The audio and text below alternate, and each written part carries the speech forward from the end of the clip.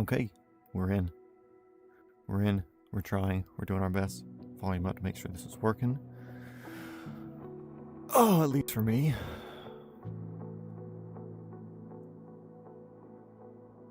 Luckily, didn't get too far yesterday. So, that should make it much less annoying to start back over again. Hoping Mr. Georgia Plane Spotting hops in today.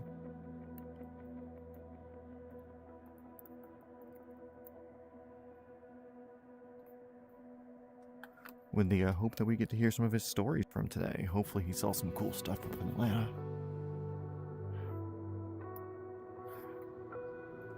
Okay, almost in, almost in.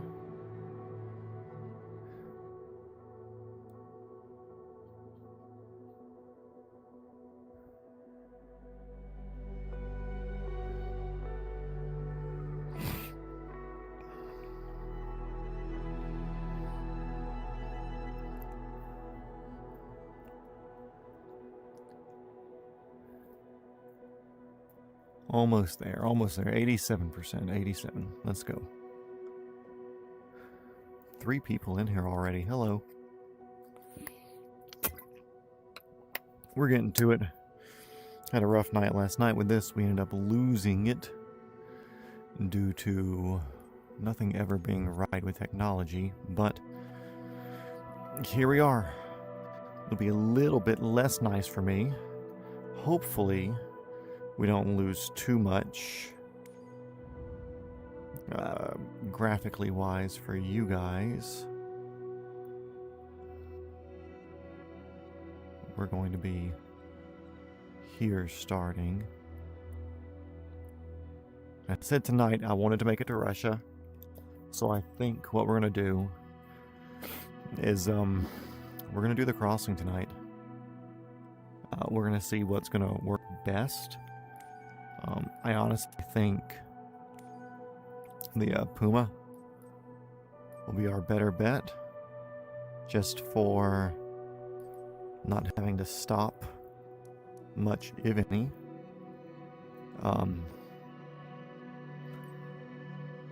So we'll see. I want civilian. I want blue, because that blue color is hot. And actually, I wanted to throw a whole bunch of fuel in here as well. Although I can also change that once we get into the actual sim itself.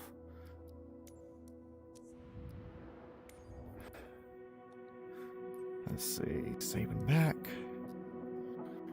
That's working on loading in. We'll give it a couple of seconds to figure its life out. So I think yesterday we only made it to like up here. And the only goal is to either make here or here. So what I think today, I think we're going to do water and water. I think that's the move. Oop, there we go. So I think set as departure. We'll come in and check that in a second. And I believe this bay is going to be at least where we want to make it to. So then the question will be, which I know there's at least one other person in here at the moment. I have my setups monitoring the stream. If you've got a suggestion, whether we down left, up left, or down, or really it's southwest island Russia, or here straight across our island, whatever, bounce around. Couple of different could be's and would be's. I said that's really just like what preferences, what looks better. I mean, there obviously will be a little bit of what would be better for stream. But at the end of the day, I said on Monday, tomorrow, I wanted to start in Russia.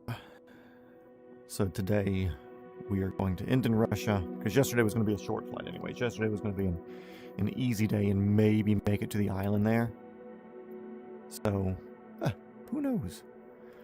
And obviously it looks like we're fighting bandwidth issues. Where it would much rather load us the water than the actual ground here. Which I'm thinking we start kind of here-ish in the taxiway, just because it gives us room with a big helicopter. So yeah, our final resting point at a minimum is going to be Provideniya Bay. Which, cool thing, they have a lot of helipads.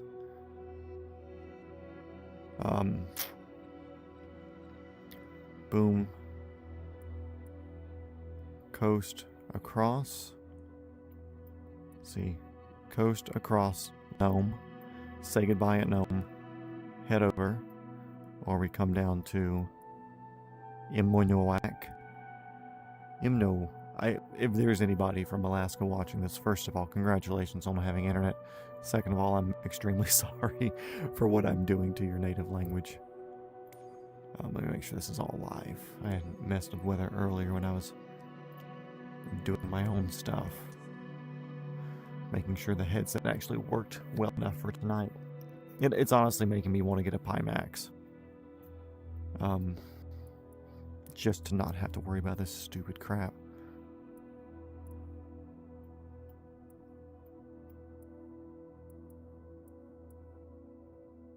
Okay, so where do we say goodbye at? I think we do Nome. Nome honestly seems the best. That's what I'll do. I'll set a add here, just so we can swing that direction. I'll set an add in Nome. We'll say goodbye. Let's familiarize ourselves with the airport a little bit. We have a fuel box over there.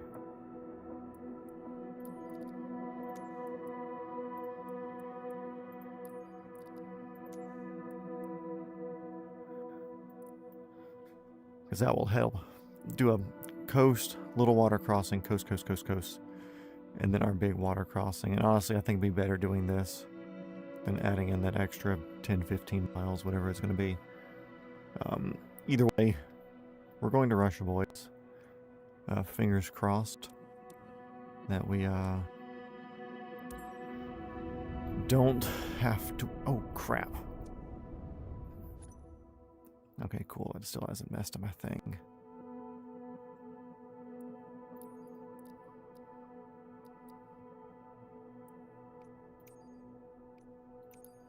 On ground, ready for takeoff. Still has our path set up. Cool. I canceled it just in time there. I think we got some wind coming at us, so that'll be fun. We'll try to hop into this as quick as we can to get out of the cold.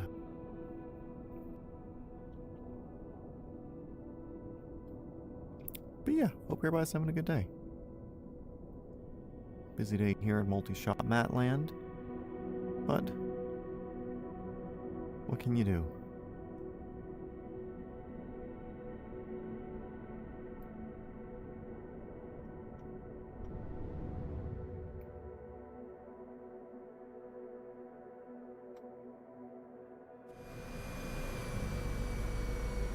Chill out, you are not running right now. Oops, stop wobbling, stop wobbling. Okay. No, you're literally not supposed to be running. Did I do on ground ready for takeoff? I think I did. Crap. In flight. I don't want to be running.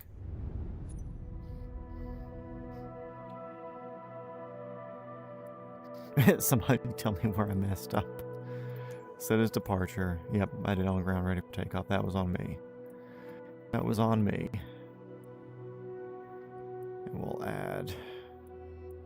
Let's do our finishing point first.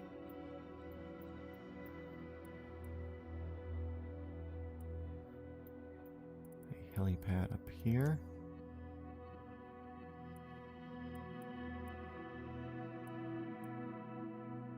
Hello, hello, hello. What are you doing? Not where I clicked.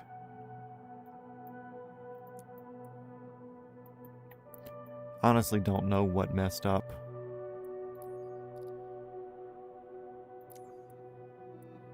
USB detected, USB detected, USB detected. Screw your little USB cable there. Okay. Yeah, I'll deal with a little bit of Velcro noise and stuff here for a second. I'm attempting to make this bearable. Let's see.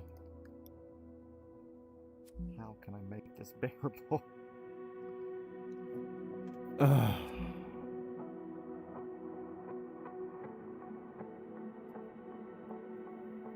Okay, I'm going to take you off VR mode for just a second.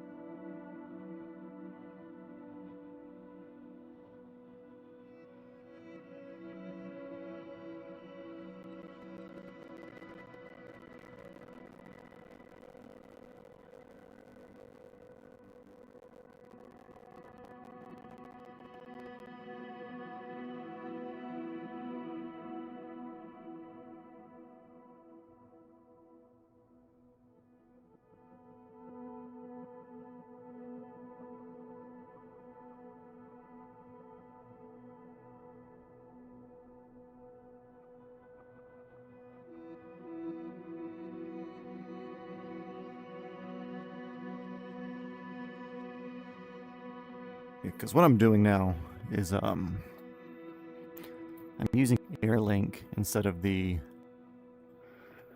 factory stock link or whatever with the game, or with MetaQuest and its infinite wisdom of how stuff's supposed to work.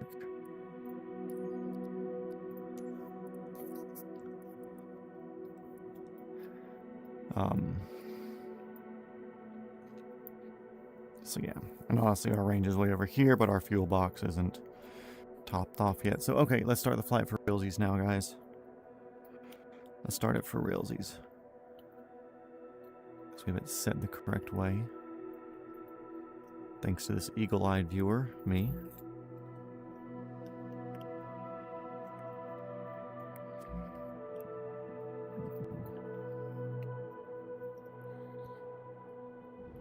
Secure the headset thing.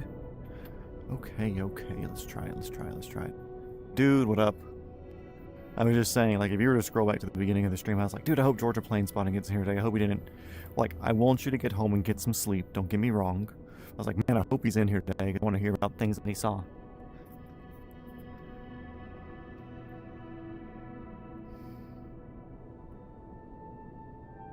You also honked for LA Flights Live. Have we had any problems like yesterday? I fought at home today, and I actually ended up ordering today a dedicated Wi-Fi thing to plug into the back of the computer. So this $80 cord on my head is for nothing, kind of. Well, not really. I'm using it for charging now, so I have an $80 cord for charging. Nope, you're on the ground. Don't do this shit. There we go. Yeah, the only thing I had to do far was I kept getting this thing wasn't working. It's kind of doing this weird jiggle thing right as we're getting in. So I'm hoping that that corrects itself. Because I'm not doing a physical link to the I'm doing a air link. And I'm having to deal with whatever that is. So just know that if y'all are seeing any weird perspective changing jitters, I am too, and it's making me fucking sick. But I would rather do this than not do it at all, if that makes sense.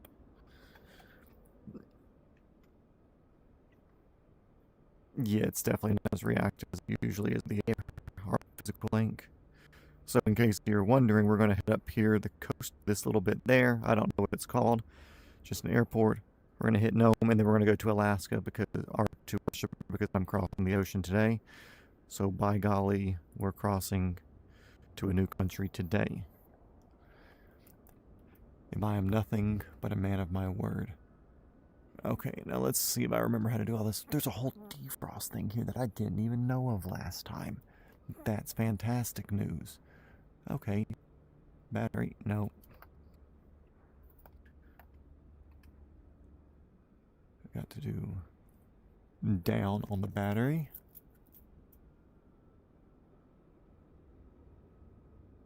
Anti-collision lights to red.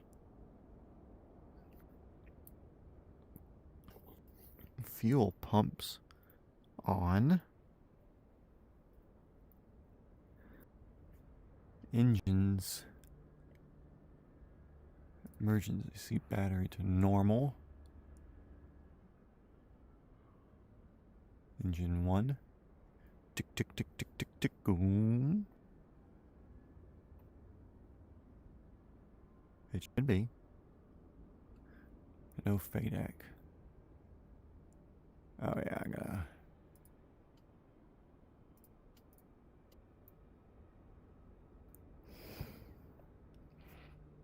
I don't think this is a GPU one either.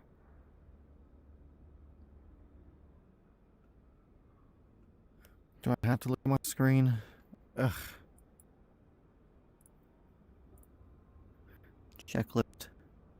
Main, do, bus type, normal.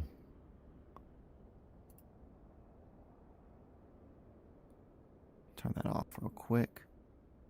Emergency battery switch, normal. Anti-collision lights, red position lights, landing lights. Position lights.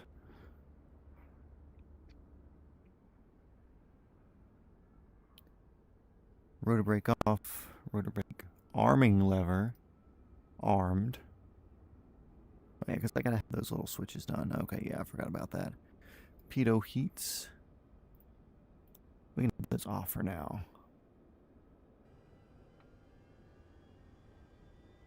Okay, yep, that's it. I'll wait for that one to stabilize.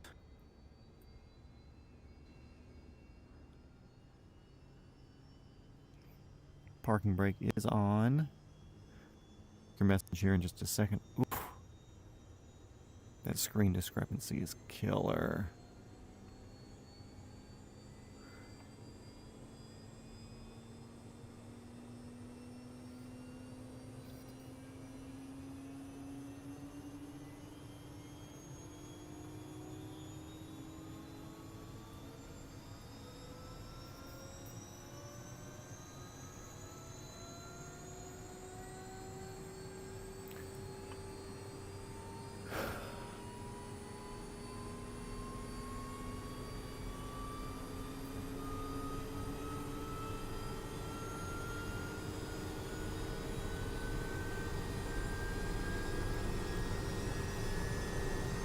Screen heaters are on.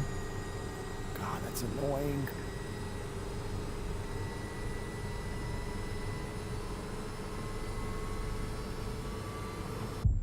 No! What? Ugh. Didn't even do anything. Probably just picking up speed a little bit because I don't have my fucking thing held straight. Nope. Starting back. Set as departure. On ground. Shut down. First crash of the fucking thing. Okay. That was fun. That's the one killer about not having a freaking self-centering setup. I'll say that.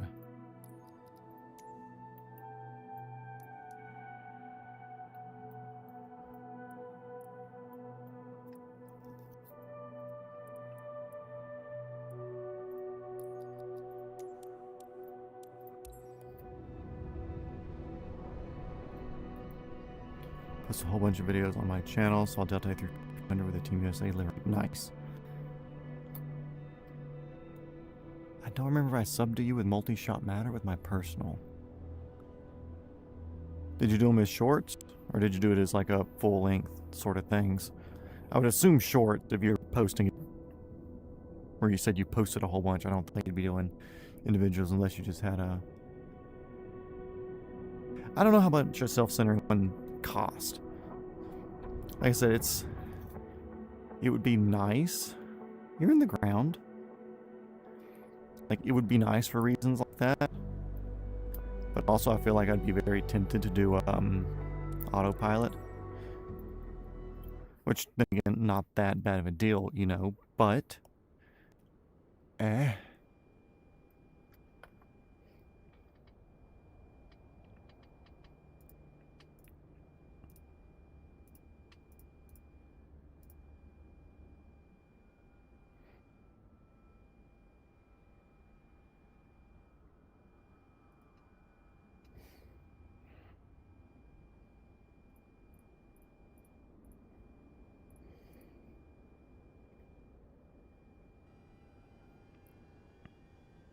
Oh.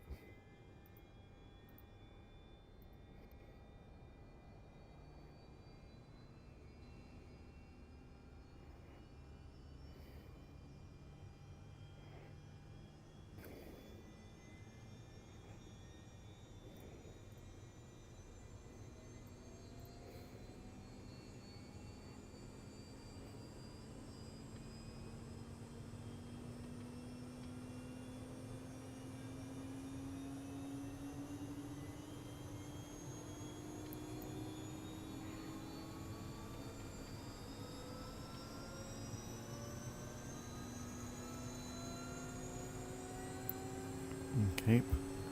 I'm locked in now.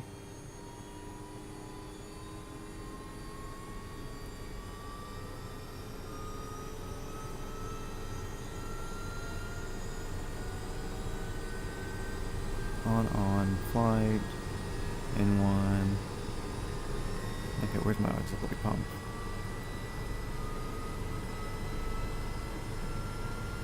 Down.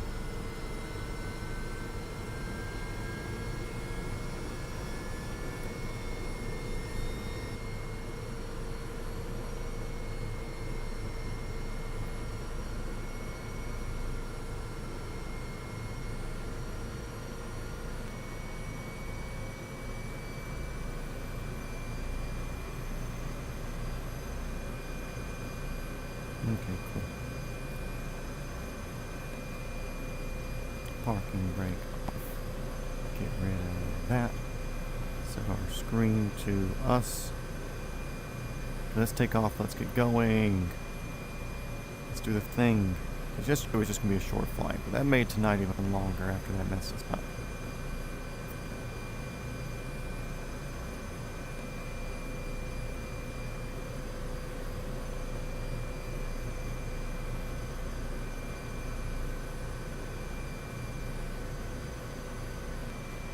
Don't mind me, I'm just readjusting my seating position here.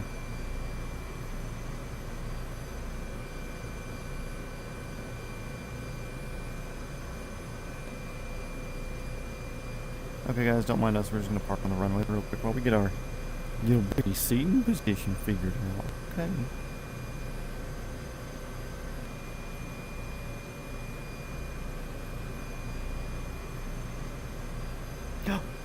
No Elaine.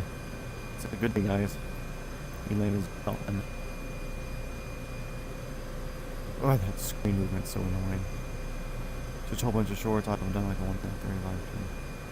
And then 1.30 also decided UK would deserve its own day. So okay, cool. Good shot. I'll have to go check out shorts. I don't have my subscription thing turned on for shorts.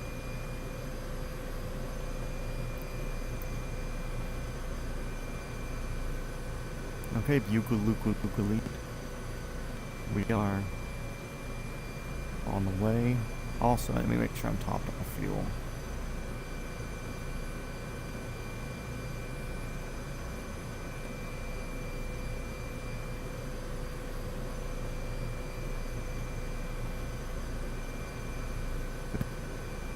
It's so weird.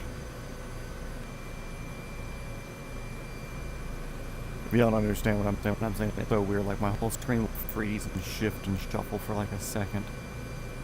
And that's all just the, running it on Airlink. Also, like, I'm not getting better. Like, I'm getting worse graphics than before. I'm hoping once I do this wireless thing, it'll step me up to some sort of more practical usability with doing it wirelessly. I didn't mind having the link. I didn't mind being wired to it because it was like, well, I'm going to get the best data transfer as possible. But the fact that, like, you're paying $400 something for this freaking headset and you need to deal with all of that. It's like, come on. Do better. They don't have like a, they don't even have anything from Meta for motherboards that don't put out the 18 watts of power. So you have to use an aftermarket option to get something that can support the 18 watts of power. And then Meta doesn't support those, so it disconnects from them a whole bunch. Pretty dumb. Pretty stupid. Meta.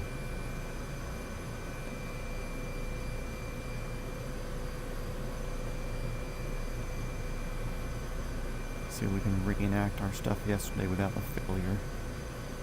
I think this thing is fast enough to where it won't be too much of a thing today. I mean, I know it's still going to be a longer flight and a bit pesky once we get over the water. But, honestly, I think it'll be worth it. We're not going to do the island hop. We're going to go straight over after we leave Nome and say goodbye to our people for our last day in American soil. Unless we stop at an embassy. If an embassy has a helipad, is that considered an international airport? Don't know.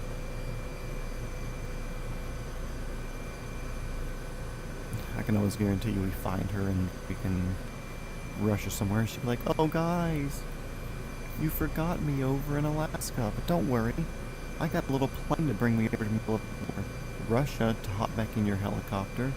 I'm your co-pilot for life, remember?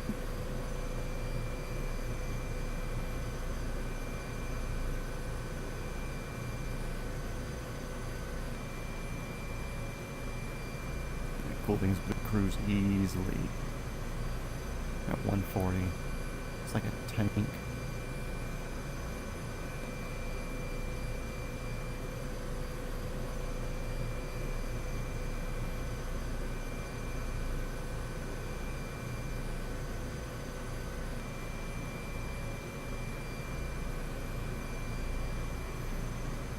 And honestly, we didn't get too far up here. It wasn't that long of yesterday. I will say, in anger at technology not being the best, I did delete that stream. Because I'd like this to be a full thing, but I don't think I'll do that in the future. I think there is a technical failure or something in the future that I'll just mark like a day 14 tech failure or something. You know, so if something happens today with it, if I don't burn my computer to the ground and never come back, then I'll have it marked as like a day 14 for crossing, going around the world, failure, and then put like something in the description or something like, hey, this will be restarted from the same place, but I want to keep everything online. But I deleted it. Whatever, you know. Who's gonna come get me?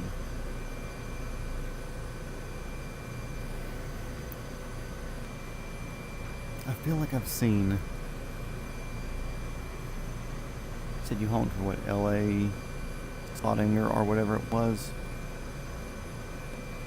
LA flights, that's it. I feel like I've watched some of the Atlanta people before, but I just don't remember. Were y'all all at like the same spot, or had you like found some spot that seemed to work a little bit better, a little bit different than them? Or was it all like, okay, cool, anybody who's here doing plane spotting is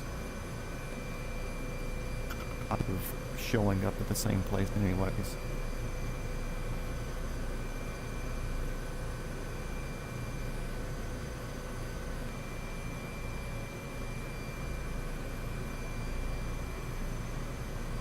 I just watched my stream for long enough now, and it doesn't seem like y'all are getting my weird screen tearing, so lucky y'all. Lucky y'all. We'll do a little bit of a water crossing here. We'll save some time because it's going to be a longer flight tonight anyways. Yeah, I'm curious if like plane spotters get competitive with their spots. Or if y'all are just like, yeah dude, solve it in the edit. You make yours better, it's no big deal. I did see a funny thing today though. It was like I don't want to say green text, but like some sort of Reddit post or Facebook post or Twitter post or something. It was like, I work in the freight locomotive industry or whatever. And he was like, whenever we get an interview with a foamer, and that's like, he said that's what we call them because they come in and they're basically foaming at the mouth to be near trains. We pretty much just do the interview and then never call them back because they don't want train autists to show up, because he's like, they're pretty much like bottom of the barrel as far as like what you would expect a good employee to be for that sort of thing. And somebody was like, airplane spotters though, they're like they're way more mentally capable of handling and doing things. So people that are plain autist, you want on your side, because they're typically like engineers, but as far as like actual engineers, as a train engineer where you just like push go and then you move metal around. He was in a private location on top of a hotel, but I knew he was there, so I honked. There aren't many spotters in Atlanta. LA Flights is based in LA, and this is his first time in Atlanta. Yo, Tom, what's going on? That's cool, it's his first time in Atlanta. Was he planning on being out here, or was he out here for that specific lookany or something like that, or if he made a deal? We're going to land for fuel in Russia. We're in the Super Puma 225 today. So we're going all the way. I think this thing has a range of like 700 something nautical miles. It's unreal. But honestly, I haven't calculated it out because we are doing some extra stops and things, and I'm not too worried about it because I will do a top off on fuel once we get Nome, Alaska. But we're going to do like one little pit stop before then, or just kind of swing by a certain spot. A little airport that's kind of up here-ish. Do I not get my jackets to pop up? Anyways, we're doing like a little swing by stop of another airport. We're going to land in Nome, Alaska, since I think it's an international, and we're going to do a goodbye to U.S. soil. And then we're doing a water crossing over to Russia. So we could do it all in one tank though, but I'd rather not. Because if I fail, we start over from today's locations, so. I can't swap helicopters, not live in-game though, we have to end the flight. Ooh, I just had a lot of screen tearing there for a second.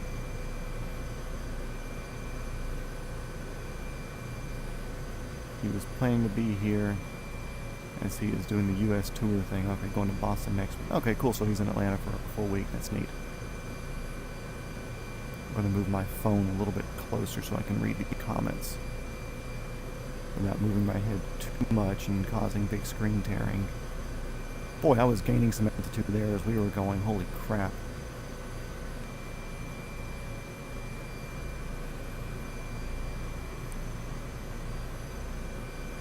But the good thing is we kind of kept a good speed while we were gaining altitude, so we didn't really lose time. But I am going to take this altitude as a little bit of a speed boost back. We'll get to 160 knots, because we are tooting. Oh no, bud, today we are going to Russia. I said Sunday night we are going to Russia. I don't care that we missed yesterday. That's why we are in the Super Puma today, because we are doing the full damn flight. because I know this thing will cruise fast and this thing will cruise far. So that's the general plan.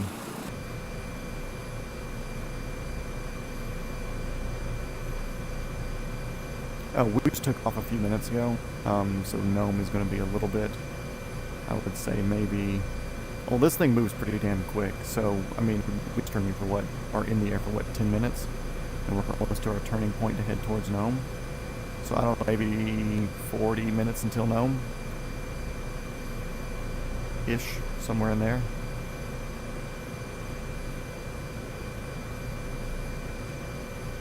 This thing here is pretty quick. I'm gonna add a little bit of time on here and actually swing down and see this spot and stop. Well, not stop, but swing by. Do a flyby on their runway. A low pass for the boys.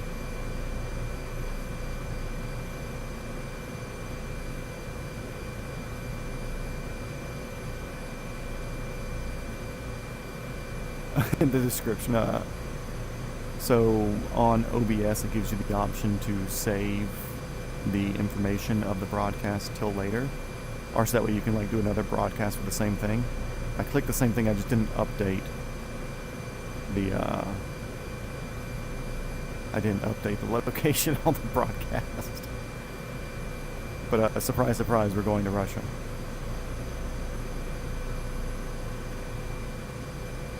Because I had a busy-ish day today, so I honestly didn't get to click the start streaming button or to like hop into the OBS until like 8:55, and we started streaming just after 9. So I didn't change anything. I literally just took everything as it was yesterday and tossed it in and set it to go. Okay, whatever place you are, we are doing a low pass for you in a nice freaking $30 million helicopter, something stupid ridiculous like that, most likely. For the boys.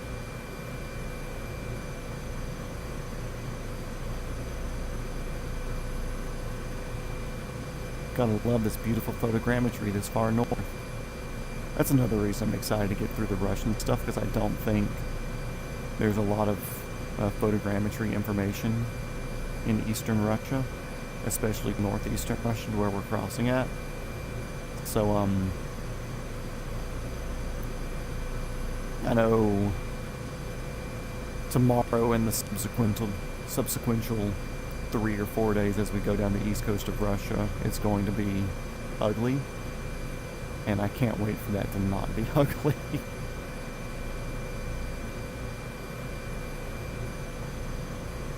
It's going to be a busy week for me anyways. Not working film jobs per se, but got some other things going on. My friend's got a bachelor party. Gotta help do some setup stuff for that. That's Saturday. So I gotta prep for that kind of on and off throughout the week. Then tomorrow, got a car show tomorrow night. Then day after tomorrow, I'm doing a boat recovery where it was, I think it's just flipped over and upside down in a lake. So I'm going to go do that.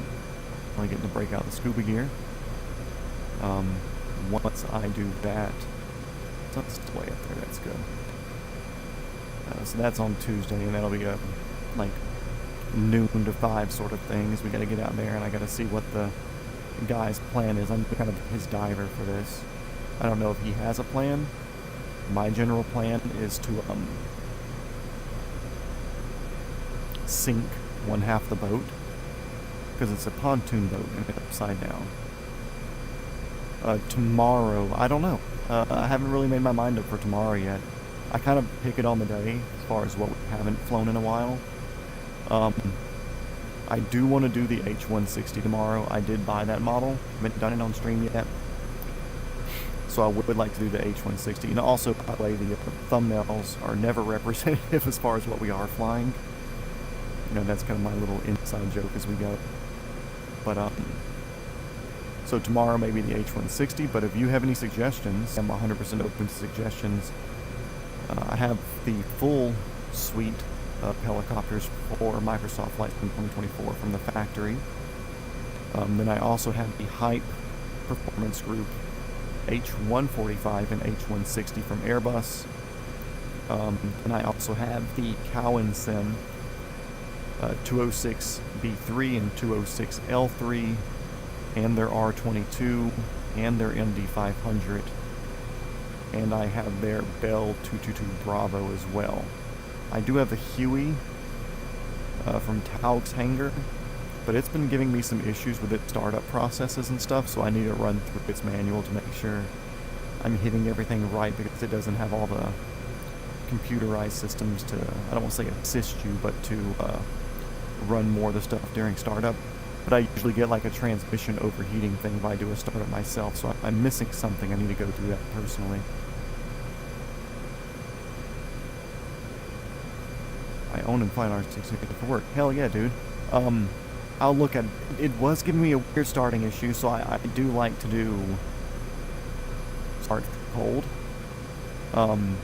Which is one reason why we haven't done the Bell 407 yet. The Bell 407 has been broken since this freaking game released. But if you want to see 66, I'll do 66. I'll make sure that we can do it, or I'll do it like a start from already running on the runway. But I know the last update kind of posted it for me for some reason, so it's kind of been picky.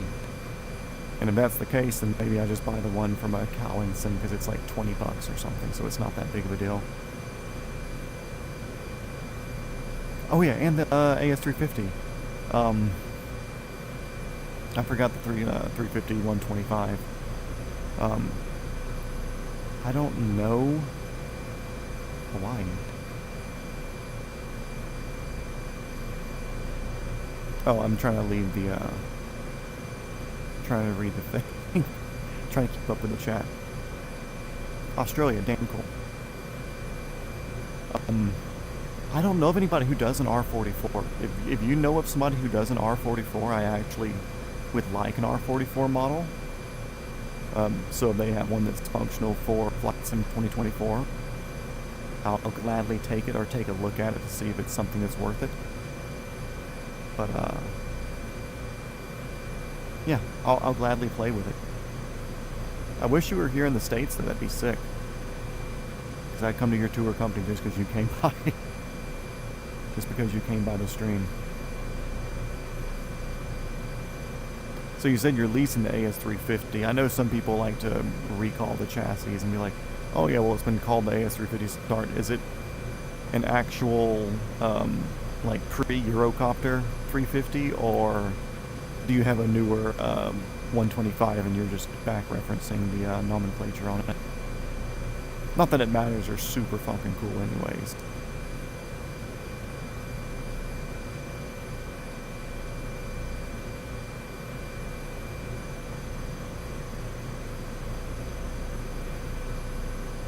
R44 and 66, the 66 is actually, I think, slightly lighter than the 44, but it's turbine.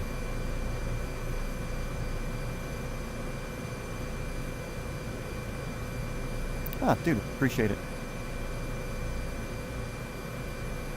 But yeah, so just so, since you're in the stream and you think it's cool, I'll give you a little background on me. First, a little disclaimer. My headset is acting very strange here recently, so if you see any tearing or whatever the screen, that's its fault. And my controls don't self-center, so I'm literally wiggling sticks this entire time around the planet.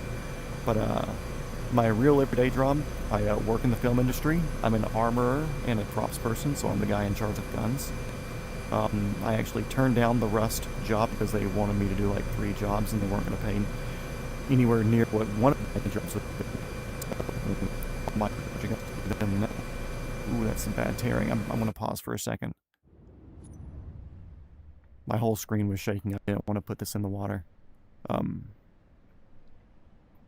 Let's see, moving this around.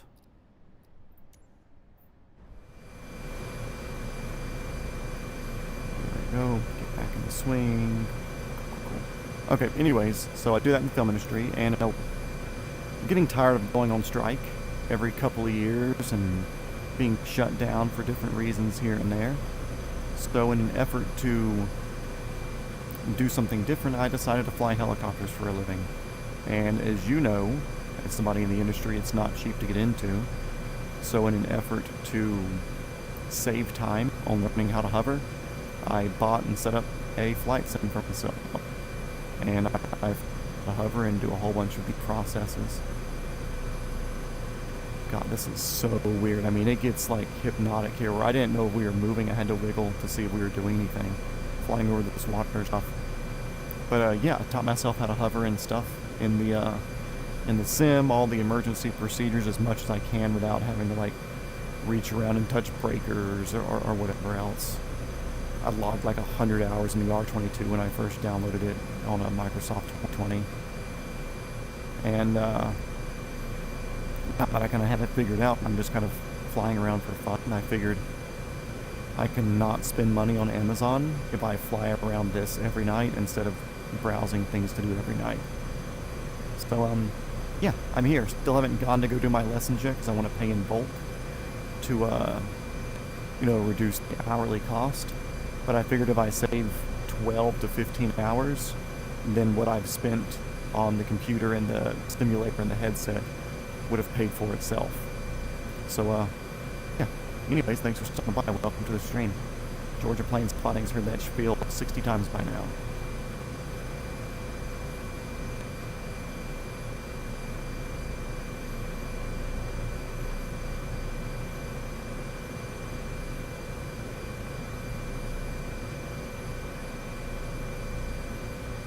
God, this water crossing sucks. I'd almost rather be IFR doing this. Just that way I'd be stuck in my gauges instead of looking outside at just nothing moving.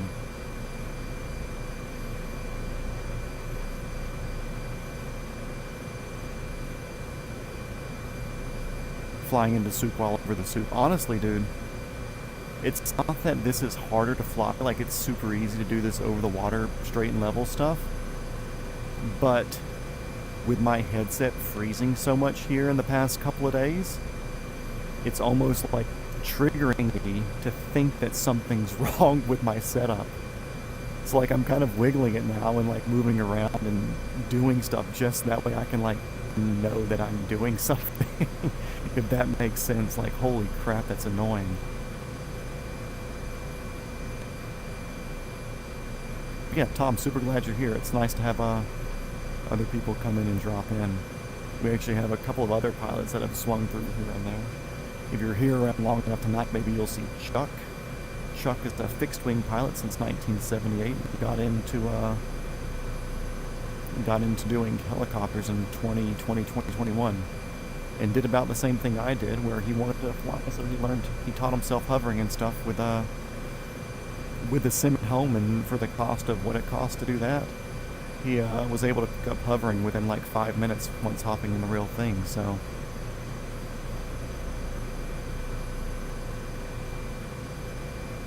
yeah, collective cyclic pedals. If you search for the Apache Simulators R44, that's the setup that I do have. Like I said, the only downside is it doesn't self-center, which I kind of like because it makes me have to feel it out when I pick up from a hover. It's not like I can just like get in and then immediately pull up on the collective and it's already kind of in its center bit. I have to feel out and see if the helicopter's tilting left or right. But yeah, I wanted to do as realistic as I could with like the best bang for the buck also. Like, sure, I could have gone and spent $20,000 or $30,000 on a motion sim setup with a much stronger computer and with a much better control setup and a much better VR setup, but that would never repay itself for what I'm doing. The way I look at this is, like I said, if I can save 10 hours of learning how to hover in the real thing, then it's paid for itself in my opinion, you know.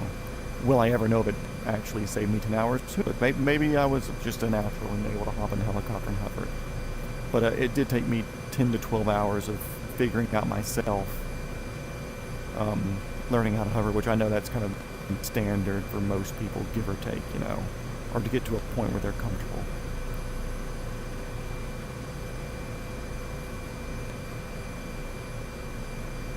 Oh yeah, it's a pretty solid setup, you know. They used to have like a plastic thing on there. I had a friend break it. I put him in without really teaching him anything. I kind of like sat next to him and played the controls enough to get him in the air.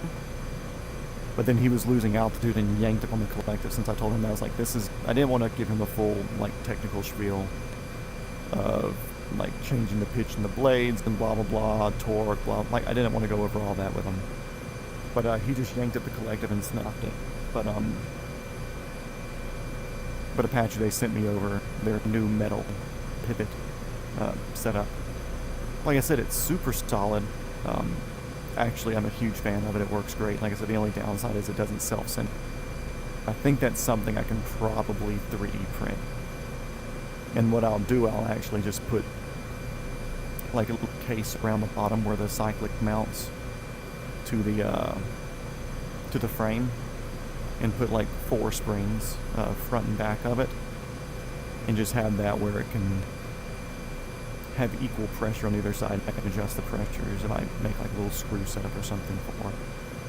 But yeah, it's pretty cool. Like I enjoy it, especially because I'm actually able to do all the actual movements and whatever. The first training trip was an R44. I was able to hover within about 30-45 minutes with cyclic only. Okay, cool. I know I've watched, there's a series on YouTube in Bend, Oregon, for whatever flight school that is, where it's the kid learning how to fly. And I've watched, I don't want to say all the videos because there's so many, but I've watched so many videos. I'm doing helicopter online ground school currently. I just kind of run through that few lessons every day while I'm working out. So I'm on my second go through of that. I'm putting all the time in that I possibly can until I do the actual flying. And then once I have my private, then I'll cancel online ground school because I won't need that anymore technically. But I'll honestly probably just up it to their commercial, because as soon as I hit private, I'm going straight for every single hour, every single flight is going to be training for commercial. I mean, there's no holding back. That's what I'm chasing, you know. But yeah, I'll say this is super cool, and I kind of explained it a bit to Chuck, but the way that like I said, in here I don't have a instructor to my left to run any of the, cool, if you hold the cyclic, I'll do the pedals, and if you do the pedals, I'll hold. Like, I didn't have anybody to do that with me, obviously. So what I did, I had, talking about Kenny. Kenny from Hogs is an awesome instructor. Would recommend him from seeing his YouTube. Yeah, I watched a lot of his YouTube stuff for a while, and I was like, okay, cool, since I'm finally now more in the process and super set on doing this, that I figured it's going time to spend the $100 a month or whatever it is to run the ground school. And being able to jump around as much as I can, and it's not like you have to sit through it's pretty engaging. There are some of the videos that are a bit outdated, but the information doesn't change really, so it's like, okay, cool, like you're not learning any new maneuvers for autos. You're not learning anything new for hovering, so those videos are obviously older. But anyway, so the way I was teaching myself how to hover, I knew that the vertical stabilizer in the rear would keep me more or less straight as long as I had forward momentum. So worrying about over-torquing the engines, or pulling too much manifold pressure, or whatever you want to consider, because I think I was just doing I did the Capri for like the G2 for like 1 hour. I was like, okay, cool, this is dumb. I went and bought the ARC-22 model. But I was like, okay, cool, as long as if I can get it in the air and moving forward, then my anti-torque pedals are basically taken care of. And then I'm just really working about ETL and cyclic work. So I would, for lack of better terms, yank up on the collective, push forward, and just get my forward airspeed. And then once I was in the air, I was like, okay, cool, flying a pattern's easy, left, right, up, down, and side, you know, I knew I was not going to be using that by learning. It was just as a tool to get me to where I could get my forward airspeed and have my vertical stabilizer acting as my pedals for me. But then I would just start coming in on my approaches And as I slowed down, the helicopter would start moving left or right or whatever, because I would zero out the wind around me with the weather slider. And so I was like, yeah, the helicopter would, as I'm slowing down, because I understood how quick stops and everything worked, and slowing it down, because I understand how the airflow and everything works as well. But as I was slowing down, I said, okay, cool, the helicopter's starting to move more to the right slowly, so I would slowly start adding my left pedal. And then it would get to the point where I'd lose it because cyclic movements or whatever. And then I would just pull up on the collective and do another pattern, and at every single approach that I did, I would get closer and closer to a hover at the end of it, because I was learning to make it slower and slower. And then once I got to the point where I could kind of pick up and do it, then I just kind of did it normally and dealt with it. But that was my general teaching myself how to hover. Just get up and go, and then let the forward airspeed, just like a run-on landing would be, keep you pointing in the right direction. And then as I slow down, you know, that forward momentum starts becoming ineffective with the vertical stabilizer, and I'd have to add a little bit of pedal at 30 knots, or a little bit more pedal at 27, and a little bit more pedal at 25. So yeah, that was my learning tool for that, and within 10 to 15 hours, I was more or less just picking up and hovering from nothing. But it seemed to work all right. Especially for, like, I don't want to say I had a lack of choice, but when you don't have anybody to cover your left and your anti-torque pedals and your collective and your cyclic for you, and hold one of each for you as you do the other one, or hold two of each or whatever. You know, that was my improvisation, and I'd kind of planned that to be my improvising before I got into it. So, yeah, thankfully it worked, and bada bing, bada boom, here we are.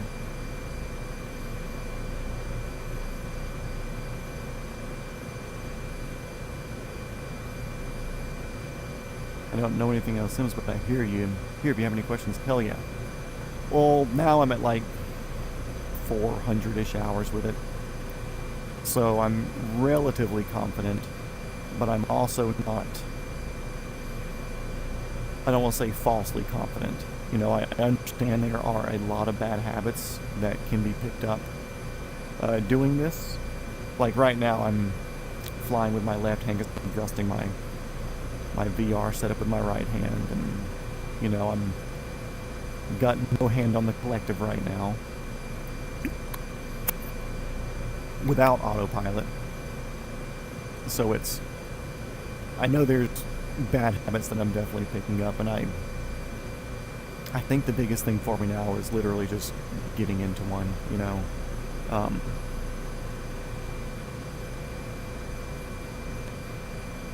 Let's see. Okay, cool, that's about where I thought we were.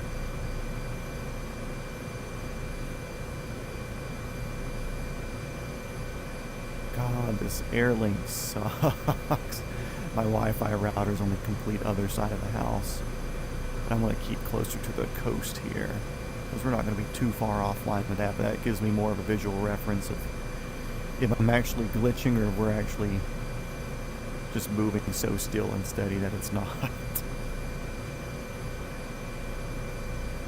Yeah, dude, at the end of the day, you know, it's just fun, you know. If Australia was in our path, I would definitely swing by wherever you're at and let you know what day that was going to be. But that's a big detour. But I actually do plan on doing an Indonesian, New Zealand, Australian trip for the game, or for the sim, once the Around the World series is over. This right here is just an attempt at a circumnavigation, kind of following the same path that they did in the 206, and I think Pilot Yellow did in the R66. So this is more or less going to be the same path as them. I think they went deeper into Indonesia, but I'm going to cut across more of the mainland just to save a couple of days. And I think they skipped Africa entirely, but I want to hit Benghazi just because it's funny. And other than that, you know, it's going to be more or less their same path. But I want to do a Pan American series after this and go from the southern tip of South Africa, or South America, and I go all up to the northernmost point up in Alaska and get up here again. That's the to-do list. Like I said, I want to do an Australia, New Zealand, Papua New Guinea, everything down there. Sean, another name in here. What's going on? Okay, there's a lot. Like I said, this whole trip thing here, it keeps me off Amazon at 8 o'clock at night, which is my most vulnerable times. So, and I just get to sit here and talk, which I enjoy talking. Oh yeah, and the forward airspeed, we got plenty of that right now, 150 knots.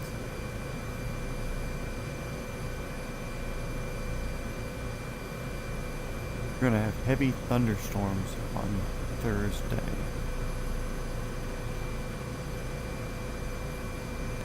We're at. Oh, got rain forming to our right. Sean Wynn.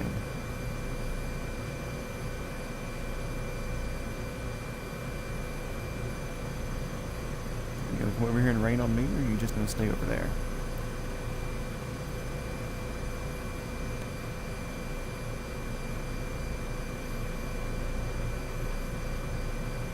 Yeah, actually, earlier I was testing the AirLink on this this Meta Quest headset because my physical links are just being stupid and not working right now. But I was testing the AirLink to make sure it was working. And at first I had to like clear skies, but right now we're flying live weather live time, so this is as real as it will get, whatever. But I was flying clear skies, and I was like, you know what, I want heavy thunderstorm or whatever. So I set it to huge storm. And I just did like a little hop near me, like a 15-mile flight from one airport to another. And I was like, you know what, the storm's coming in from the west. I want to go to another airport on the west. And I flew hard IMC, like,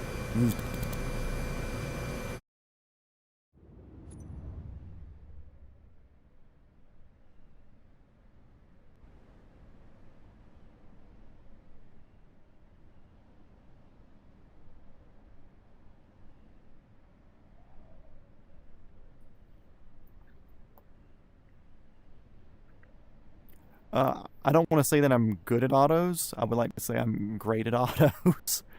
Because I feel like a plus side... Okay, we're back. A plus side to this is... I can, Whoop, whoop, whoop, whoop, whoop, whoop, whoop, whoop. Fix yourself, fix yourself, fix yourself. We're back in it, we're back in it, we're back in it. Okay, back in VR. The plus side to having this as a setup is that I can, for lack of better terms,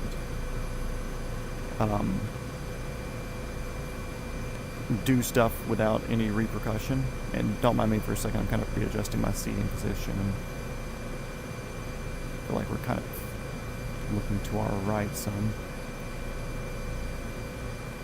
Not too far to the left. There we go, that's straight on. Okay, so let's see. I need to go alt, back, forward, up. Okay, that feels right-ish, correct-ish. So yeah, did a lot of autos, and we actually had a pretty good conversation with that other helicopter pilot I was talking to today, with a Chuck. Because I was talking about how the standard school practice, school of thought, teaching method, whatever, is for Robinsons, or that rotating of the rotor system, is down on the collective, you put in the right pedal, and you pull back on the cyclic. Down right aft. Or, of course, others it's down left aft. But, as we all know, there are people who aren't smart. Thankfully, I think piloting and helicopter piloting weeds some of that out just because it's a more complicated thing that requires a bit more brain power than normal sort of jobs. But my brain works by knowing how something works. Like, sure, you can tell me down left or down right aft, and I can do it, and I can put the auto on the ground, but not knowing how it works, I'm never going to be great at it. So, I don't want to say I did a lot of research. It didn't take me long to figure out how or why it works, and the Smarter Everyday video was super, super good with that. But either way, I like knowing how the air moves. And for most autos, as you know, you're moving in or we'll say an unintended use for an auto rotation, where it's like you have a failure or something happens to where you have to perform an auto, not like a planned one. But for a lot of them, you're typically moving, you're traveling from one place to another and something happens. But as we know, there are jobs with helicopters that will put you in the wrong area of the height velocity diagram. So you can be sitting at a or hovering at a complete standstill 150 feet up, which doesn't give you a lot of time to try to grab your inertia back from your system. It doesn't give you a lot of time to try to put any sort of movement in the helicopter, so you're kind of just dropping and hoping that you were able to save enough, you know? So, I started doing a whole bunch of autos in very less than ideal positions, which if you stick around to the end of today, I'll do some at the end. Kind of my thing for this is I'll land somewhere, and once I land and put the parking brake on, if it's a wheeled helicopter, if I land and set to idle, that's we made it to this location. So let's say we come up here to Nome, and something happens going over the Pacific or the Strait up here. Then Nome will be our reset point for where we come back to the next day or same stream or whatever. But once we get to Russia and the around the world part of the stream is over, if somebody wants to see something like an auto, or somebody wants to see a cool town or a city or whatever, then I'll close out this session and go spawn in somewhere else.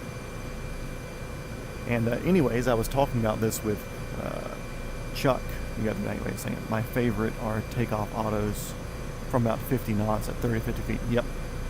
I've done a lot of those because I want to try to hit them from everywhere that's, you know, like realistic, you know, like anything that you would realistically run into for normal day-to-day operations. I've done so many. I mean, I've even doing them at like 10 feet off the ground at 90 knots or 100 knots because like I said, once, I don't say I got bored with it, but when you have the zero repercussion machine being the simulator setup, you do the right thing a billion times and you go, okay, cool, I think I've mentally figured it out, so you put yourself in worse and worse positions. So I started doing a lot of out of ground effect hovering autos, just because like utility work is what I would prefer to do in the future, just because it looks hard. I don't want to do the easy jobs. Of course, helicopter flying in general is not an easy thing to do starting out, but it's hard for anybody who doesn't do it, which is the reason I want to do it. But so I started doing a lot of out of ground effect hovering autos, anywhere from like 50 to 200 feet. And I thought, okay, what's another way that I can teach myself, or not really teach, but reinforce my understanding of the airflow through the rotor system and how different inputs will affect the helicopter in different ways. Because, I mean, I was doing like sitting above the threshold of the runway at 500 feet and just autoing straight down, or doing circles on the way down, because their cyclic inputs can affect your rotor speed. And like I was doing all of it, so I said, okay, cool, let's completely reverse everything. So I started doing backwards auto rotations, which you really don't want to do in real life with practice, obviously, because it's such a huge risk to the aircraft and yourself, because it really turns around the way you think of what the helicopter's doing. You still use the same pedals because you're still finding the rotation, but I'm trying to keep the helicopter facing backwards the entire time. Because if you do it high enough, obviously you can use some of the torque of the rotor system itself to turn your helicopter left or right, to point you in the right direction so you can do a standard auto rotation. But if you're at the right height where you're just low enough, let's say you're doing a cliffside rescue, or you're doing something utility-wise and you just happen to be in a place where there's really no out for yourself. It could put you in a situation where a backwards auto-rotation may be a viable option if saving the airframe may not be optimal, but if you can save yourself, that's a good thing. But I started doing backwards auto-rotations, and I've gotten pretty decent at it. I'm trying to do them at different heights, different speeds. Of course, once you hit a certain speed, you get off like 1 or 2 degrees flying backwards, and the wind will just flip you around once it wind vanes you. But like 20 knots flying backwards at 100, 120 feet above ground, I'll throw it into an auto rotation just because it's, I don't say ridiculous, but it makes you think of the way the air moves, and it doesn't make you think of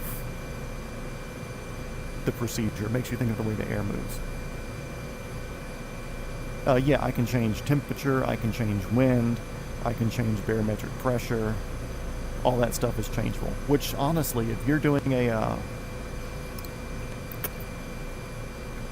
flight school, I was going to go to a friend's house, and he was going to pay for my discovery flight. Just because I have the weird thing where I don't want to tell any of my family or, like, majority of my friends that I'm going through flight training. I just want to do it and get it done. My dad doesn't think I'll be able to hide from him, but I think I will be. I'll be able to. But, they said that when you do your discovery flight, they'll do your SFAR for, teaching you all the dangers of Robinsons and low G pushovers. And they make you do, like, a 30-minute simulator session, I guess, just to, like, get you familiar with how, aircraft work. And then you get into the real thing and they do your discovery flight. And I don't think they have well, they might, but I don't think they have a FAA certified simulator. I think it might be something similar to what I have here. And they just do it as a familiarize yourself with how it is. But honestly, for this investment of, I'm $4,500 into this entire setup. Like, that's not a bad deal to get people comfortable with maneuvers, or trying new things, or introducing them to stuff without risking the airframe. The number one thing I learned in real life autos is don't care about the aircraft getting damaged from either overspeed or hard landings. I'm trying to read with one hand and fly. I'm reading underneath my VR goggles. Just that way, I don't have a plug-in where I can read comments live. Just worry about getting the thing on the ground and save you in the passenger. Yeah.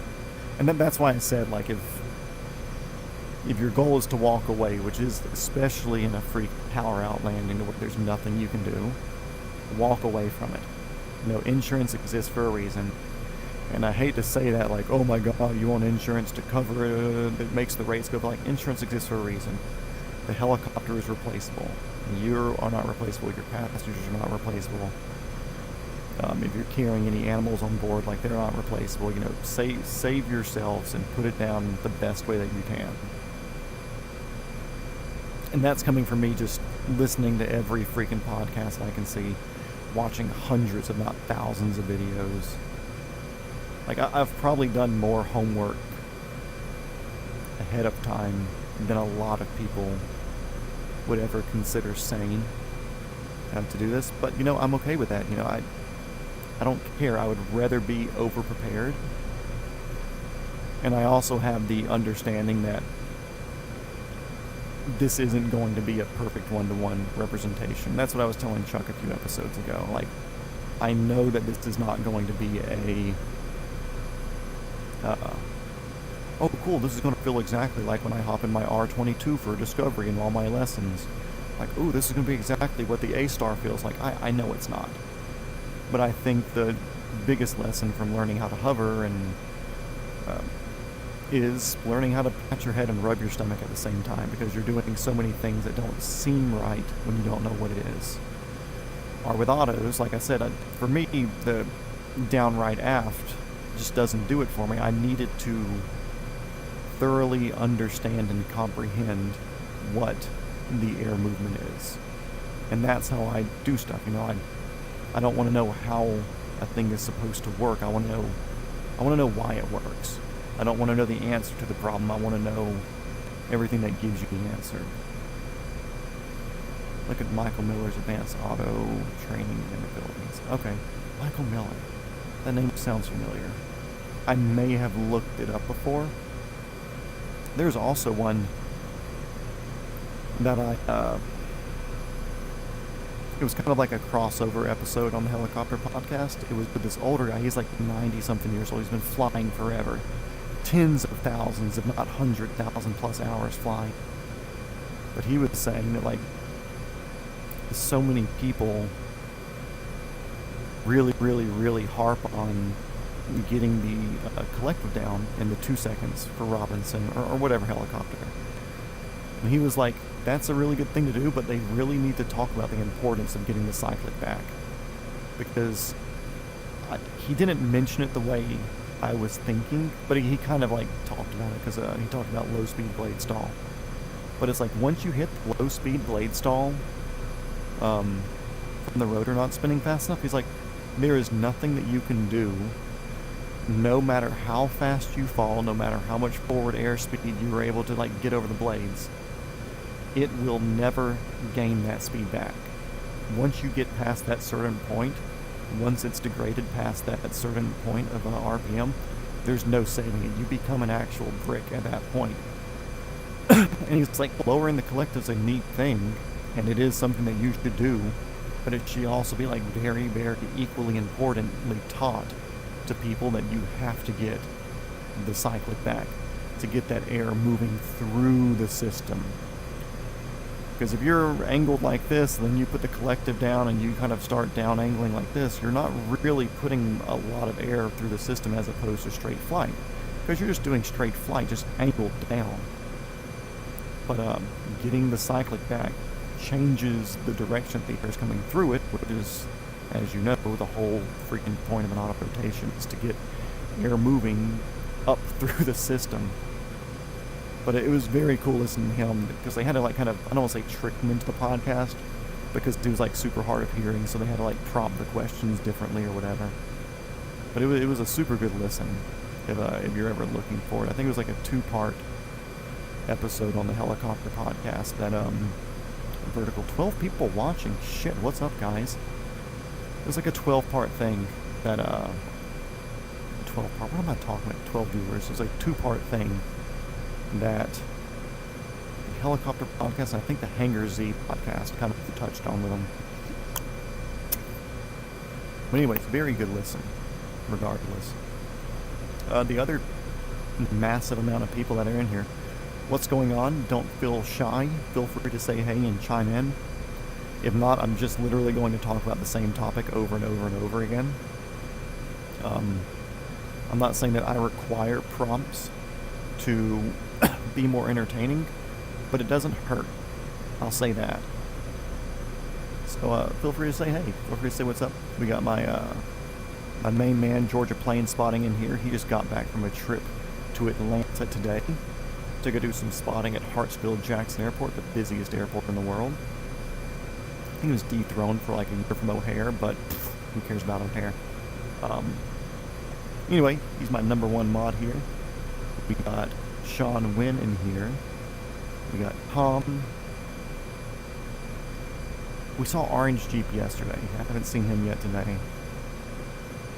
I know my friend Sean's usually in here, but I know he's listening to a seminar type thing about ham radio or something today, which means his girlfriend's also not in here. She's the troublemaker. But if you're in here, feel free to say hey. You got thumbs that work. I got a mouth that works way too well. Do not take that out of context. Yeah, I'm just here to fly helicopters and yap. We had a failure of a stream yesterday. The VR headset decided to self-implode and make the decision that being physically linked to my computer was no longer sufficient, and that it didn't want to listen to me anymore. So today we're running AirLink, so I don't know if it's going to look buggy for you guys, but it's sometimes looking buggy for me.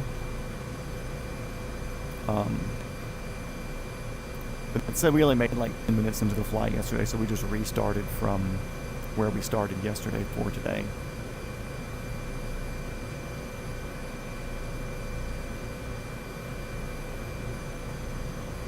Yeah, Orange Sheep's in here like every day. He barely says anything sometimes, but he always gives a little peace sign when he shows up, and it's always welcome, you know? Let's see, we're coming in here to Nome. Nome Tower. This is helicopter 420FW, call sign Fuckwagon. We are about 2 miles to your east. We are inbound for the ramp. We're going to steal fuel. And if you happen to have our co-pilot there, you are allowed to keep her. Nome Tower.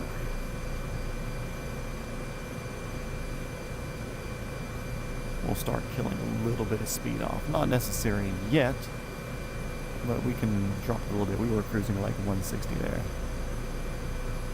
ETA for Russia, we're probably looking at an hour and 20 minutes, I believe, over the water.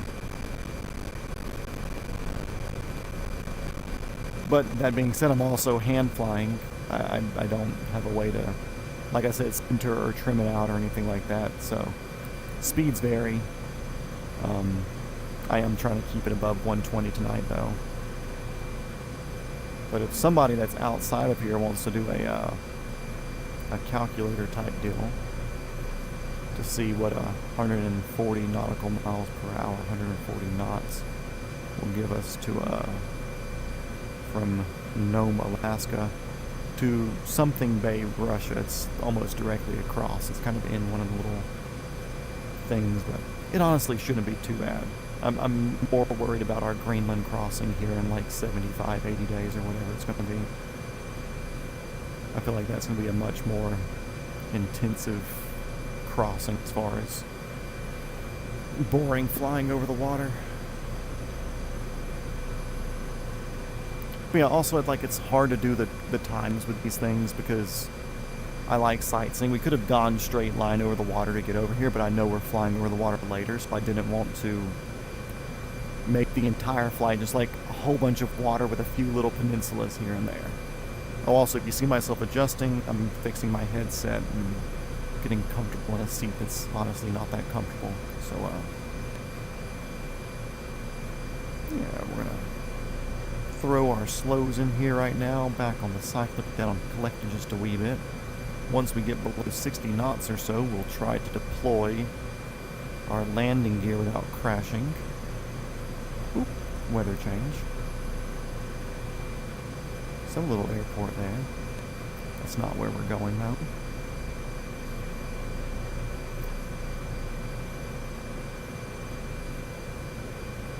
We're at 80 knots there.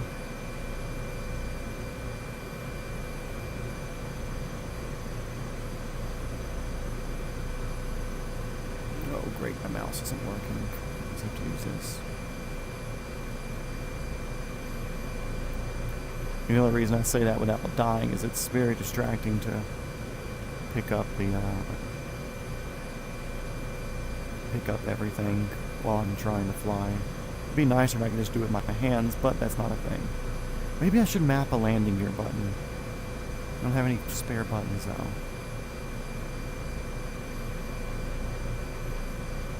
Okay, our fuel box was over here on the left, so we're just going to go straight over to the ramp.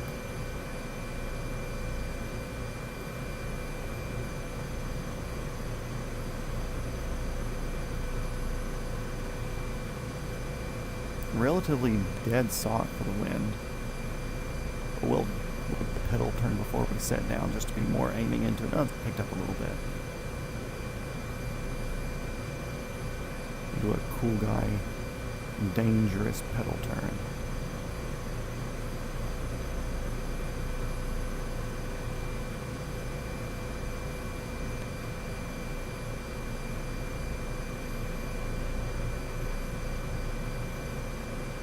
Fuel box. The reason I said cool guy dangerous because we are still moving in that direction. Definitely frowned upon. We got 3 green on the landing gear, so we're good to set down.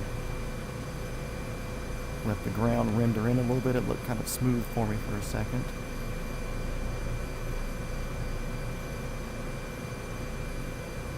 I can feel a little bit of lag with this air link. That's annoying. Also, it's a tall helicopter, so it feels strange. Okay, welcome to Nome, Alaska. We are going to top off on fuel real quick by clicking my fuel button. You watch my fuel gauges there in the middle. And then took our one on the right up to 1,000 pounds of fuel. And then we have 1,200 on the other side. Okay, since we're here, let's, there's nothing else to it, guys, I guess. Time to leave American soil and not be back for 80 days or so. And a water crossing. So if something does happen now, we are locked in here. Let's do we got landing gear, let's use it. Okay, no, peace out, we'll see you later. We're gonna kind of take off into the wind from your ramp. And we'll get out of here.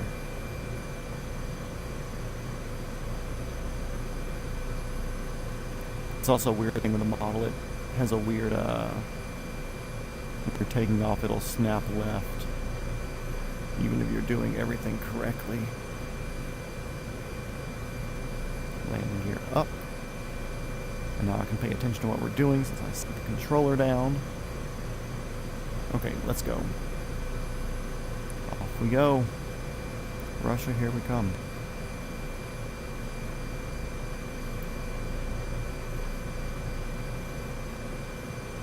Fingers crossed that my technology works for me. That's the biggest thing I'm worried about, really.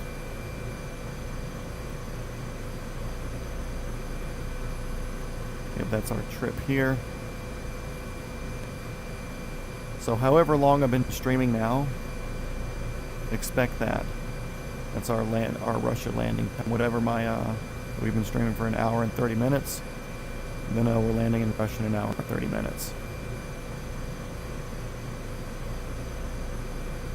That's going to be my best guesstimate right now.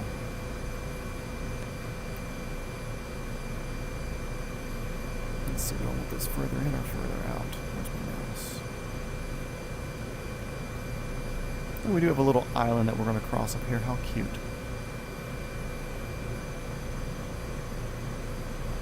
$145 knots. Let's go.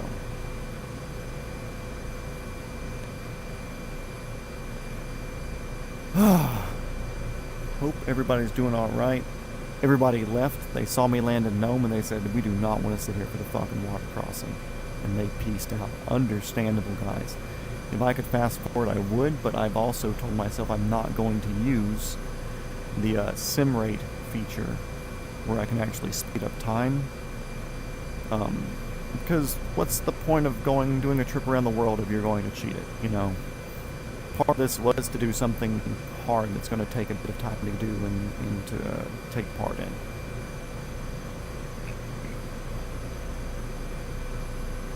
But we are here now.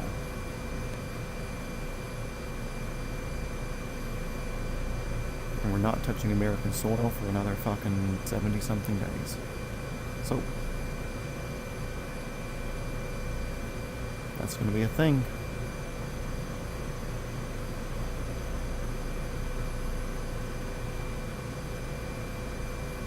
B&E, I want to say is like 170 knots or something. But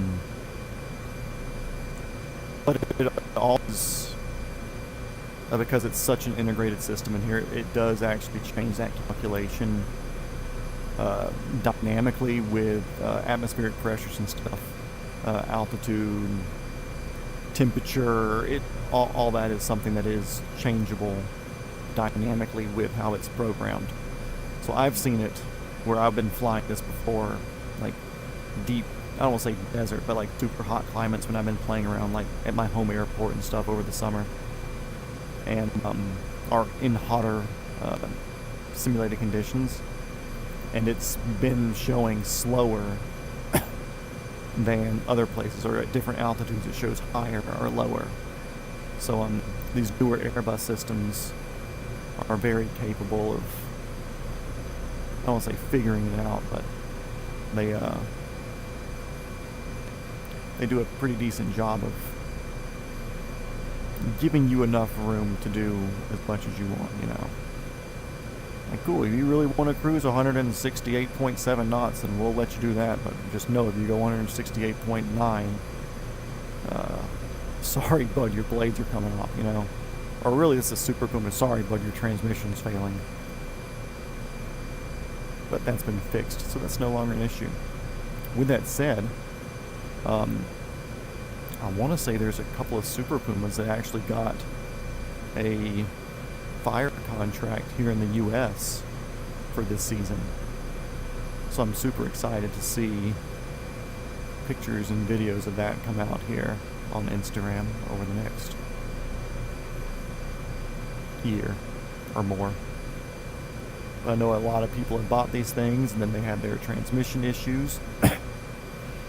And then a whole bunch of people sold them for really cheap, and a lot of overseas places and South American places got them for pretty cheap. Well, if you fly the 66, well, in the 66 mile per hour, you'd be cruising at 115, 125. Yeah, which I don't mind flying the slower helicopters when I'm not doing a water crossing that's going to take 2 hours. Like, that's not a big deal. Like, I'll even whip out the R22 every once in a while. Like, I have a feeling most of Japan I'm going to do in an R22. Not because it's different or whatever, because, like, cool, I want to sightsee a lot of Japan for the stream. You know, there's so much cool stuff jammed on that island. So many cool places where it's like, cool, I don't mind going 80 knots, you know. But when this is all I'm looking at for an hour and a half, I'm going to fly something fast. It was kind of between this, the Chinook, but we did the Chinook the other day when we were doing a big crossing for across Alaska. Well, what was Chinook? Chinook was like up the coast of Alaska to Juneau, or to Anchorage. So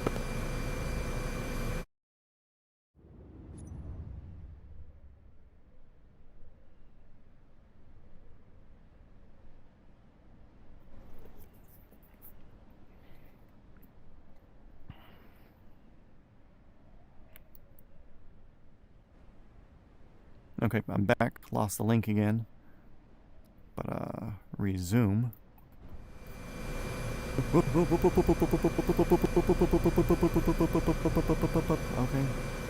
It's so annoying. Holy shit. I want to have enough altitude here where I can see the texture of the water, but I don't want to be low enough to where if that happens, I freaking tank it. But yeah, I lost the air link or whatever.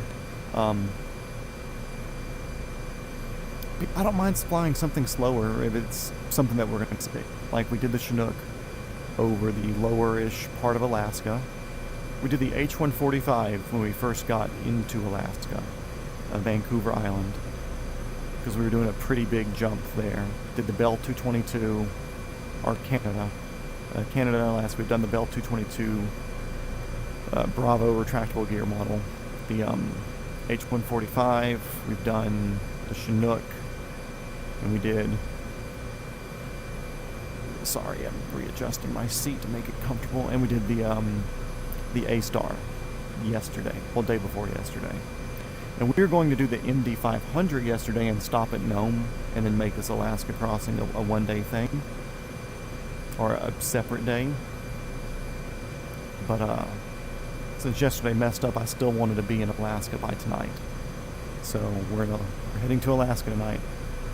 That's the furthest west point of Alaska. Or no, it goes further west, a little further north. But yeah, that's basically it. After this, it's 100 miles of water. And we're going to keep, what, 1,500 foot of altitude or something? Sounds about right. But I'm going to watch the radar altimeter, not the programmed altimeter, because I have no idea what Nome METAR was. Yeah, I don't mind something slower. You know, if we're going to be seeing stuff, I've done the Bell 206 B3, not the fastest.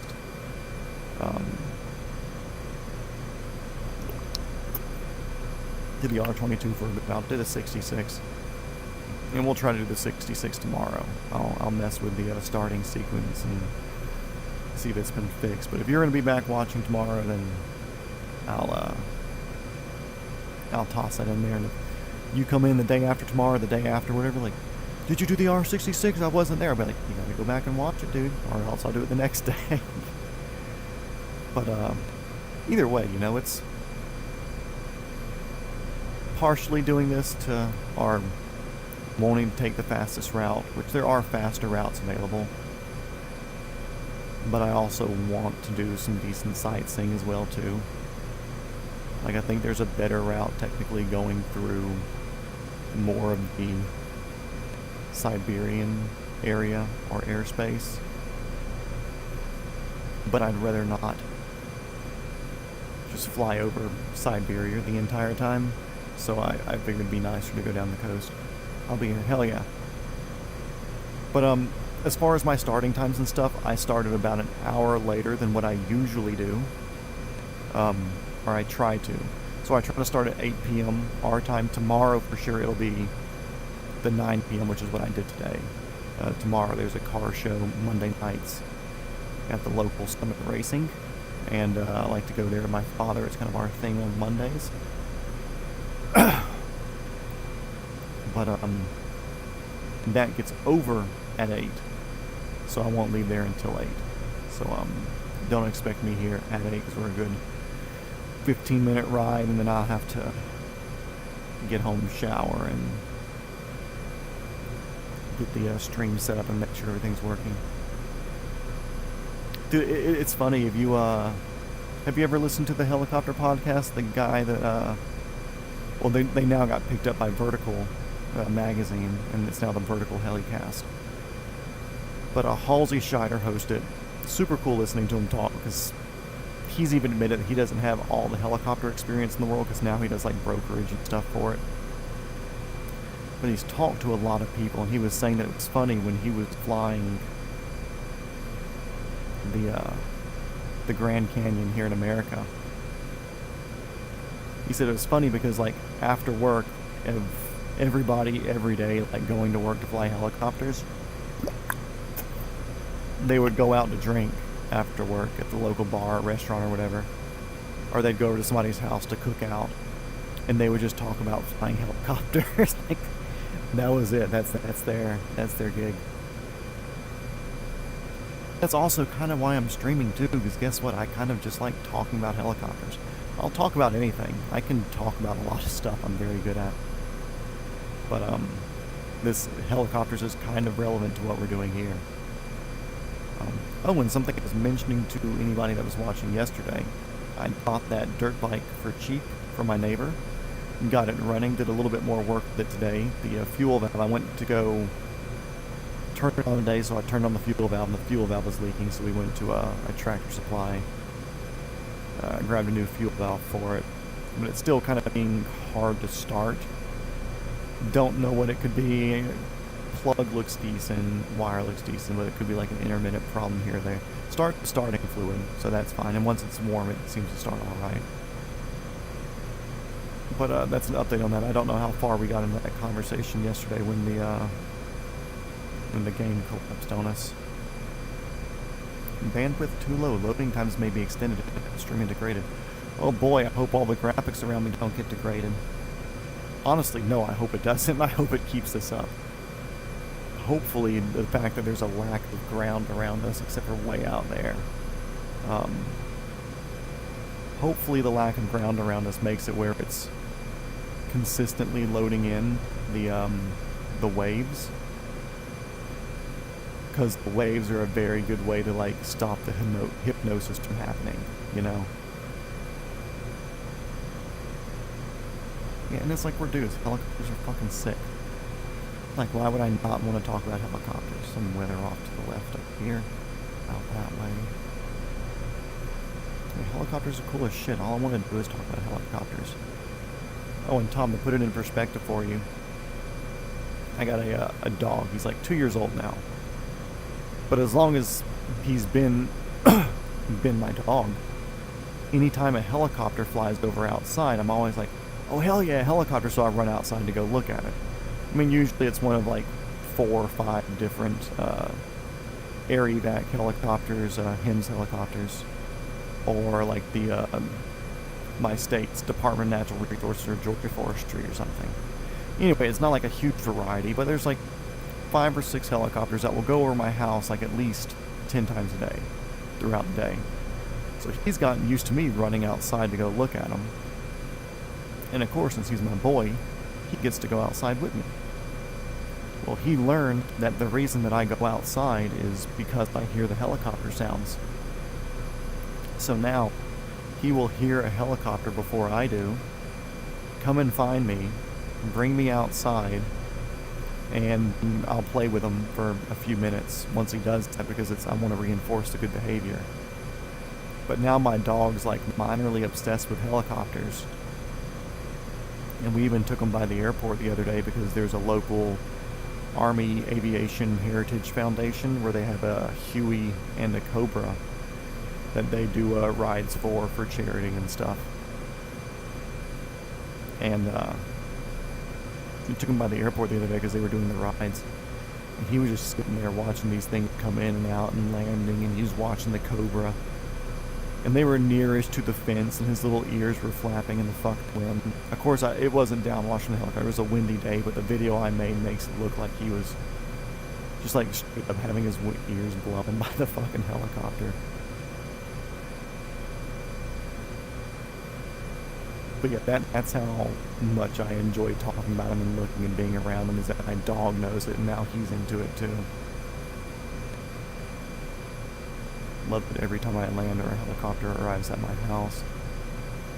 He stands there and watches. Hell yeah. I actually, for the harness that I got for him, because I've also been training him lightly for like search and rescue stuff, because he's smart. He's got a whole bunch of like Australian shepherds and stuff in him, so like he just wants to learn. And so the harness I got for him has the ability for him to be connected to a harness that I wear. So if I'm doing any rappelling or anything like that, because me and him go out and do hikes and stuff. So if I'm ever doing something more aggressive, I can hook him to me and he can ride along as I'm rappelling. But that also means that I'm ever riding in a helicopter, and whoever the operator is doesn't mind him riding along if he's hooked in, I can hook him into me for a helicopter ride, which is cool. Also, I just did you a flight plan to Provideniya. It's 1 hour and 35 minutes at 150 knots. Not bad. Hopefully I don't have to pee before then. But we'll see. I should have taken a bathroom break at Nome. Also, I keep getting off track whenever I look at my phone. Damn non-self-centering freaking controls. But like I said, I don't mind the not self-centering part. It's not that much of a deal breaker for me, because even one thing I did when I started doing all of the hovering and the approaches and the pickups and set downs and stuff, I would set down, I would wiggle my controls around, I'd move my body, move my legs, that way I'm not just putting it back at the same resting point on my leg. And I would work pickups and set downs having put the control somewhere else. I would have to adjust for it.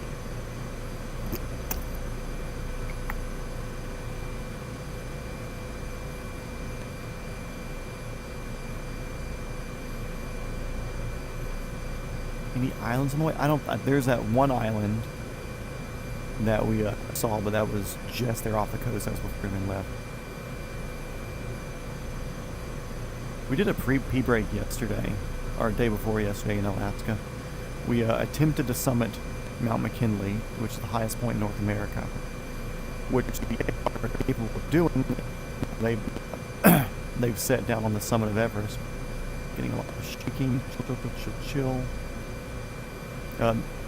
They've landed on the summit of Everest and taken off again. But I don't know if I was just heavy with fuel since we had a long flight ahead of us or what. But We could not make it to the summit of McKinley. We got close. I think we got to like 19,100 feet. But I think it's a bit over 20,000. So I don't know if that's something that's just not well modeled, or if I was just happened to be heavy enough to where it wasn't going to do. But I mean, I was absolute full collective and absolute full right pedal up at 19,000 feet, trying to make it to the top of that mountain. It was unique, that's for sure.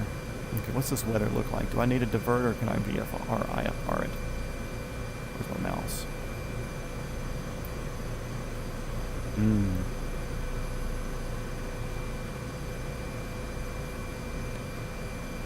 I think we're going to play risky and IFR it. We're in a very capable, very stable helicopter. And I think we're just going to punch it, boys.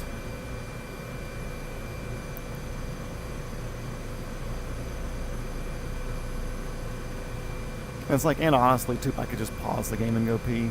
That puts me at the risk of it wiggling everywhere upon getting back into it.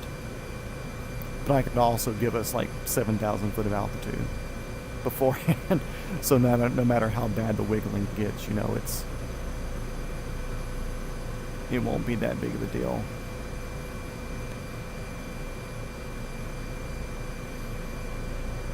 Yeah, we're even going to get some instrument flying tonight, so that's fun. Good thing I did some practicing beforehand. I logged on for a few minutes earlier today just to figure out my headset stuff from yesterday.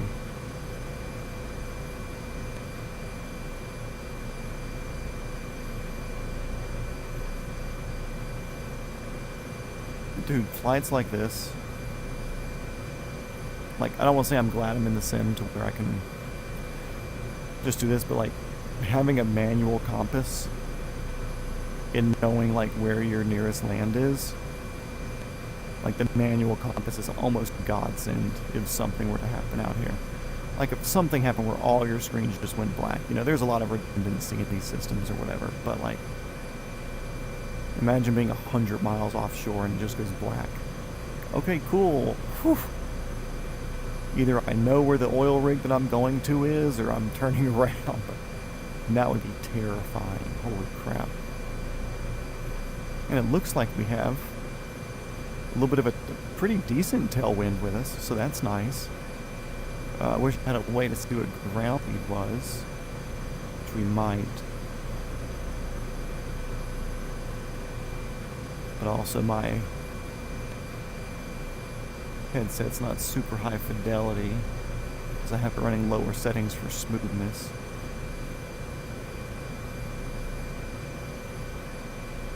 But I think we have tailwind in our favor if you look at the GPS thing there. Oh, ground speed 176 knots, dude. We are cooking. We'll be pinging Russia in no time. Yeah, they're on the top right of my second screen there. Indicated airspeed 159, ground speed 175. Cruising. Absolute ballistic missiles here over the freaking Bering Sea.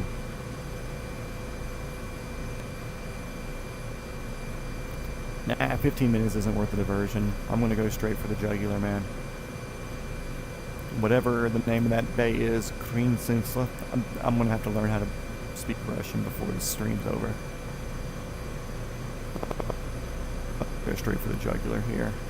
Oop, give me some screen shaking. Oop, some bad screen shaking. I'm going to pause for a second, let it figure itself out.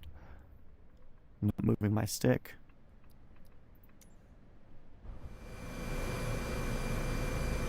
Whew. Yeah, my whole screen was moving. I don't know if it showed for you guys as much because I have a stabilizer for the live stream.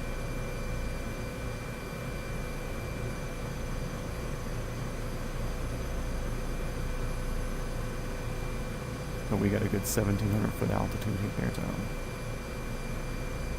we're good either way.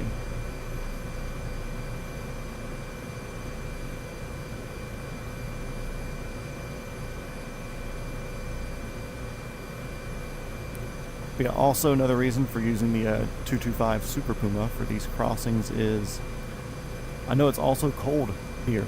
It's even though it's now spring, it's not exactly warm in this area.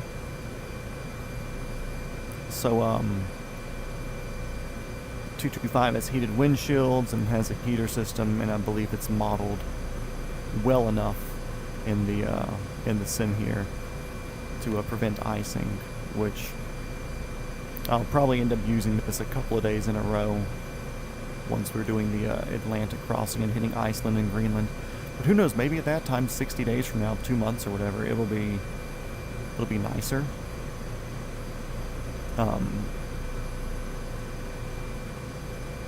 Yeah. Not bad. Freaking 182 knot ground speed. Let's go. Or is it really ground speed, or is it ocean speed at this point?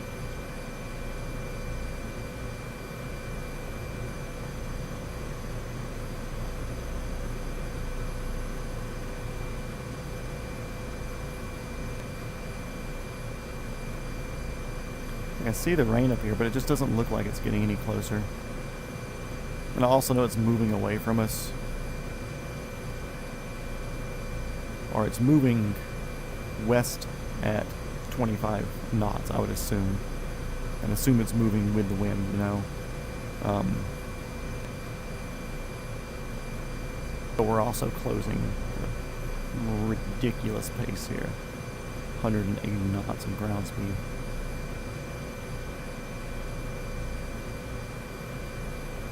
Looks like we might have a little decent IFR punch. So let's get into it soon, shortly.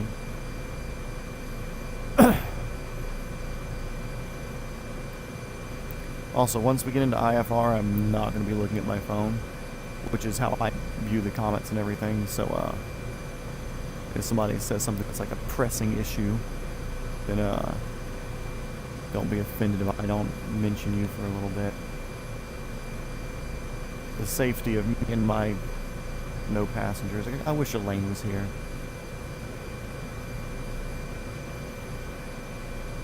The safety of me and the passengers that are my internet friends is of my utmost importance.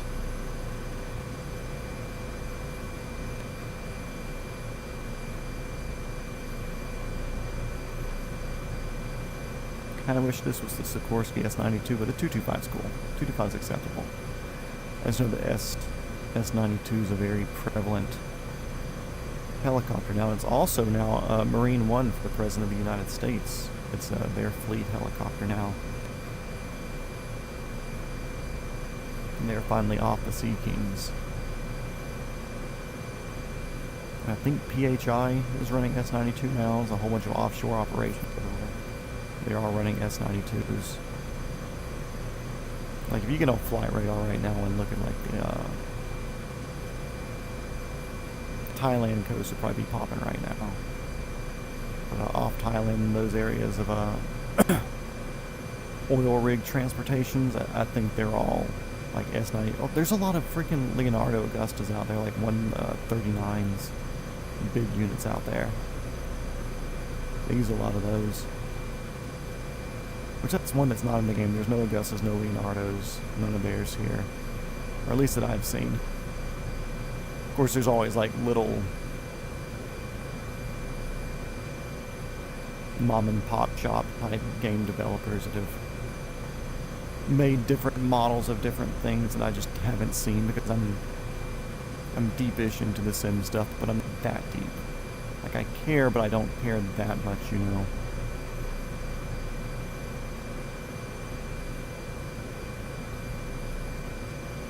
12 or 13 people watching. What up, guys? Welcome to the stream. Don't be shy.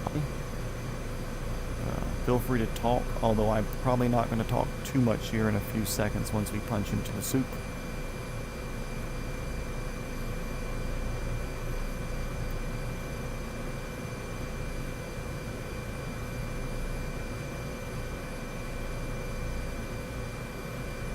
Man, you can still see the Alaskan coast back there, freaking 40 miles away. Or probably more than 40. I'm bad at guessing on that screen. Okay, let's get stabilized. Let's lock in. If anybody wonders why I'm wobbly, my sticks don't self-center. So whenever I adjust myself or my VR headset or my seat or whatever, then it's translated to all you as far as my passengers, so sorry about that. Cruising at 180, just over an hour ET. Nice.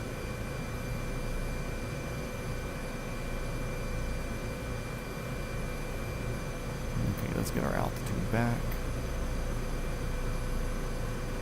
Because it's like I want to be low-ish, just to keep, in an attempt to keep the ocean waves in view. But if we start getting into this and it's not benefiting us. Why is my mouse not working in here? That's annoying.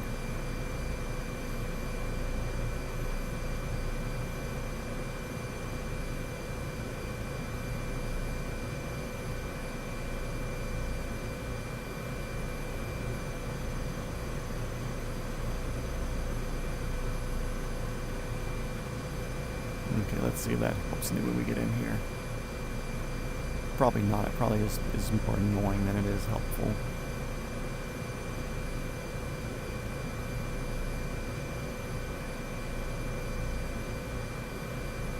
Honestly. Okay, park. There you go.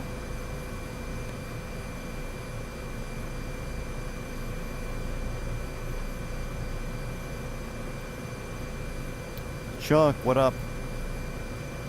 Chuck, I do want to say you're not the only helicopter pilot in here for tonight. Tom, who's just above you, is an Australian pilot.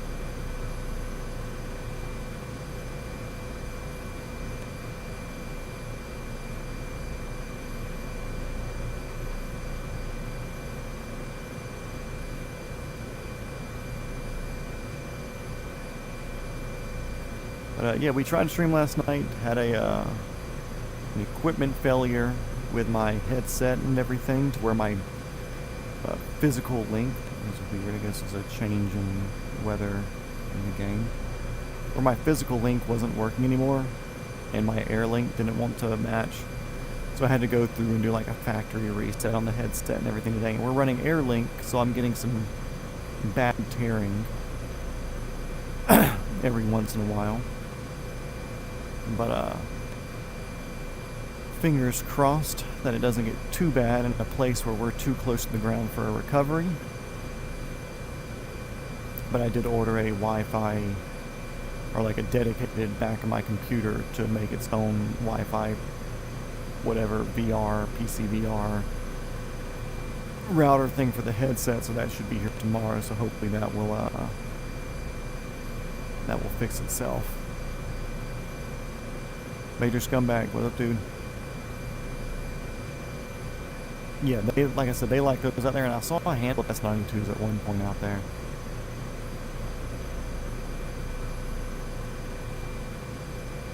Also, Major Scumbag, welcome. I haven't seen your name before in the chat, but welcome. Glad you checked the flight radar. That means you're one of us, because I assume you probably had it on your phone to where you could pull it up.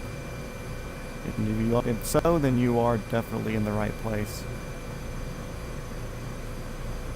But currently, since yesterday messed up, yesterday's flight was going to be in an MD-500 from wherever the hell we took off today up to Nome, Alaska. And then today was going to be the jump over to Russia. But I decided I wanted today to be the jump to Russia regardless. So we did the same flight from yesterday, just in the Super Puma. And then we stopped in Nome. We paid for fuel there. We didn't steal it. I left a 20 on the ground. Hopefully it didn't blow away. These things don't have downwash or anything, right? And we're on the move. We're crossing the strait. And we've already been doing this for, what, 20 minutes? And we've got we've been holding a decent ground speed, give or take, whenever the weather's in our favor.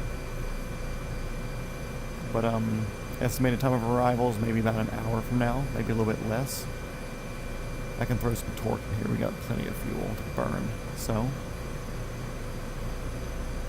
let's do that. The rain doesn't seem to be messing with us too much.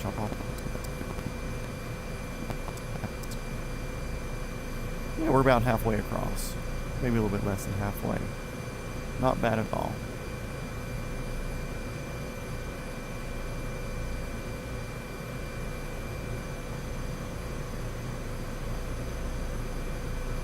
Yeah, once we land in Russia, I'll end this flight officially, so that way we've got that locked in for my journey. And then I'll pop an R66 over to an airport somewhere. Who knows? We'll pick an airport, and then we'll do some R66 getting and going.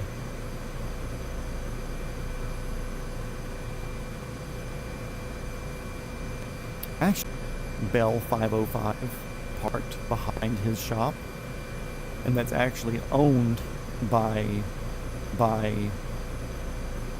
the owner, I believe, of PWR. The owner, I believe, of PWR, who does like radiators and coolers and stuff for race cars and some high performance vehicles like F1 and touring cars and stuff. So the owner of PWR lives pretty far drive to the southwest, out in the middle of the mountains, and his transponder goes off before he gets home.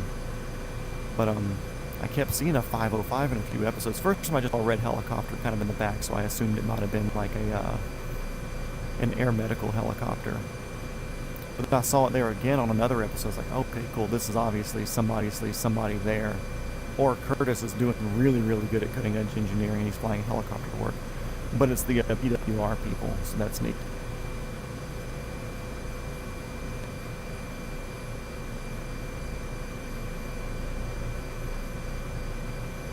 And you can do one of the tour flights too. Hell yeah, once we get there, let me know where it is. Or once we get there, I'm going to go pee. And then let me know where it is and we'll spawn into there. Like I said, I was having some issues with the startup procedure on the R66. We're doing it by the book as you're supposed to, but it was not working for me for some reason. So we'll just spawn with it already running. Just so we're not having to fight that and figure out what weird thing is wrong. Just like if you do a mission with an R66 in career mode here, to finish the mission, you have to put the parking brake on. I'm like, bud, that's not a thing. Like, literally, the fact that my skids are on the ground is my parking brake. I don't need to put the parking brake on.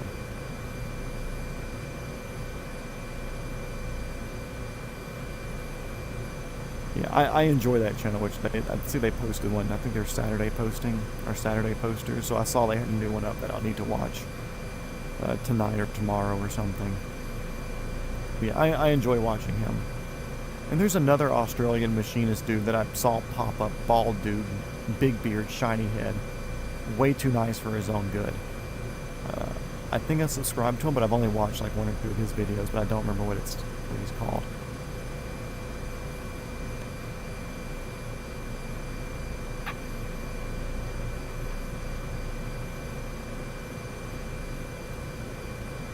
Yeah, Tom here is a pilot in Australia. R66, I think he said 44 as well, and also the A-Star, I think. He has his tour agency down there, and somehow he came across my stream, which is wild. But that's the power of YouTube and the internet, so I'll take it.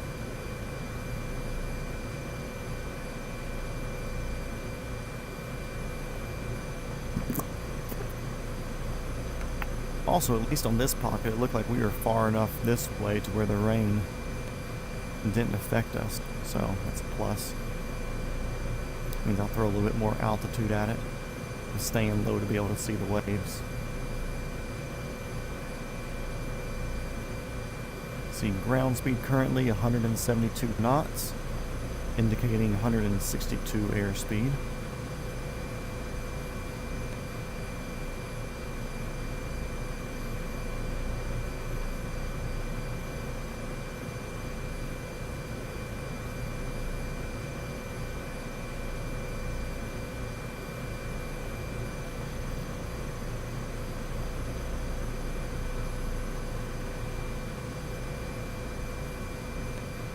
Okay, the rain's definitely directly there to my left. Holy shit.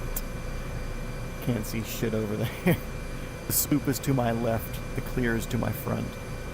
We're going to keep the hammer down. Look at that. There's just mush over there. Disgusting.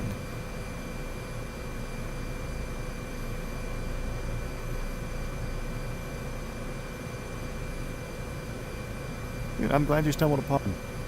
Like you said, you just like talking hellies. If you're in my chat talking hellies, I will fucking yap hellies all day. There's absolutely nothing that will stop me from talking about it in real life, whatever, you know it.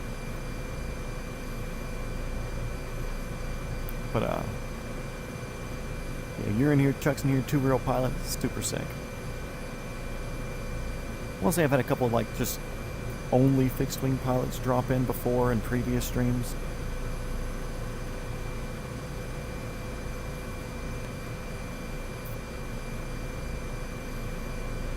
Yeah, I know a handful of these people that have watched some of the streams in the past.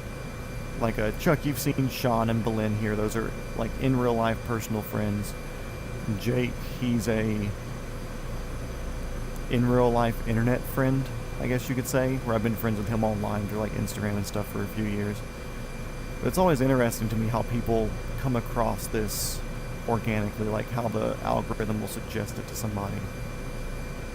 Because I know Georgia Plane Spotting, the mod that's in here right now, he found me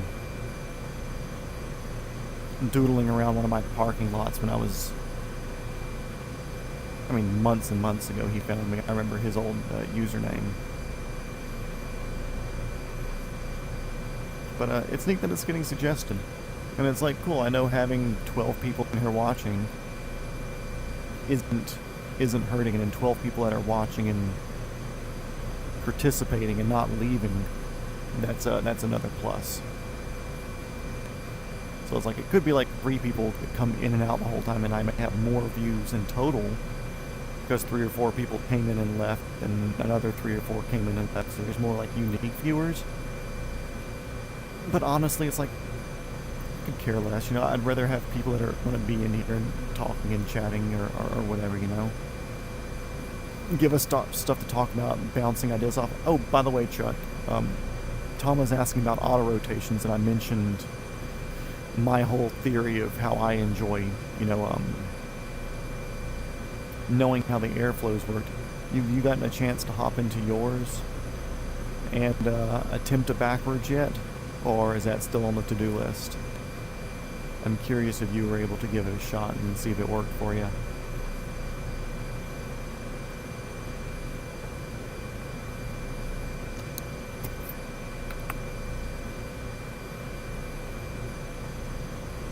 Only 11 o'clock, not too bad. 2 hours in and we're almost halfway to a freaking Russia.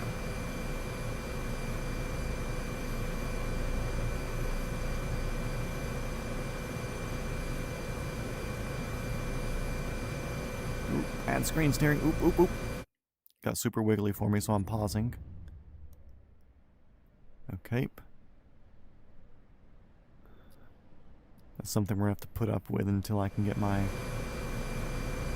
dedicated router or whatever thing set up.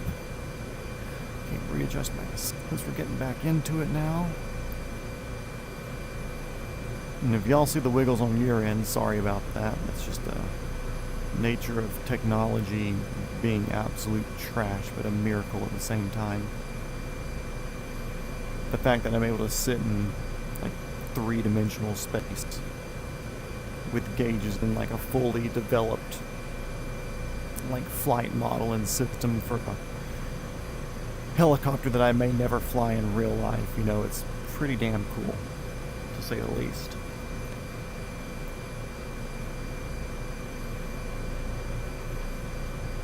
He replied. It did not end well. I'll try it with the 66 once we get in here, because Tom was talking about the physical repercussions for stuffing something into the pavement, machine being a simulator.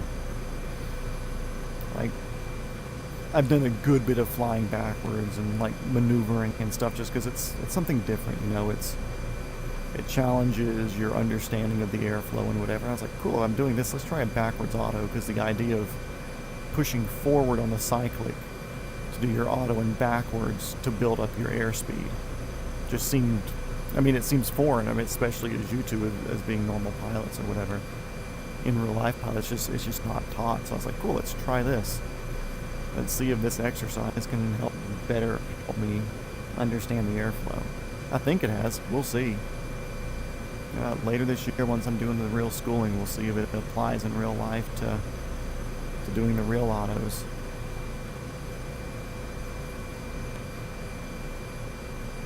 I wonder if these patches of clouds are going to do anything for us, or if they're going to be kind of a lack of it, like it was back there with the bigger spot. Significant turnout. And you already set the bar high for the sim flight. That's what we're here for. We're setting the bar high. I did notice that with the 66, because at the end, I told you the last time I flew the R66 on stream, we actually went Gold Coast area. That's what I was getting at. So at the end of it, when I'm not doing the around the world flight, I'll typically end my flight with an auto. It's like, okay, cool, we're on the ground, we made it safely. And I'll usually do like a full repercussions auto. Like, I'll turn the fuel off, I'll kill the engine, and I'm not just doing like a roll the throttle off and top the governor off, you know, like I'm turning the engine off for the last auto of the day. But it had, I don't want to say weird glide mechanics. And it might just be I haven't put that much time in the R66 on the game, but honestly I haven't. I'll admit I have not put the same hours in the 66 as I have the 22 or the H125 or like the MD5. I out of all the helicopters in the game, the Bell 407 has the least, just because you can't cold start it right now. The G2 probably has a good bit for career mode, just because I had to grind to be able to afford the 125.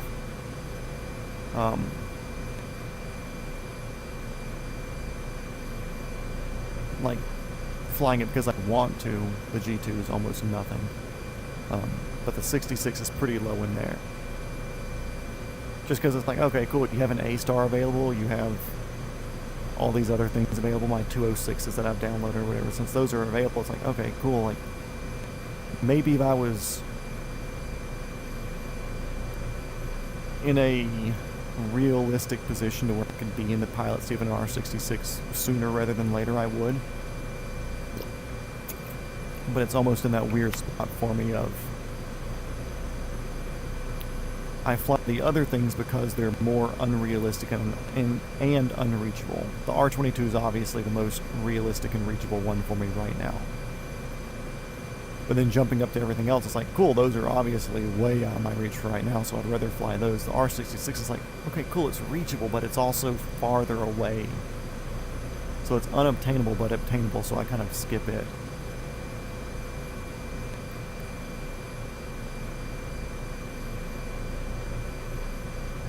YCDR currently. You'll have to remind me of that because I'm not going to remember. But yeah, we'll fly out of your home airport down there since you wanted some R66 flying. Okay, pay attention, lock in map. We're here, we have, wow, 3 flags of wind. Rear quartering us, hot damn.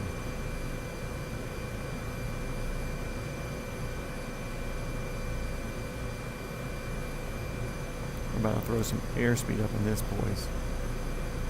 That's pointing in the exact direction that we need to go.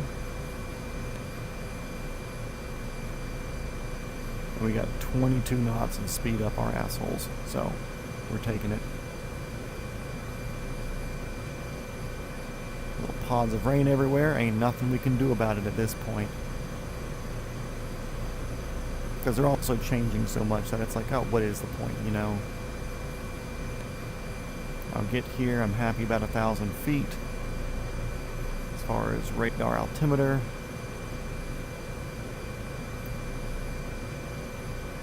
I'm okay gaining altitude, just don't want to lose any.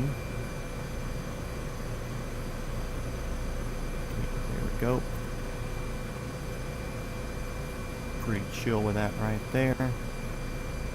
Like a 300 foot per minute climb, that's cool. This one looks like we actually might punch the soup. We'll see. Getting dark over to the right. The thing's blocking the sun out, that's for sure.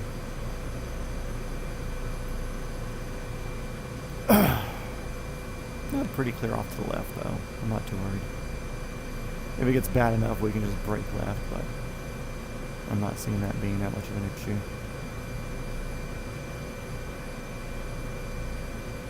Cool thing is, this thing's a tank, and it just kind of like likes to fly, so.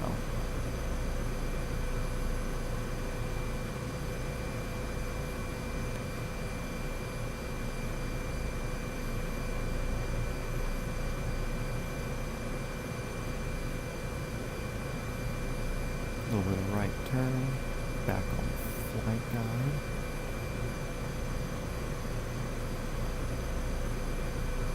It's like the rain's avoiding us. I don't want to jinx myself though. God, why did I say that? It's a dumb thing to say.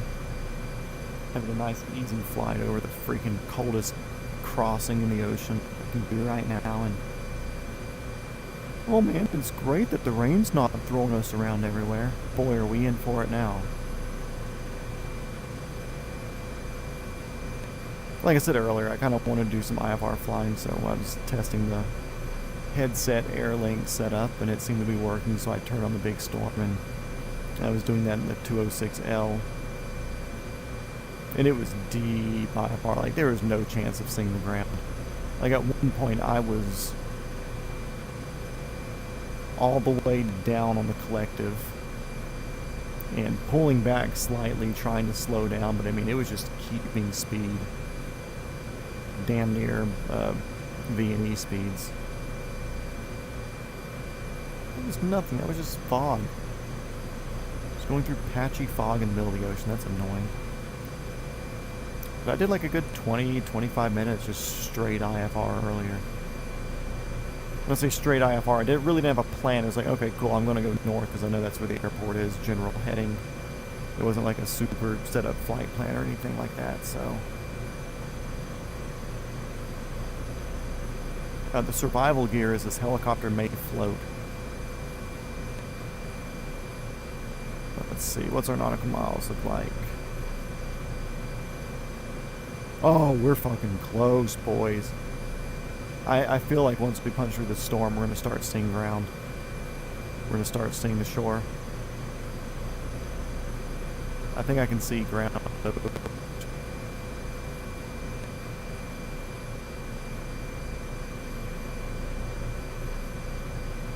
But we're close.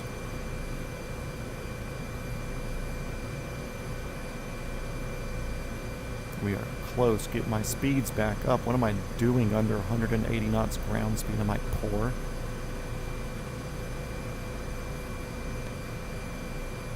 Wheel to make sure I know I'm alive.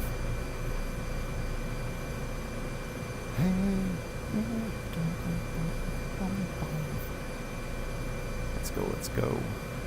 Not because I want to land and be in another continent, but kind of because I have to pee. And kind of because I'm interested to see the R66 mechanics, if it's as weird as I thought it was, or I remember it being, or if it's something where they changed the model.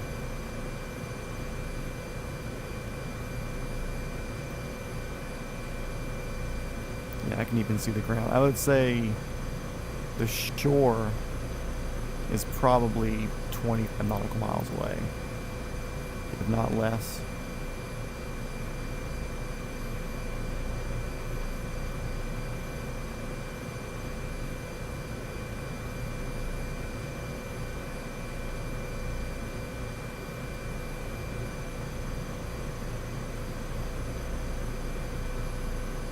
Survival gear? Pfft. It's a little bitty swim. It's not that far, right? It's like a cold plunge.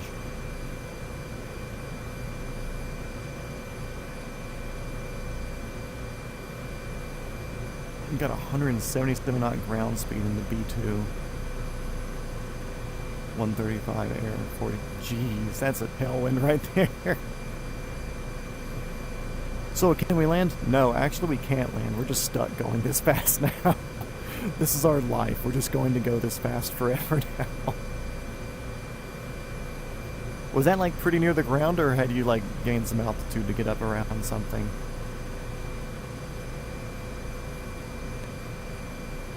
This 42 knots on the ground is wicked.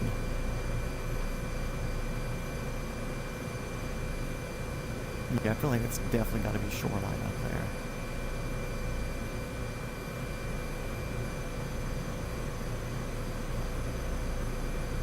Of course, my flight directors tell me to fly through this heavier bit right here. I'm okay with it. I'm okay flying through the soup. I'm not gonna say I want to, but I'm okay with it. Okay, get comfortable again. I definitely need to invest in a better seat, that's for sure. 300 feet, 8 G's. Was it calmer on ground, or? I assume you probably didn't take off in 42 knots.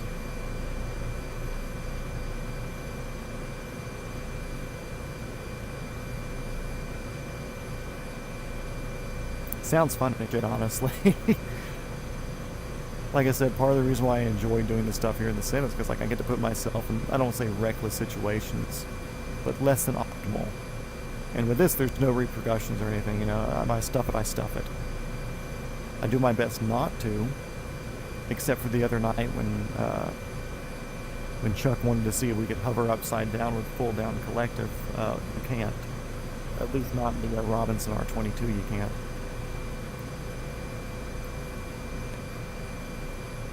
But a 42 knot tailwind moving at 107. What's sorry, my headset froze there for a second, so I kind of stuttered. 177 knots. That's gonna be like 190 miles an hour or something like that. Because it's like what, 10 miles an hour ish, less than what miles per hour is. I definitely see shore up here.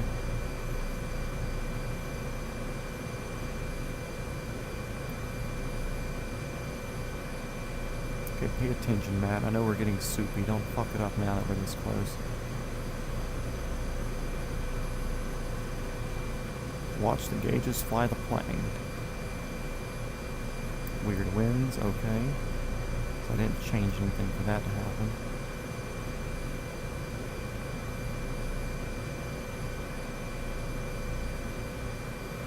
Okay, enough of that.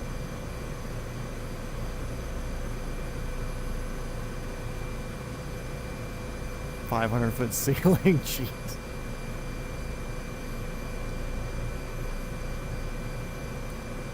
Left hand flying, not fun. Low pressure system moving through. So that kind of reminds me of, there's a place I've been scuba diving called Rainbow River in Florida. It's like one of the hottest outputting springs in the southeast of the state or something like that. Ridiculous high amounts of water come through this damn spring, but it's crystal clear. I mean, like the river's only like 20 feet deep, but crystal clear, for like hundreds of feet of visibility in any direction in this river. And the wild thing about it is there's like grass. It's freshwater, so there's grass that's growing. And we'll just say like a lot of places in the river, it's only like 10 feet deep. So you jump in and it might be like 15 foot deep in that spot, but then as you're going, you're kind of like following these paths along the grass where it's sand in between everything. So you have like 5 foot of grass on either side of you, and you're like 10 foot deep. Sometimes you have to go up and over the grass to get to like your next little cutout pathway area. But the grass is 5 foot tall, and you want to try to stay underwater. You don't want to be cruising with the water and floating. You want to be scuba diving, so you're scuba diving. So you saying that you were at 300 feet AGL, but with a 500-foot ceiling, it's like doing that diving. And the river puts out decent current. So if you kick, you're fucking cruising underwater. At least for scuba diving, as far as scuba diving is concerned. 203, yeah, fast. Yeah, 203 is not slow. That's somebody coming behind me. I wonder if that's a airplane at elevation. I wonder if he's up there, or if he's actually somebody that's hunting me down. I don't see anybody.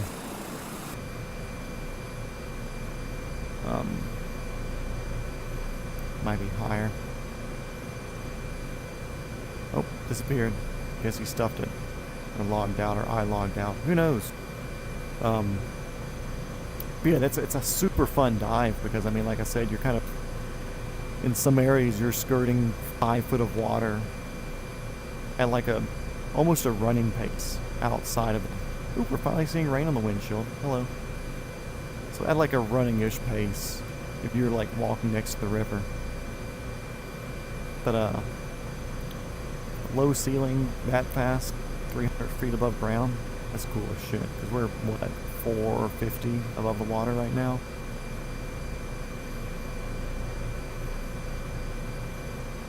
And it looks to me like that storm is right over our airport.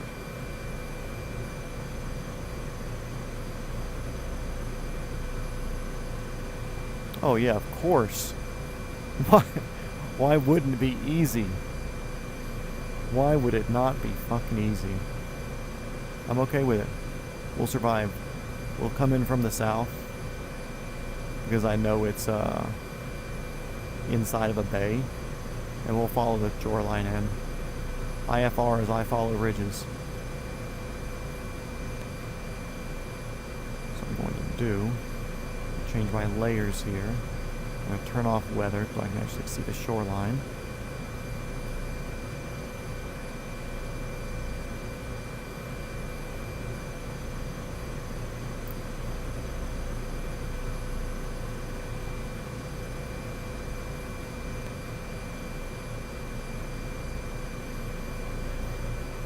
Oh, let's get comfortable, let's get comfortable. Okay. It'll be a challenging landing, but we're here for it. Cruising at a slow 500 knots. Yeah, and it's one thing with this, like sometimes it'll show you all of the live traffic around you, sometimes it won't. It all kind of depends. And sometimes it'll load and it'll put them completely in some other place, you know. Anyways, we're basically at Russia now. Basically. Don't want to jinx it too much, but we're kind of there.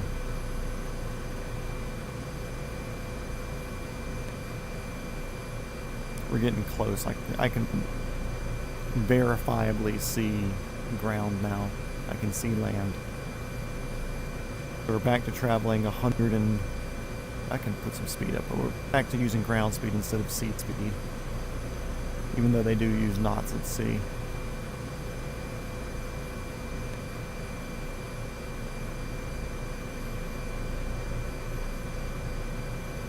Let's turn these ponies up. Come on, guys, let's go. I'm not here to cruise 120. Of course, we're getting more of a rear quartering wind now, so we're not going to get all the goodness of a tailwind, but better.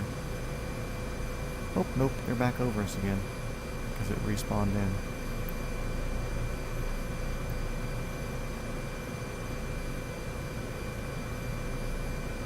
There you go, 180 knots ground speed again.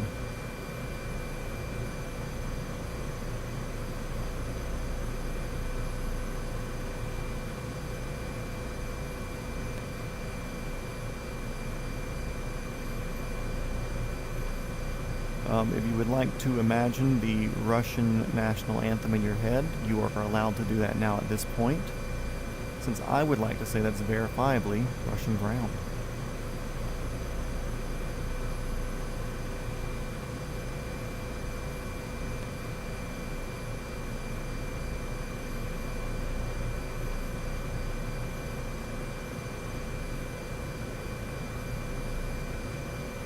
Let's see.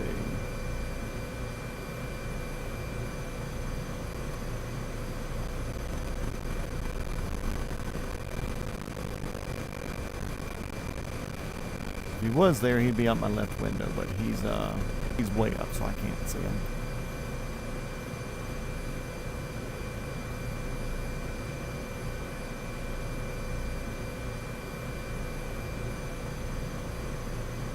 Moscow, Moscow. Yeah, dude, we've been cruising. This tailwind has been godsend. Which I'll say it is a refreshing change of pace. If you know anything about the United States and its weather patterns, most of the wind goes to west to east. And I decided to fly east-west. So basically the entire time through mainland US, I was fighting a headwind. Vodka, vodka. All I know is it's like do do do do do do do do do do. Is this man-made? That looks like it could have been dredged in place. That looks very man-made to me. I don't know. Weird. Maybe they wanted like a radar point or something like that during the Gulf or the Cold, not Gulf, the Cold War.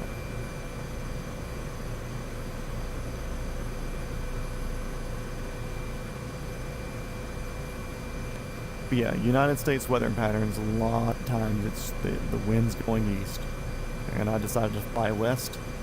With what, you ask? Helicopters that fly near the ground directly into that sort of headwind, and that are already not that fast as it is. So, that was fun. Although I don't know if people realize, but I almost strategically flew the slower because I try to keep it changing all the time. But I try to fly the slower helicopters into like on the more north-south bits, because we kind of stair-stepped our way up. But on the east to west bits, I tried to pick the faster shifts.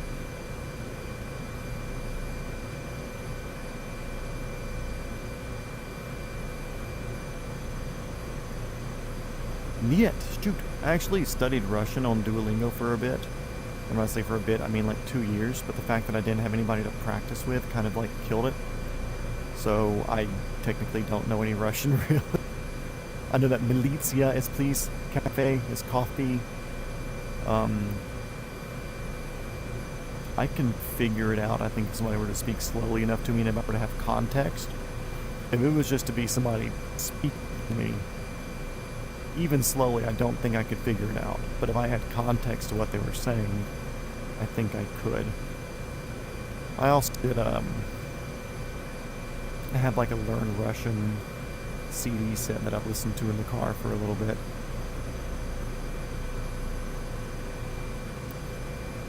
It sounds like a cool language. Apparently it's relatively easy to learn if you have people to practice with, because it's got a lot of English typed based words. The hardest part about like Duolingo is,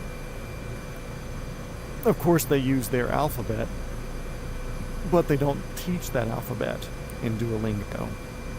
So like, okay, cool, here's this word, what is it? I'm like, I don't know what it is. How am I supposed to pronounce it? You don't tell me what the letters are. You don't tell me what the letters sound like or the sounds that they make or anything, so I had to make my own flashcards for the Russian alphabet. So that wasn't cool, but you know, we survived. Also, this is looking a lot like Alaskan Canadian coast right now. The mountains do seem slightly softer, but I also don't know if that's a bit of a just not the best geographic surveying and photogrammetry and stuff, because obviously we don't have like strong photogrammetry being this far north. But I think they would probably be sharper in real life. I don't know though. Hard to tell.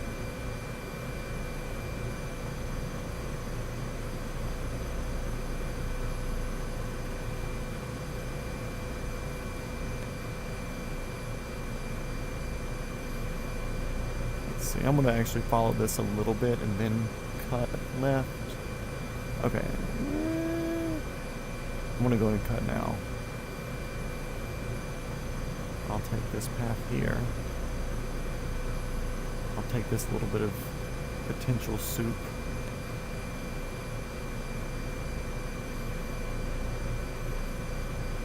Hello, Torque. What are you doing? Get out of here. No, I said get out of here. Go away.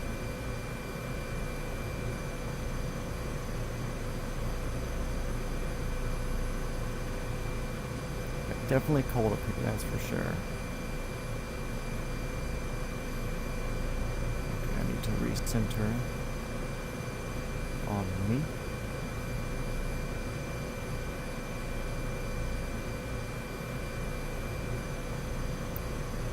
Do you think there's like somebody from Russia watching the stream going, Sir, they're close. They're live streaming their invasion. But really it's just some like partially autistic kid flying a helicopter in his basement. Ooh, bigger mountains over there. Definitely glad I didn't take that unfamiliar soup. Holy shit. Showing themselves slowly. Look at that. Big weather above it too. Oof. Yeah, this is going to be an approach, boys. I'll tell you that for sure. Oh, I don't think I'm partially autistic. I took the RADS test. And it's like the higher you score, the more you would be. So it's like a 0 to 220 point thing. And like 70 or higher, and you like show some signs of autism, I think like 100 or higher. And it's like, cool, you definitely probably are. I scored like 6. Like single digit. I'm like as least autistic as you can be. I just happen to be somebody who can... I don't even really hyper-fixate on one thing. It's like, cool, helicopters are neat, don't get me wrong. I've done very deep diving in helicopter stuff, but I haven't like hyper-fixated on it. Like, still like guns, I still like cars, I still like motorcycles. Yes, I agree with whatever you just said, Russia plane spotting. Russian plane spotting is one of my favorite YouTube channels.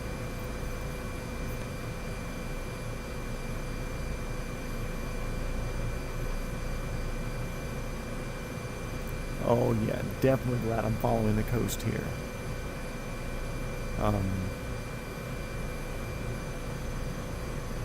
Backlit white soup going against white snowy mountains? Hell no. That is a bad recipe there. Especially for this completely definitely VFR flight.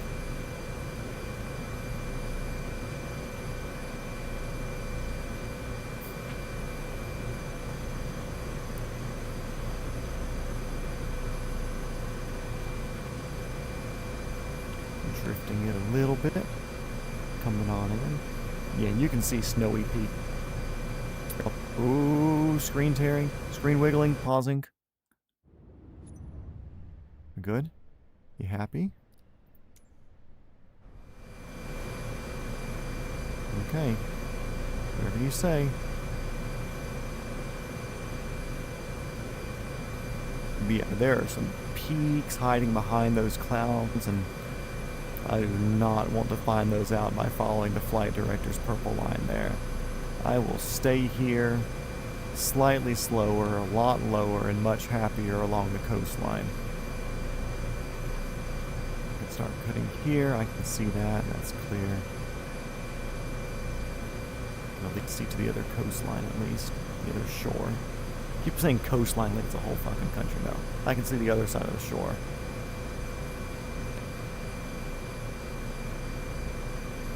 We're going to start killing off some speed too. I enjoy cruising 120, 130, but as you can see, it's getting unfriendly up here.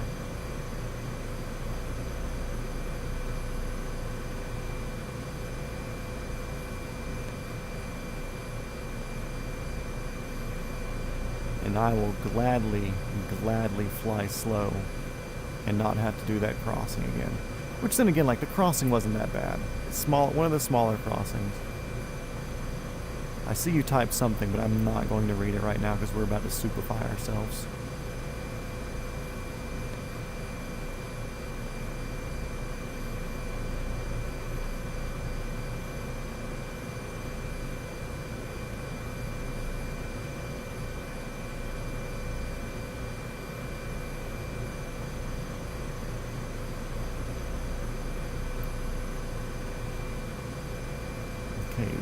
quartering wind throwing me off a little bit.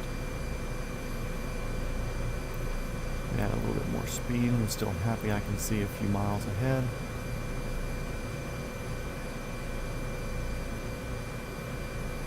I think it's this next turn off. I'll call it a turn off. Don't do this shit to me. Give me my mouse back. Yes, this next turn off is our turn off.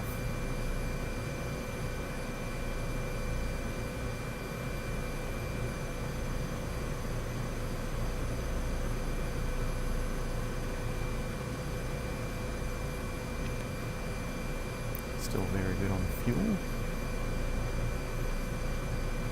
I feel like there's some monsters hitting in there. I don't want to find out by flying into them. Kobe Bryant is not on the helicopter here.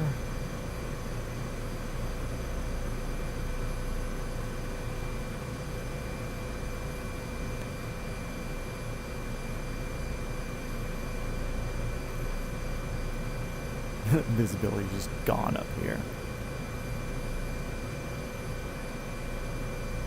There we go. I can see the next corner. Cool, cool. Russia, you're wild so far, I'll tell you that. Very intense few days of flying if it's going to stay like this.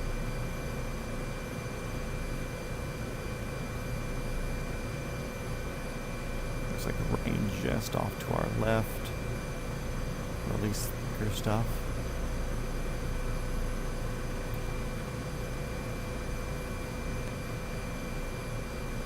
We are almost to our bay, our harbor, whatever it is.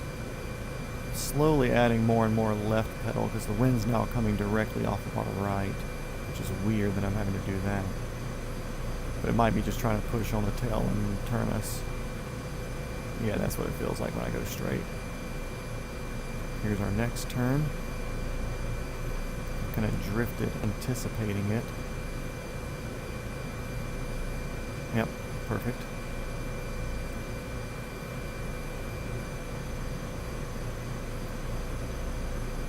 Downdraft coming off the mountain there, pushed us goes down a wee bit. I'm okay with that. Let's slow her down some now.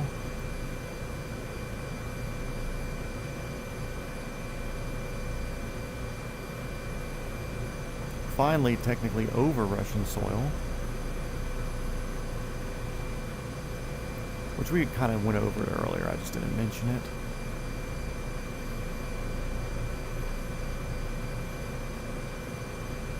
Nope, I don't need any altitude. Don't give it to me. I don't need none.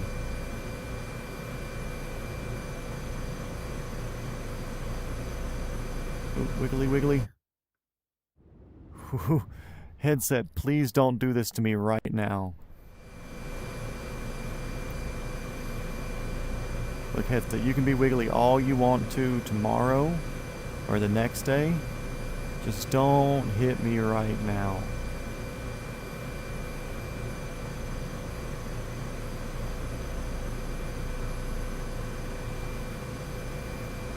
Okay, we're going to take this little harbor thing, not this little one, but the next one.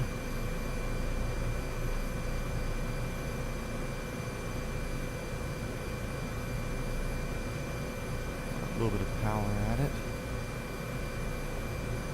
A bit of visibility for a few seconds, so we'll take advantage of it.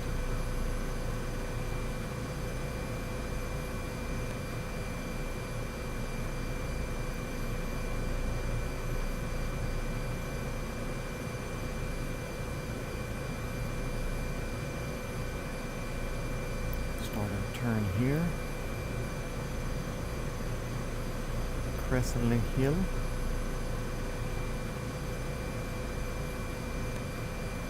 Feeling it's just gonna fall off over here and not be able to see shit. Nope, still got the ground up ahead. Good. I just remember seeing the weather was thick up here around this airport. Cool, I can see the mountains over there. That's beautiful. I love that. Absolutely love that.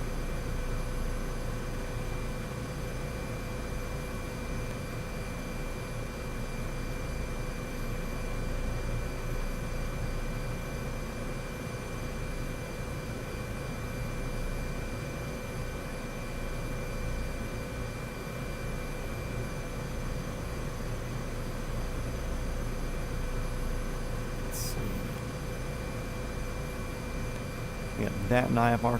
Ooh, look how freaking gray it is up ahead of us. Not happy. But we're doing it. We're doing it. Don't matter. We're here for it. Literal miles left. Like 4 miles left.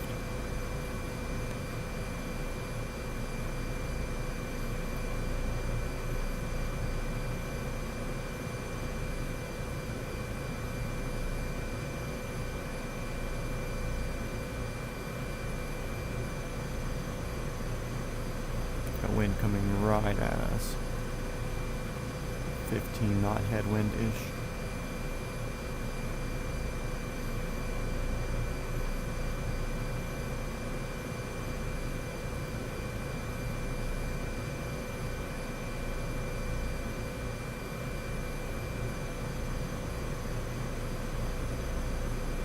What a beautiful place to call a country. Is that a road? I think it's a road. I don't think it'd be a river because we're right next to this. It would have gone downhill already. So we're back to seeing roads again. Love that. Airport in sight, I believe. We'll start slowing down some more.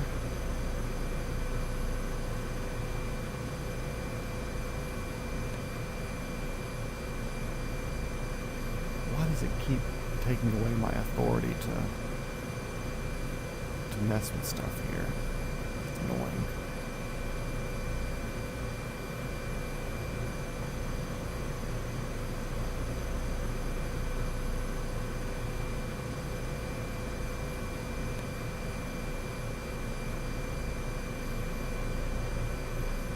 Okay, Russia, this is your American friends. We're pretty close. I'm sure you can hear us. Coming in. We've brought some Led Zeppelin CDs, some Kid Rock merchandise, a couple of Bald Eagle hats and t-shirts for you to wear. We'll be on the ground here shortly.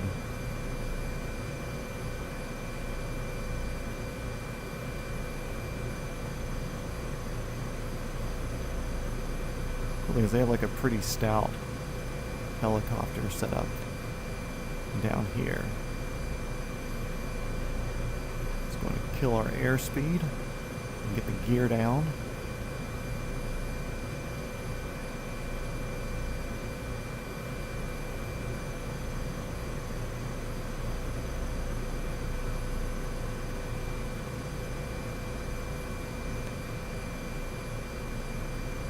Gear going down. Yeah, I know, caution because we're kind of fast. Landing gear. We got 3 in the green. We're good to land once we get up here. We're just going to kind of... I say slow hover, but we're doing freaking 50 knots. We do have a 20 knot headwind, so we're only doing 30 knots, but...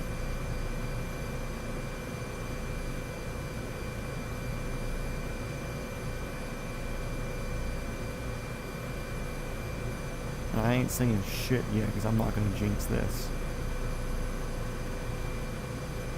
Cool thing is we have a literally almost a direct headwind. So we'll be able to set down nice and cleanly with that. And we'll take... What are y'all doing on the helipads? Sure, we'll park in between you. That's your fault.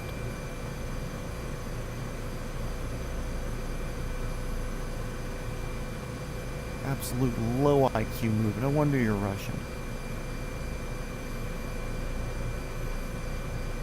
Honestly, I have no problems with Russians. Like, super deeply Catholic, super cool people. Leadership questionable. Leadership's questionable everywhere, you know?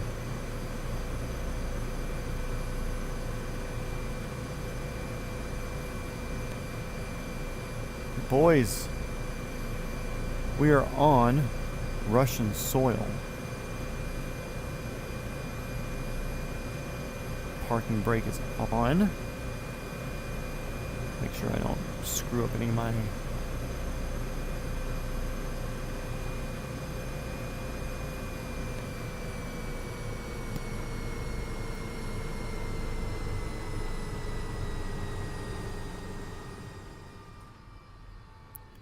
Well, it got rid of the sound. Oh, my blade stopped. Okay. I guess I don't need those. Let's see. All those are off. Blah blah blah. We'll put the rotor brake on. Okay. You know, we're stopped for the night. So, anyways, with that said, welcome to Russia, boys. We made it. One piece, solid flight, super butter set down. I'm happy with that, even with a 20-knot headwind. But headwinds are good at that. The rotor brake's on. What are you doing? I can even see the rotor brake handle being pulled. Hey. Okay. Forgetting it. But yeah, welcome to Russia. We will soon, in just a second, go fly in Australia at Tom's home airport.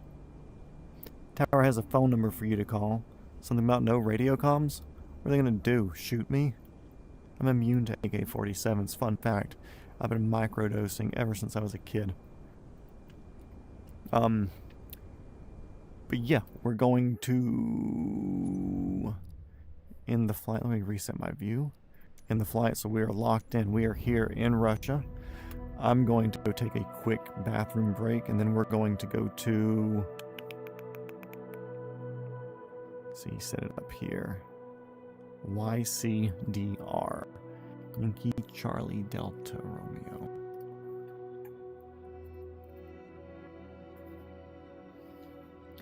Kaluga. Oh yeah, you're near the Gold Coast. So we'll be here in just a bit. We'll let this start loading in. Actually, what I'm going to do, I'm going to go ahead and set up the helicopter. So it can do its loading while I go empty my fuel tank.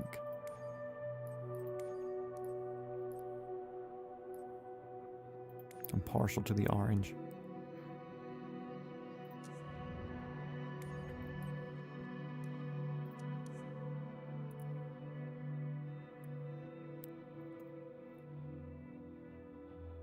Yeah, only microdosing. Yeah, I macrodose my plastic intake, though, so the microdosing of microplastics doesn't bother me. But, yeah, taking the headset off real quick. I'll be right back, guys. Go get a snack or something.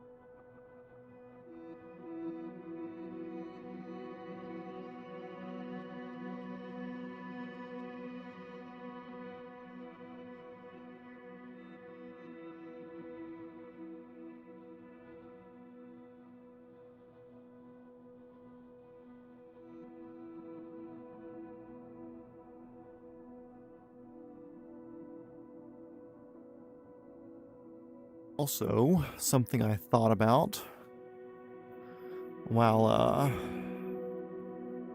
emptying the fuel tank is that I can just give the Russians like $20 and I'll have successfully bribed any of their air traffic controllers. So, okay, cool. You did mention what hangers. Let me catch on chat real quick.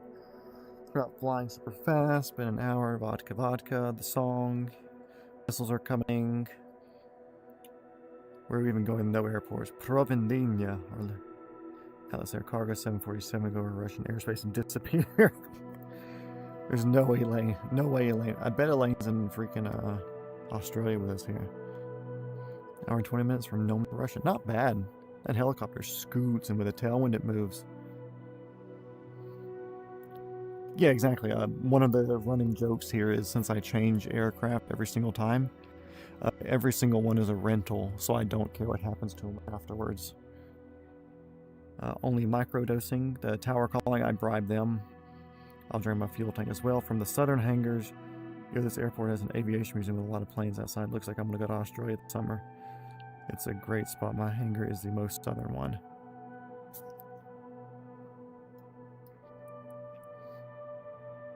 So like here, southern hangars, or am I not seeing? I'm not seeing any other ones. So I'm assuming this group here, correct?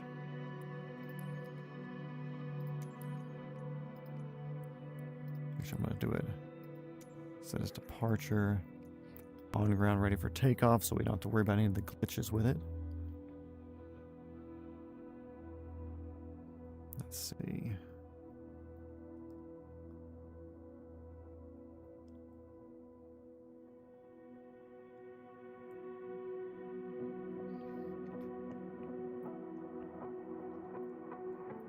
Yeah, a lot of planes outside of that. I'm checking Google to see if there's any other updated stuff, but that does look like the most southern hangar.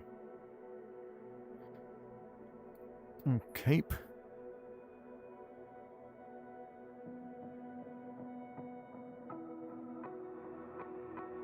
Next to go fly. Let me check my Google real quick too so we can be as...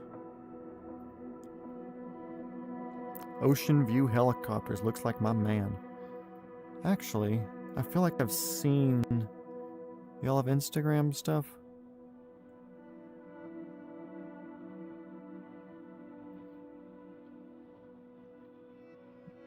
Well, I follow you now. Anyways. I feel like I had seen y'all before being shared by somebody, and I usually follow a lot of helicopter people. But, okay, cool. Is there any places marked as, like, waypoints around here? Nah. Okay. Start flight. Yep, I just gave y'all a follow. Let's recenter this so I'm actually looking at the screen.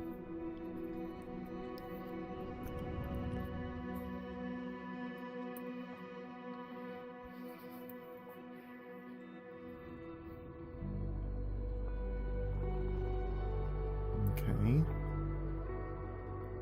Not going to give me a start thing. I got to hop out of VR for that. Make sure that's all centered up. Okay, give me my mouse. Give me my mouse. Where are you at? Get back in VR. Okay, I'm kind of facing straight. Let me, get out of my way, mouse. Get out of my way, everything. Gonna fix my seating position. Elaine! What are you doing here? God. Nobody likes you.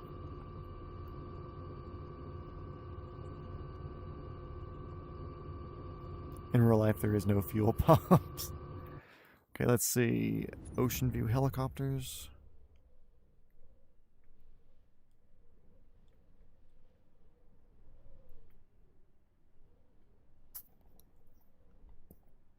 Helicopter Tour Agency Australia. Let's go to the website. And let's look at some routes. Our routes.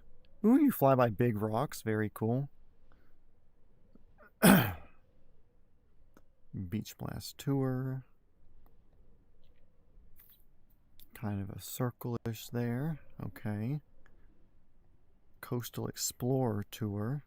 I like they give maps up. That's cool. I like that. I wish more people did that. Glasshouse Adventure. Okay, kind of going deep. Champagne Sunset Tour. It's late in the day for us, but not for you. Fly and Dine Experience. Hell yeah. Drinking and flying. Hopefully you're talking about your passengers.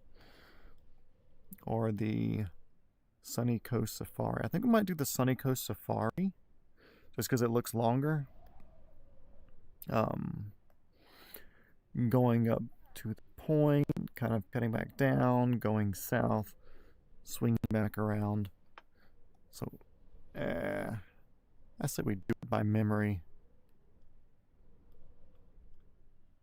I'm just going to kind of wing it.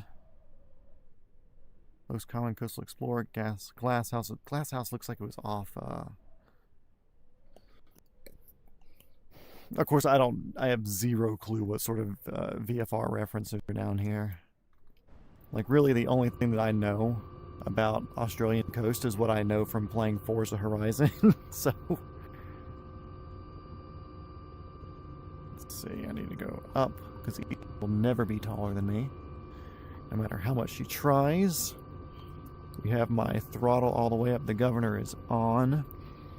Lights are on. Landing lights are on. I'm using some left pedal to pick up. Fix my headset real quick.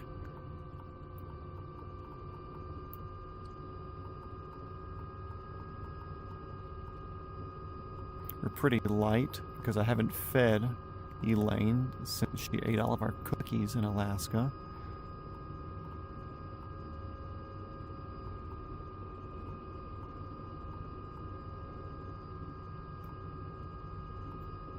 Let's do a quick little orbit of what it believes your hangar looks like. A lot of wind here today. Okay. So if anybody's watching this in the future, Ocean View Helicopters here in Australia is your place to go. Come by, tell him Multi-Shot Matt sent you. He's not going to give you a discount, but at least he's going to be like, oh crap, you watch niche internet micro celebrities as well. Yeah, there's that. But let's hit the coast and we'll go north a little bit. What do you say? Sunny Coast Safari is my favorite. Basically follow the coastline at 300 to 500 feet. Gotcha. Is this actually y'all have a lot more hour requirement than we do. I was about to say, is this a job interview?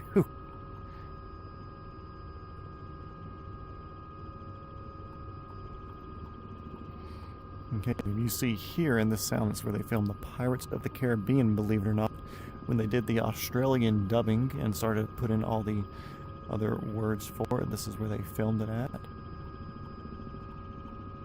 We're going to do a turn north here so we can fly up the coast and we can show you where all the gold used to be held. Fun fact, it was the Gold Coast of Australia at one point, but now it's just the sandy coast. All the gold has been taken.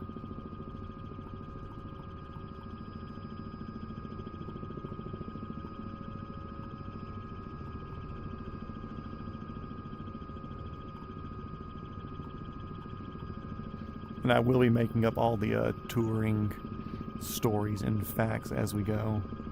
Like I said, I know nothing.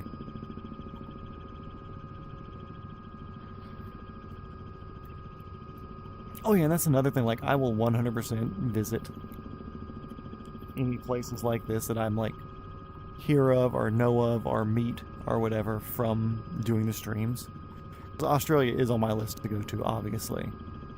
So yeah, I'll come by and say hey eventually when I make it down there. Okay, now you see here on this peninsula, this is actually where Blackbeard, Blackbeard ended up crashing his ship for the first time. He was able to rebuild it though, and it could not take on the same weight that it could, which is where the gold in Gold Coast came from. We're gonna leave on all of our little lollipops here so I can see any references of places. And if you look far off to your west over there, the golf course there is where they hold the U.S. Open tournament. We stole them from that back in 1987.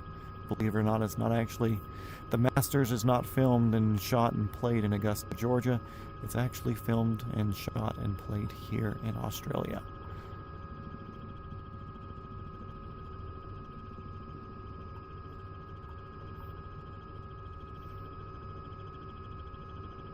It's pretty accurate, but not 100. Yeah, they've done a pretty good job because I look at all my local areas too. Fun fact, I'm going to circle this real quick.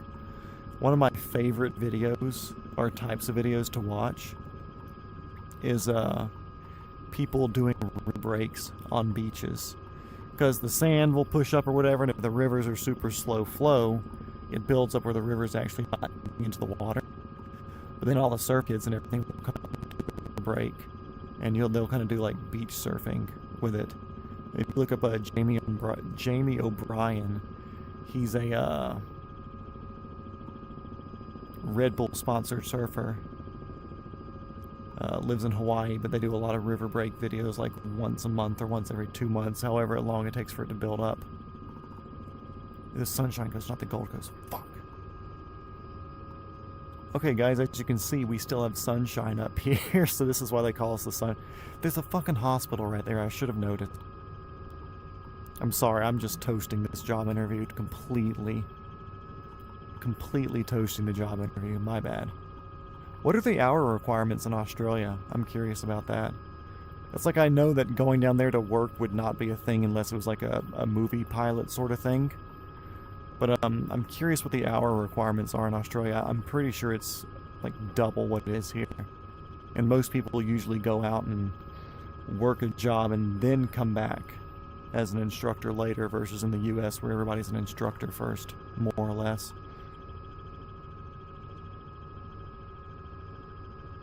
Yep, Matty LP, I've actually talked to him a good bit. What other American things they do here? Oh yeah, here in Australia, you know, the other Americans things they do here. Big fan of barbecues, as you Americans call it. We enjoy eating meat. Australian beef is actually pretty heavily sold in America, so if you ever eat a good burger, just know it came from us. Yeah, Matty LP's cool. Some of my earlier episodes on my channel, I've actually reflown some of his flight paths. And kind of played around and explored all the places he's gone. One of my many talents is... What is this doing? Get all way over there. One of my many talents is I'm pretty good at Google Maps. And satellite view and, what is it? GeoGuessr, I'm okay at. But all of his videos and stuff I can pretty much geolocate and find exactly where he's going. 105 hours training for CPL, and 80 for people, and I'm off. Companies won't employ you when they need less than 500 hours. Yeah.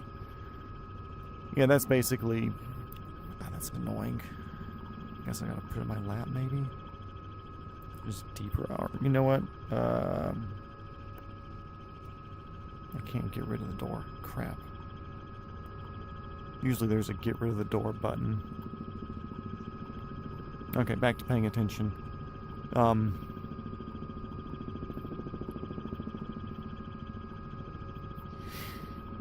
What was I saying? Oh yeah, so like America, 40 hours for private. I think for rotorcraft it's like 125 hours to get your commercial. And you can get your instructor at that 125 hours as long as you can pass the classes and the flight and everything. Or maybe 150, I don't remember. Either way, most people will do that as their first job because typically your school will hire you to teach when you're finished if you're good and if they have an opening and if it's a big enough school. But that's typically most people's first job, and they get up to like 1,000 hours or so doing that. And then they'll go fly tours of the Grand Canyon or go to Hawaii or whatever. And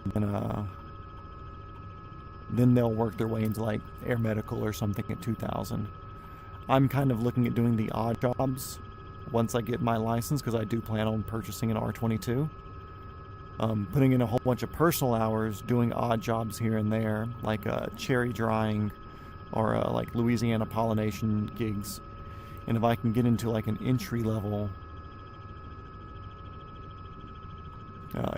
utility job at like 500 hours or so, doing like power line surveys or whatever,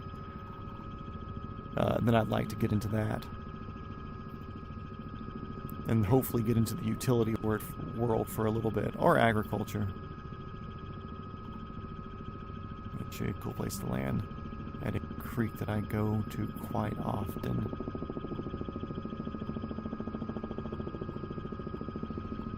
But yeah, feel free to explain the creek. Or if there's like a business or building next to it on Google Maps that I can search, and then I'll just cross-reference that into here. Unless it's something that's pretty easy to pick up on and fly to. Or to figure out from general references or whatever. Then I'll do that.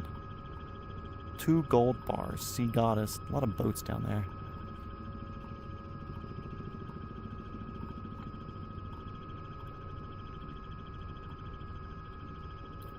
Pointer over. Called Point Cartwright. Well, they named it Point Cartwright because shopping carts were never quite figured out. They had 4 fixed wheels. And Point Cartwright was actually the first company to figure out how to make carts the correct way. And that's why everybody here is rich. They were all partial owners of the business, therefore able to afford these coastal homes with docks and boats. Here's y'all's fun fact for the day. Tour is going great if you can't tell. I'm going to head over by Butterrim. I swear some of these names are made up. Did y'all just like get with Microsoft Flight Sim and like decide to come up with silly names for some of these things? I want to follow this ridge kind of back down that way.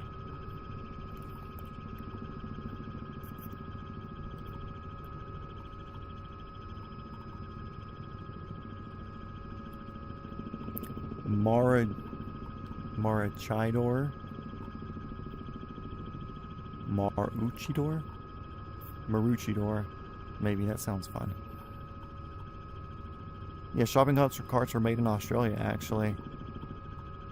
And it really just goes to show like how reformed Australia is as a country, because we all know that a majority of the English-speaking and white people came down as a prison colony from the UK, and in an effort to show that they are actually better people now, they invented the shopping cart to dispel any myths of shoplifting and taking anything from stores and robbery.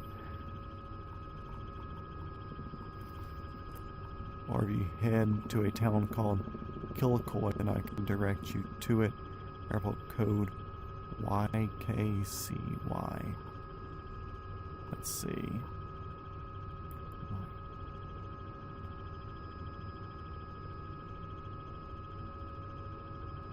Airport. Maps. A little grass runway out there. God, it's so annoying. Get out of here. Oh, we're going west. Okay. Southwest. We'll head that direction now.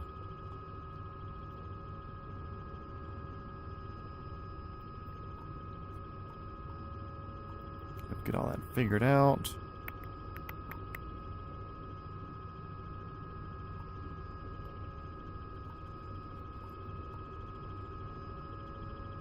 Oh, that's annoying. It's still on Russian. I can't change it. No. Oh well. We're doing it raw. Wait a second. I got a Garmin in here. I might be able to do this. Said it was YKCY. I'm gonna take this field right here and see if I can plug it in. Hold on, Elaine.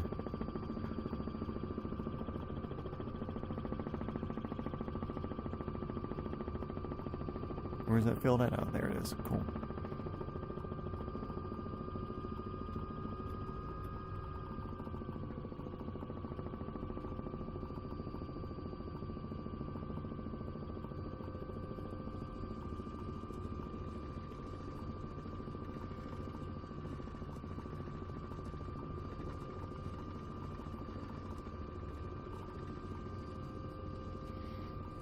Now, if I had like an actual full sim setup where I could do stuff with my hands, I would try to program the Garmin while flying. But we have the convenience of being in a helicopter where I can just land, you know. So why not take advantage of that?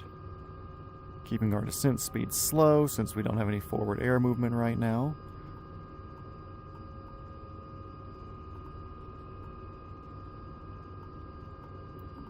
Nice and easy, slight tilt. Okay, let's see if this will do. Direct to. Oh, I can't see that. Let me turn the throttle down real quick. So I can actually like lean forward with my headset and see this without being... No, get out of the green, rotors. Out of the green. Get out of the yellow on the engine RPM now too. I don't want any freaking vibrations.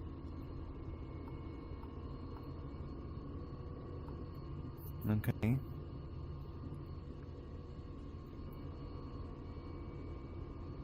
That freaking thing. Get out of here. I can't read with your stupid... whatever over it. YKCY. Go away. Can I see?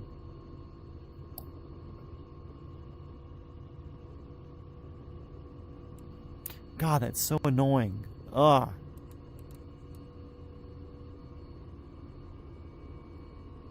Okay, I only turned it like twice. In.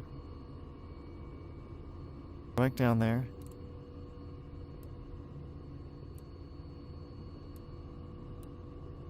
TUVWXY. I think that's Y. Yep.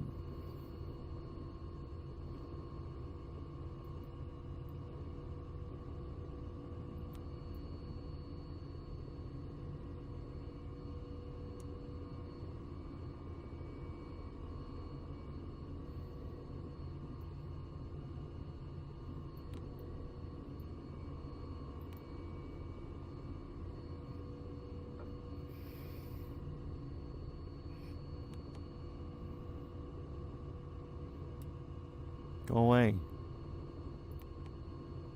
Direct to. Clear. Go away. Clear.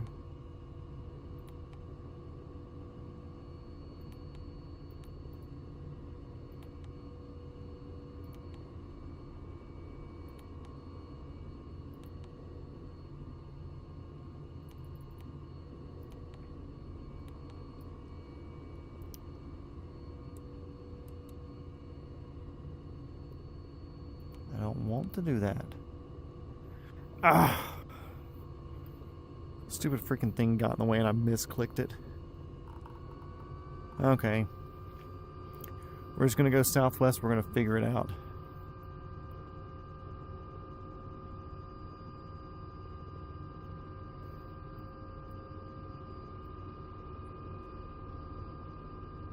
Looks like we're gonna cross over all that, kind of follow some roads down.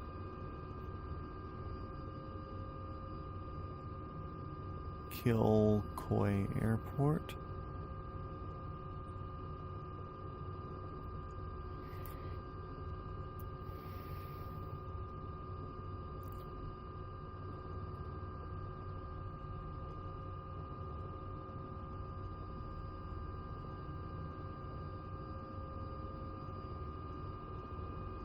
Oh yeah, dude, no problem. Yeah, dude, for the, like, 2024, it's nice. There are some bugs with it because they never want to do anything the right way. Get in the governor. There you go. There are some bugs with it, obviously. And, so, like, it's not perfect. But I think for being able to fly around for free.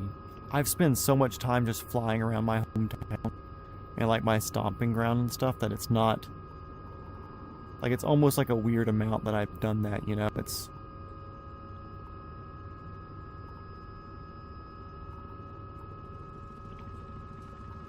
It's like, cool, why not? You get to go see stuff. You can go so many places. Like, I'm doing a fucking flight around the world right now for fun. Like, who can just say, like, okay, cool, one of my hobbies or whatever is just flying around the world for fun? How ridiculous is that? 2020 is not bad, but there was only like 3 types of trees in 2020.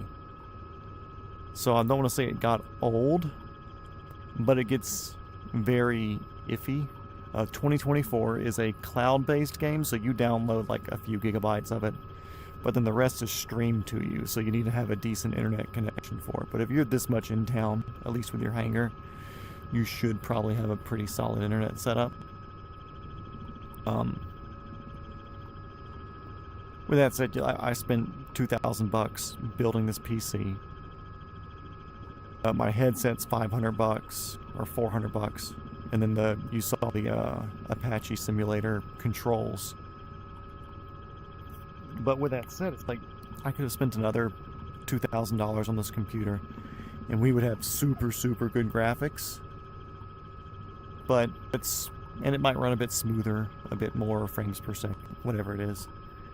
But as far as, you know, just like general smoothness and feel, I kind of like min-max the computer for that. What is that? The big pineapple. I want a big pineapple.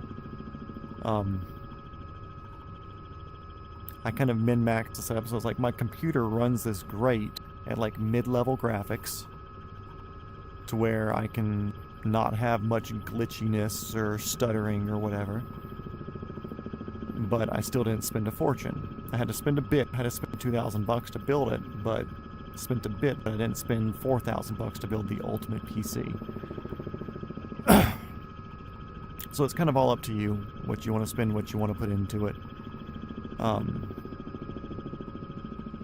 know Chuck's built his on. There's another guy who's been in here. Simulator set up on it.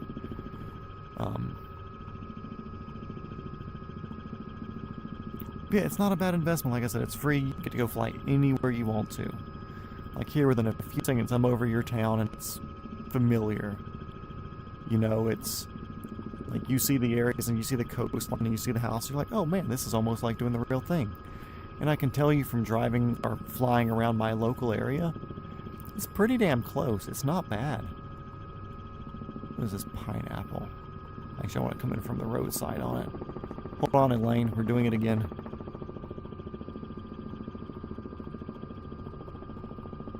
Oh, it's a big pineapple. I honestly don't know what I expected.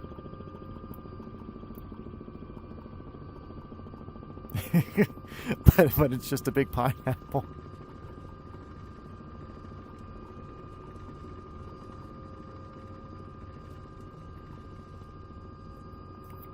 Anyways, back to the southwest we go, which is more left. Okay. This way.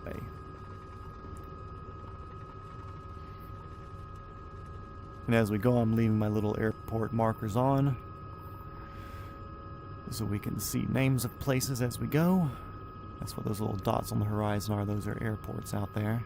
Which usually I'll keep those off for the Around the World series, but since we've already landed at our Around the World location and we're fun flying now, I'm going to leave them on so we can navigate out and find this creek.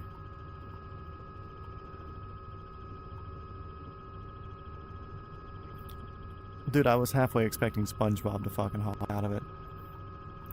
It's a stout pineapple.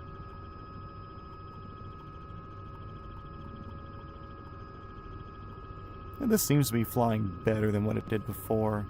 I know I've done some flights with this where it just seems like it just never wanted to hold RPM, which was strange.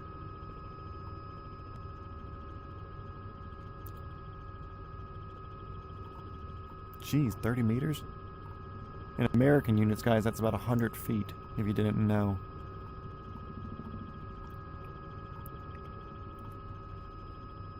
Do they sell pineapple there to eat?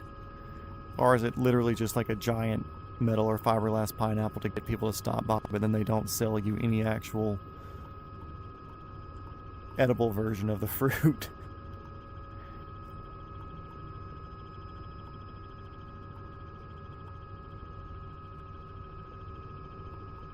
got a lot more collective to use here. We are going way too damn slow. So, shut. See? Okay, that was a freaking... Very picky on the temperatures here, aren't you?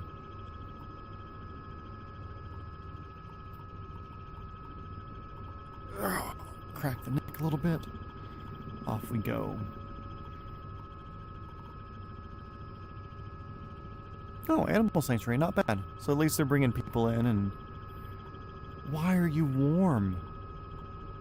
So at least they're bringing people in to do...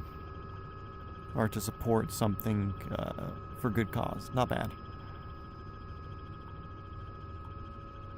Oh, high rope source. Those are fun. I haven't done one of those in a long time. Like, it's been, like, just after, like, late teens, early 20s since I've done one. I'm mid-30s now. Doing that dumb decision of, like, cool, I need to do a midlife career change.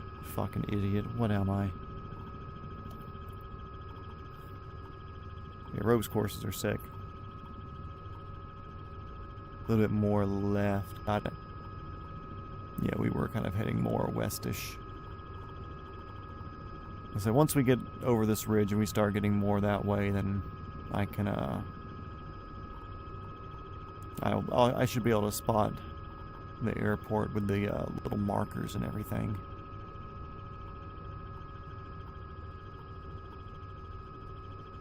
Towards the clear bit on the mountain. Ooh, even more left. Got it.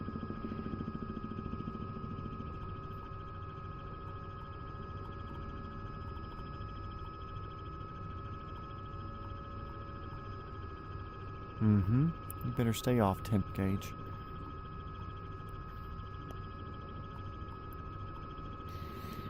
I know one thing, I didn't expect mountains here in Australia that I've flown in the game where, when you start doing the career missions, it brings you down here for some rescue stuff. It's like far, like the southeast area. Like, there's some pretty fucking stout mountains down there that I guess I just never paid attention to, didn't know.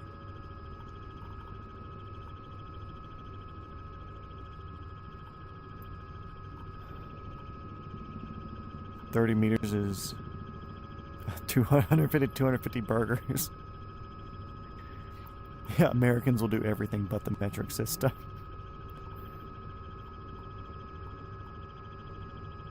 Little Playboy bunny pond down there. Bigger lake back there.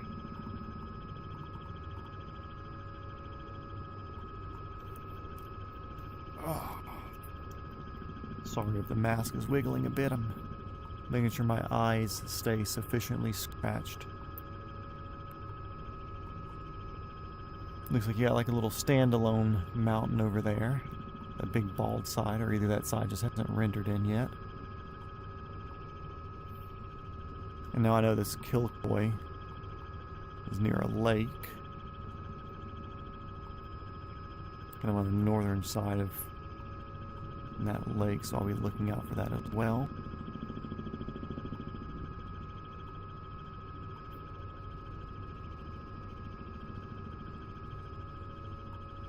I'm pretty much directly at it, cool, and I kind of off to the right a little bit there, but I'll correct a little bit. We'll keep going. In the world's slowest turbine-powered helicopter.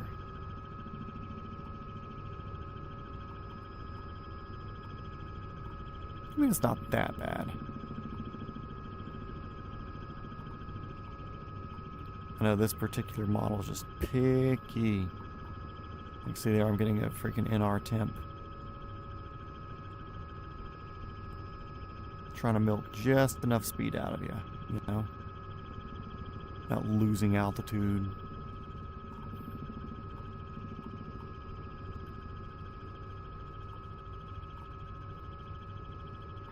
Those ball-looking mountains in the glass house mountains. Okay, cool. So those are part of the glass house tour area. Gotcha.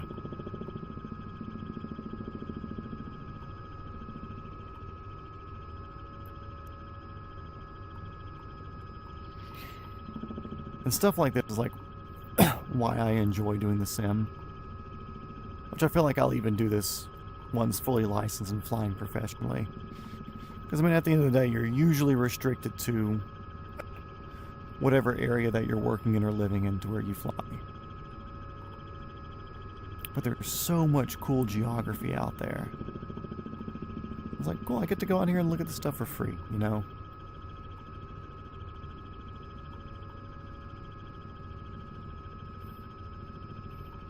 Did the math. 261.33 burgers. Well, see, now I know exactly how tall it is since I can completely reference the height of a burger in my brain.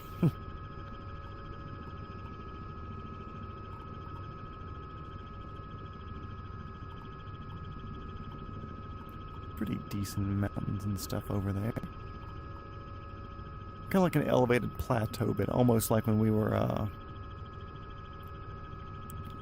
it's like a more aggressive-y, sort of plateau-y version of Washington State and Idaho earlier this week. Turn right a little bit. Got it. Dude, who needs a GPS when you have Tom down here? Got the little Australian birdie in my ear, whispering directions. Fly it into the World Trade Centers. You see that building? That's the Federal Reserve. Run into it. You see the IRS? It's the IRS. Oh, and also, Tom, just so you know, I think I am 30 seconds or so ahead. So if there's something coming up that you know is 30 seconds away, then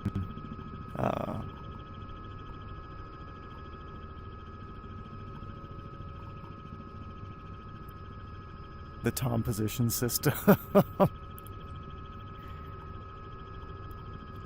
Gotta turn on my TPS system, start streaming Microsoft Flight Sim. Tom, see the video. Please, we need you.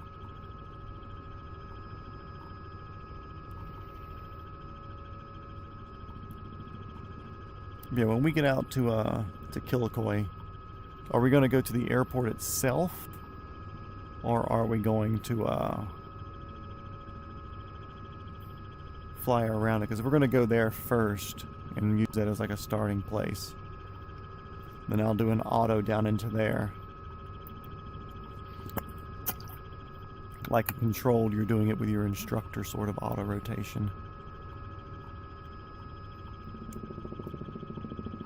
Or if not, we'll just pick a field whenever we get out there and we'll do a good old 3, 2, 1. Oh my god, the engine's gone. Gotta auto rotate. But then, like I said, at the end of this, we'll see if we can do a backwards attempt in the R66 here. Haven't done the R66. I've done it in the A-Star and I've done it in the 22. But I don't think I've tried it in any of these other ones. You can land at the airport, then I'll direct you to the creek. Got it. I'm getting a little bit of a push there. Okay, cool. So correct me if I'm wrong, but I think we're looking basically like other side of that hill green area up there. Generally, I think that's the direction we're heading.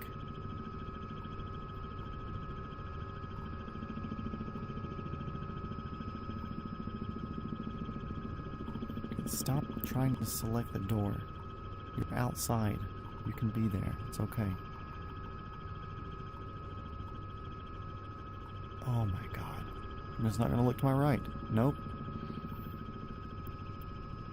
Can I turn that around? No, because it's just perfectly... My little side table is just there. Cool. Yep, so I'll head to that green, distant, forested area. And now I'm pointing at my freaking cyclic. Yeah, I'll point it in lane. If she does anything wrong, don't look at me.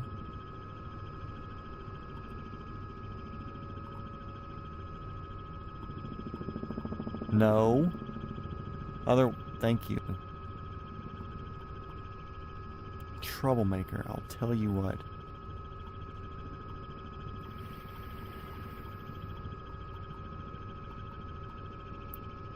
And just to catch Tom up on the lore, and I don't think Georgia Plane Spotting knows, as I don't think he has 2024. But in the sim, you pick your character, what your character looks like, and you pick a co-pilot. I picked Elaine. And even though she looks like she was hit by a bread truck, she happens to be the most attractive female co-pilot character in the game. So that's how much they cucked us from having something great. We call her Elaine because she has like an Elon Musk-ish sort of chin. And somebody called her Elaine in one of the streams one night, and that's just kind of stuck. Now she's been a pain in our ass this entire ride around the world so far. So now you're up to speed with all the Elaine lore.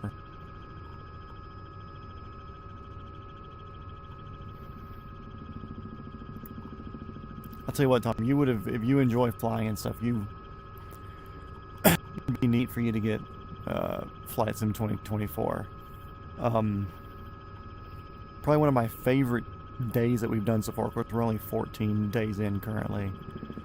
But we did Moscow, Pullman, Idaho. We went directly west, with a little bit of south, to Mount St. Helens, north to Mount Rainier, and then to Seattle. And we landed just northwest of Seattle in a smaller airport. And there was some wild, like the entire state was just so much different stuff. So like the beginning of it was like elevated plains. So you can imagine maybe like 1,000 foot above sea level, with like 1,000 foot deep valleys in between these plains. Getting a lot of downdraft here. Hello. Why am I asking for so much torque? Collective's down. Stop being stupid. Weather. But anyways, like flowy hills, wild, like imagine what the hill looked like on Microsoft, or the like the Microsoft 95 or Windows 95 background or whatever. That nice green hill or whatever. And like just imagine that, but everything is that hill, but with the valleys in between that go down to a river. And then it kind of dumped to like flat farmland below that, and like a little bit of a desert. And that desert happens to be where they do like nuclear or atomic material production for like nuclear power plants. Then past that, we were headed to Mount St. Helens, and it became aggressive mountains. Mount St. Helens, of course, is wild in itself because it's a mountain missing half of the mountain from the eruption. And then north to Rainier, it's like a 14,000 foot peak among a whole bunch of 7,000 foot peaks. So straight ahead looks to be Kilcoy. Let's see. I see some little lollipops popping up. Come on, what is going on here?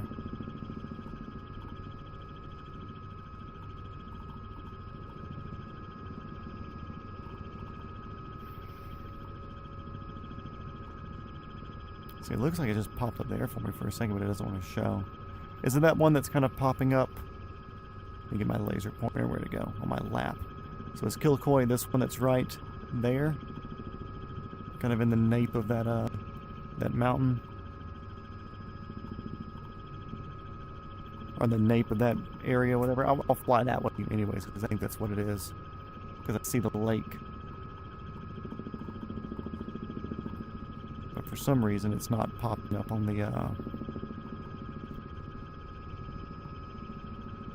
It's kind of lollipopping up there, but not really. Yes, cool. That's where we're headed.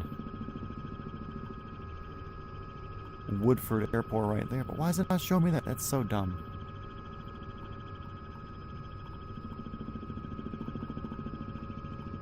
Gonna kind of swoop this mountain ridge as we're going in. Another cool thing about Microsoft Flight Sim, there's no Federal Aviation Administration, or whatever your equivalent is called in Australia. So if you want to break some rules, you can break some rules. You're going to fly near somebody's house? Cool, do it. Of course, it's, like I said, good for good practice and just getting the repetition and reps in. And like I said, the reason I enjoy it is because I can do things that you wouldn't want to try in something real. You get to put yourself in those weird situations.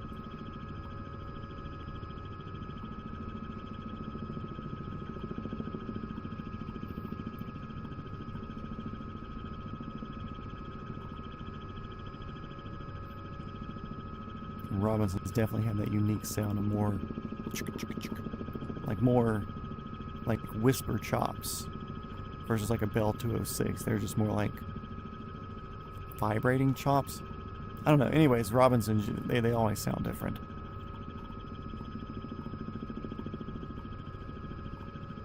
Oh, nice. Well, this is your old stomping grounds. I was about to say, well, this is what it looks like from the air, but obviously you know that since you have your own setups.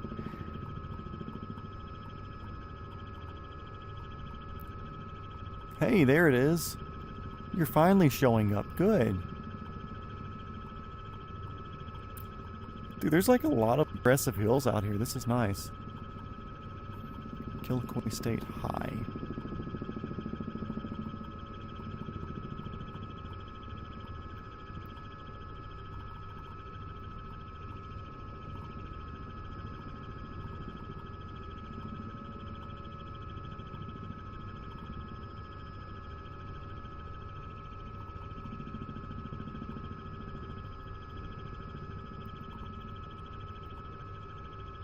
Kilcoy State High looks like over here.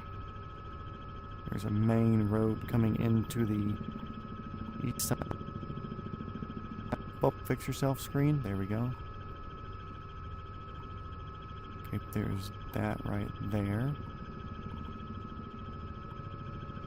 I'm going off context clues right now from Google Satellite. Okay, there's that place, the lakes and everything. Cool. It comes in, and right before it gets to town, the high school is kind of at an angle there.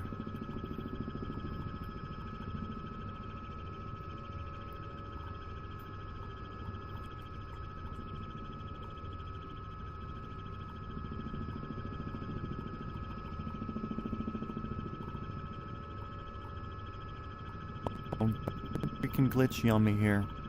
We're too low level for you to start wigging out on me.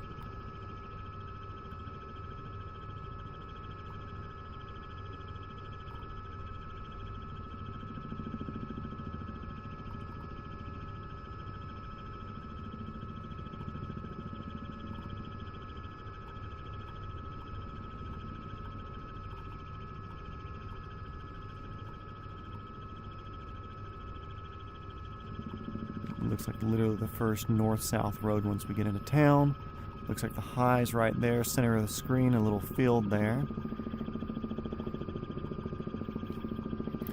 The fact that he said you can land at my high school means I don't need a recon pass. We're going to go straight for it. We're going to pop down in this field. And from there, we're going to let him direct us a little bit so you can start typing up your directions on how to get to this creek. Coming in hot.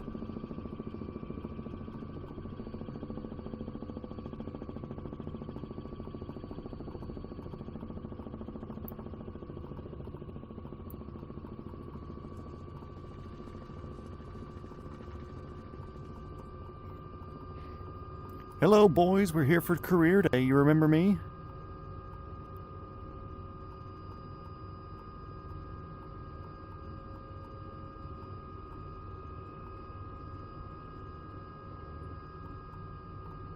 Remember me, Mrs. Benson? Said I would never amount to anything? Look at this helicopter. It's in my name, cunt. I know y'all like that word down there. Oh, you get some dust? Oh no.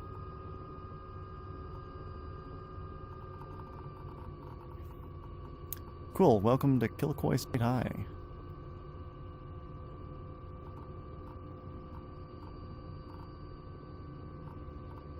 Will Robinsons go ba-dup, ba-dup, ba-dup, ba-dup, ba-dup. On turns.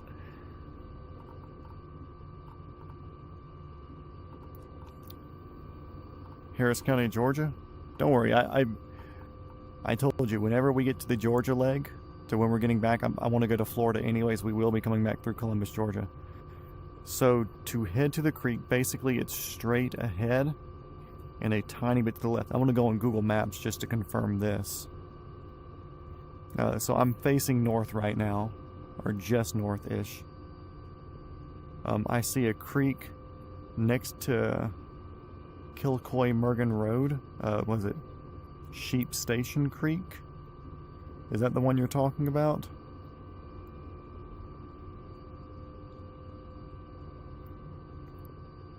Are we going to be going like much further north? Because Sheep Station looks like it follows Kilgroy-Mergen Road more or less up that way to the west, that little hill range. And also I'm asking while I'm on the ground because it'll be hard to like pinpoint something. Follow that for a bit. Okay, I'll start following that road for a bit. Goes up at Forks. And we'll take the left fork following the creek up. Okay, I'm going to head north, follow that road, and follow the creek as the road forks to the left. Keep throttles all the way up. We're in the green, green, green. Let's pick up and get out of here. Okay, Mrs. Benson, see you later, bitch.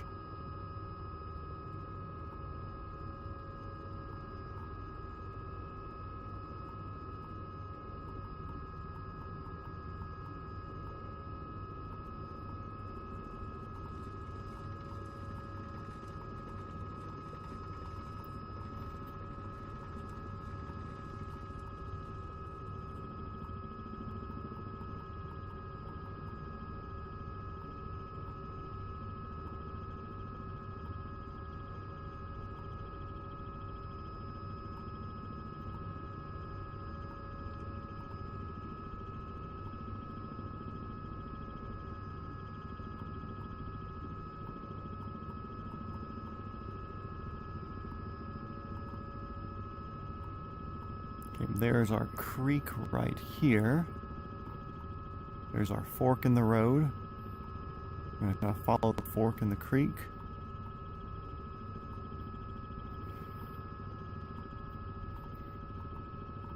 Let me readjust myself, get myself a bit more comfortable. Don't mind the wiggles, guys. Elaine, you do mind. I don't care what you think.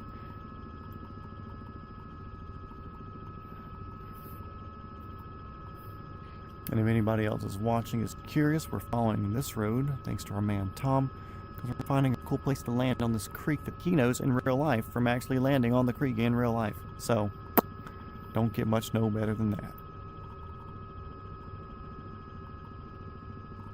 I'm keeping an eye out for him in the chat. Kind of windy today. Either that or I'm just gaining altitude too much, who knows. We'll throw some forward at it. I'm trying not to go too fast because I'm trying to like make sure I catch what he's saying.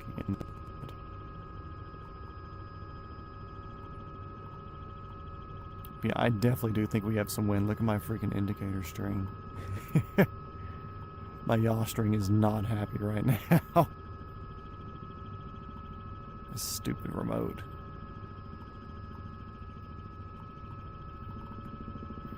Okay. Focus up. God, it's so pesky.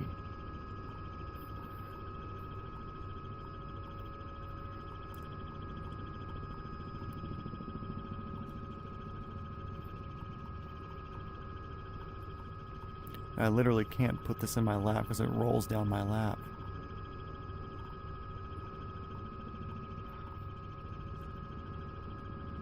Okay, cool. Back in chat.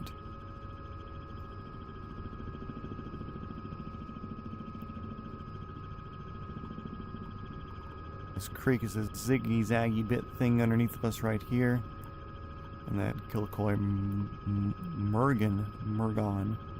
Road. So if you go to the 823 Kilcoy Mergen Road, there is like a little corner in the creek with a little shelter. That's where I land. Okay, I'll type that in real quick.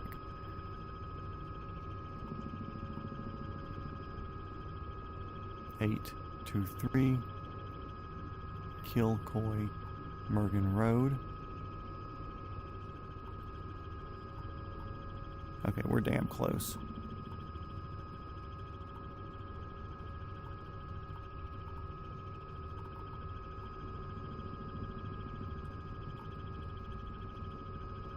That's on the left.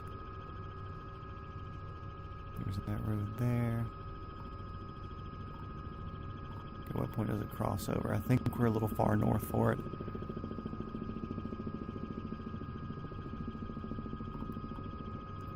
Let me go back over here just so I can like rematch the trees and stuff. If you're typing in the chat telling me I'm turning around and I'm not there yet or whatever, just give me a second.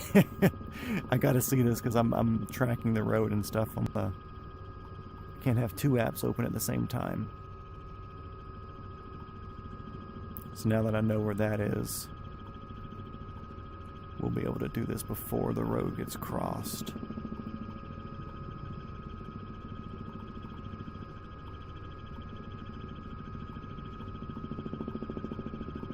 Okay, so what I'm thinking is you probably mean... Where's my laser pointer?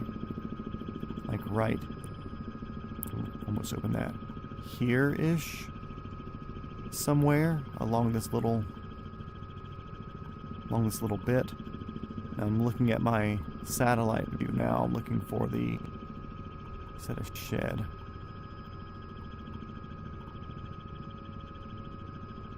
Directly below you right now. Just flew right behind you right there. In the corner. Cool. Got it. That's where I was assuming.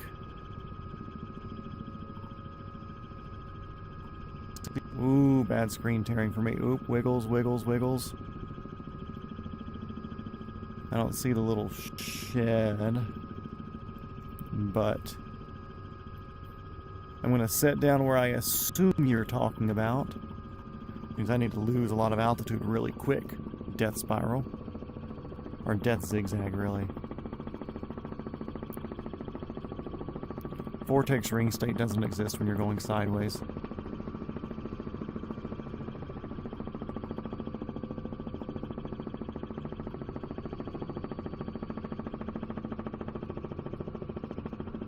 Okay, so I think you mean right here in this area. I believe this corner right here is what you mean. So I'm going to land here real quick, and if it's not inside this corner, then I'll readjust as necessary. Because 823 gave me the address right there across the road.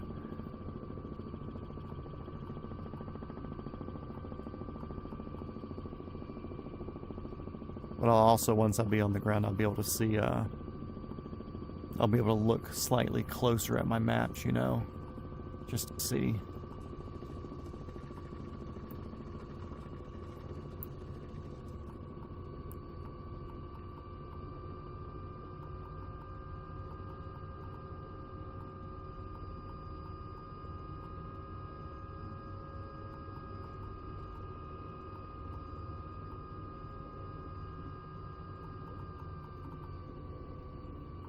Okay, give me a second. I'm going to check my messages and see how we're looking.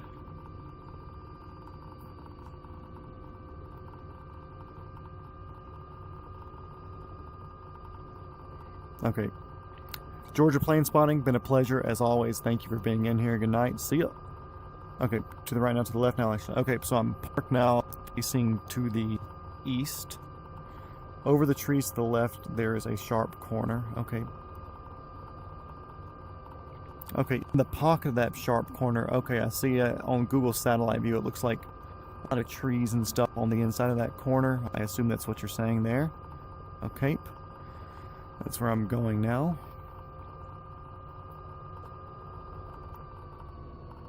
Whoa, okay. That was a very fast pickup, not what I meant to do. I'll give that one thing, my, the PC's good, but it's not super, super good. Which I want to do that takeoff again just because I can do better. But when it starts getting all the dust particles and stuff zipping around, it will lower the quality of everything else and give me a little bit of lag. So let's hop over this tree line here.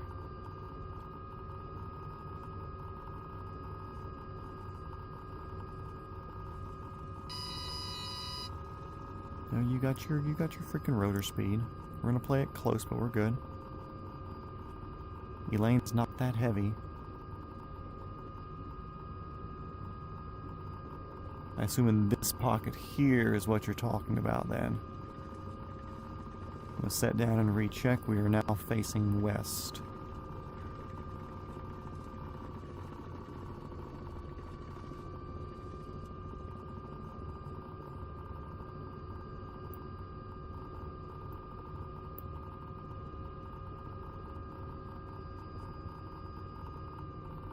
Okay, on the ground. Back into it. Right there in the corner. Hell yeah, that's what I want to hear. Elaine, governor's off, throttle's down. You hold the controls. Do you hear me? Hope she's paying attention.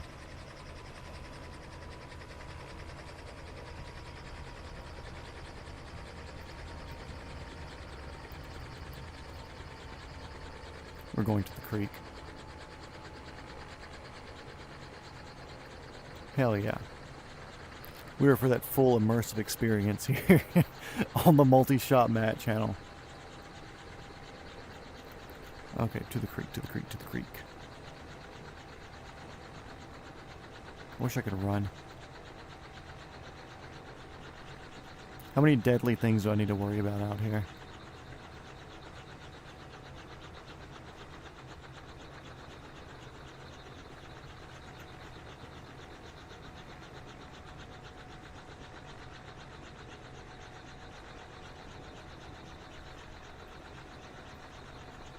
I bet the creek's like so covered by the trees that it's not going to render it in as water.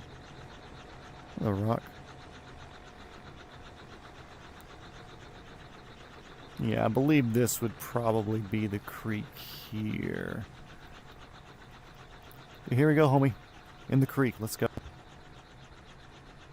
No, I'm not going to give your house address out or whatever over the thing. I know some people don't care, but I'm not going to do that.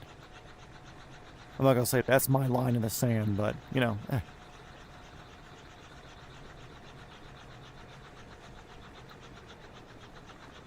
we're over here. I can still hear that fucking thing. That thing's loud. Lane's over there pulling up on the collective just a little bit. Give us an extra. Whoosh, whoosh, whoosh, whoosh, whoosh, whoosh.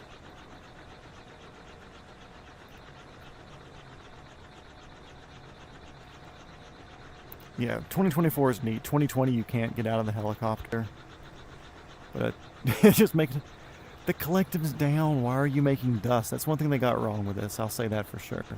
And also the rotors moved the wrong direction on the Robinson for the animation. It still gives you the correct effects of the torque, where you have to use left pedal or whatever. But it's annoying that just the animation's different or wrong or whatever.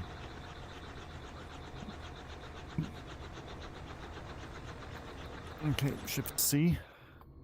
Let's go do some autos at Kilcoy.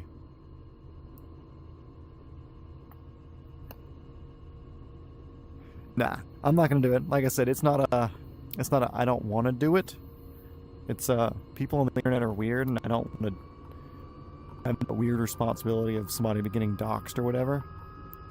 But I'll tell you this: when we come down and get to Australia sometime next year or whatever, because I actually have a friend who travels down that way a bit.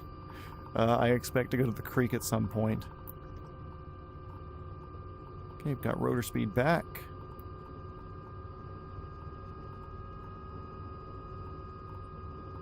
Take off, we'll use our little runway here.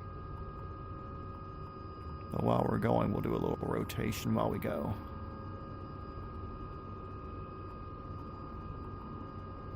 And then we'll go over to Kilcoy Airport.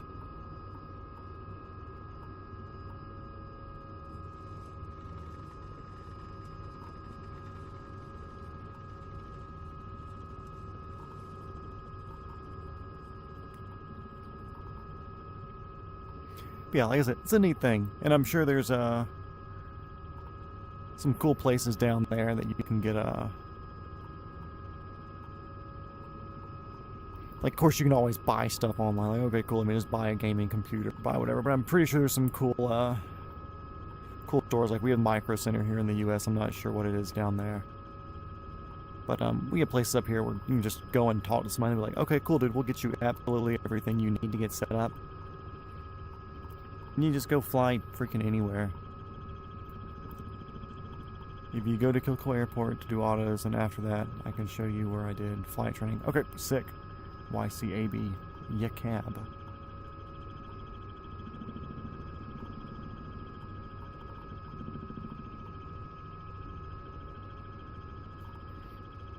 So we'll try we'll do a straight in, and then, like I said, I've never done a reverse auto in the 66, but we'll give her a go, because why not?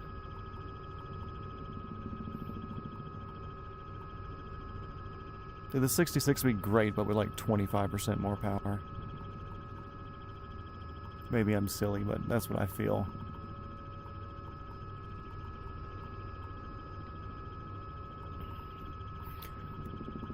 So do you fly to work every day? Or fly to the tour company every day? Because I'm not saying it's a short drive, but it's like, or I'm not saying it's a long drive, but it's not a short drive. So I'd almost feel like if you have a home hangar, you're just going to fly back and forth to work as needed.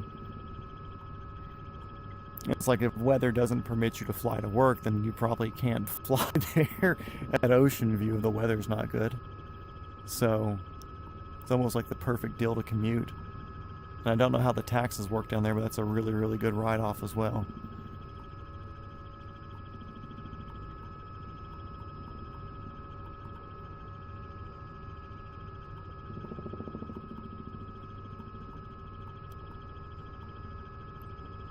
Oh, also, if you were to get one of these, and any of your passengers are always like, dude, flying a helicopter just looks so easy and effortless, you can be like, well, why don't you hop on the simulator real quick and we'll see what you can do. And put them in their place real quick.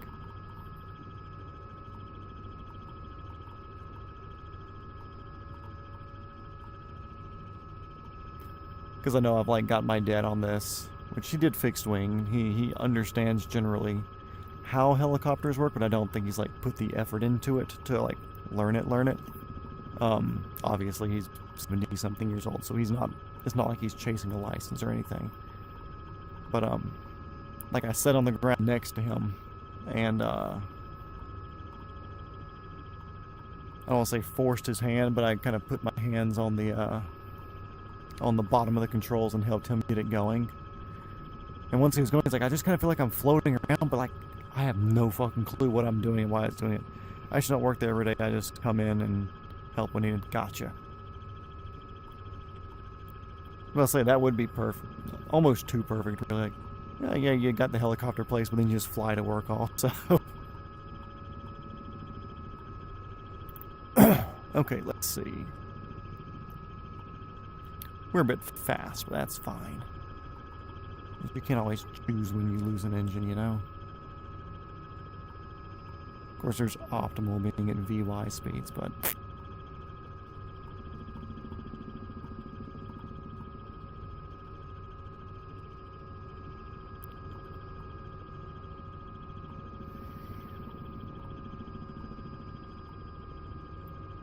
Okay, that seems about good. Governor off, throttle down, collective down, pulling back.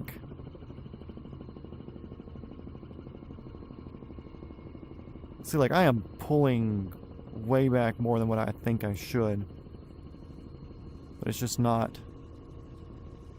It just doesn't seem to feed as much, or it likes a lower RPM for the autos. You see, it's like bottom of the green here, and oh, froze there for a second. I'm still freezing. I'm still wiggling. I'm wiggling. But I don't want to stop in the middle of an auto. Oh man, I've got to pause. My whole screen is freaking shaking. I don't know if y'all can see that. I hope you can. Why? Why are you doing this? Okay, there we go. Real question. It sucks that y'all can't see that. Holy crap, my whole screen was going wild. Okay, yeah, this is savable. We're gonna be on the freaking shore, but it's savable. My whole damn screen was shaking. It's like it was popping up from every freaking corner. Like left corner, right corner, up, down, sideways, side. Freaking silly. I hate that y'all could not see that. I mean, it literally looked like freaking somebody shaking a salt and pepper shaker. Little flare. And the collective on the horn. In the threshold. Little running landing. Bada bing, bada boom. Okay, let's throttle back up and see what we can do.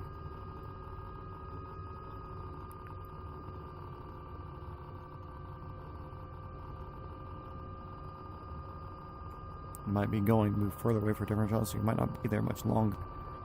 Hey, dude, it happens. If you got a better fucking place or gig or whatever somewhere else, take it. So many people get, like, comfortable with being comfortable, you know? And they lock themselves into something, which, I mean, it seems like obviously you're doing well enough, or like you're doing well enough getting out of your standard. Okay, governor off, throttle down.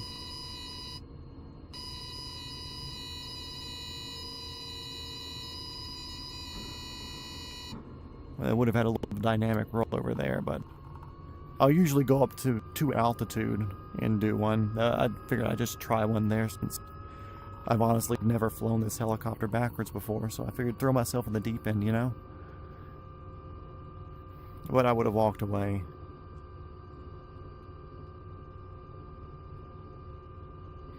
Like I said, the R22, all the other ones in the game, auto fine. This one just has like a weird feel compared to the other ones. I don't know if it's a more accurate feel. I don't know if it's whatever it is. Like I said, it seems like the RPMs hang very, very low comparatively. Like, no matter what I do, I cannot get the rotor to overspeed. I can try to overspeed it in an auto. I can get going 100 freaking knots and basically pull full back and collective all the way down, and I can't get it to overspeed. So that's, like I said, I don't know if that's just something wrong with this particular model or whatever, which I'll try another standard one just to see if I can really, really hook some rotor speed at it. But also at the end there, it kind of sucked, because like I said, my entire screen was shaking, and I was getting like 1 frame a second. So I had to pause it and let it fix itself. Okay. Let's give her a faster send in there. What do you say, Mr. Robbie?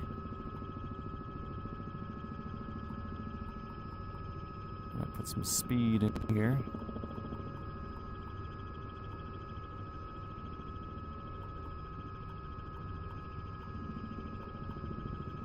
A little low, but we're up to 90 knots now. Governor off, throttle down. Here we go. And that's barely getting me up to the correct speed. But anyways, there's a 65 knots right there. And that's full down on the collective, by the way. And of course, if I pull back, I'm going to lose speed. I think VY is like 60, 65, somewhere in there.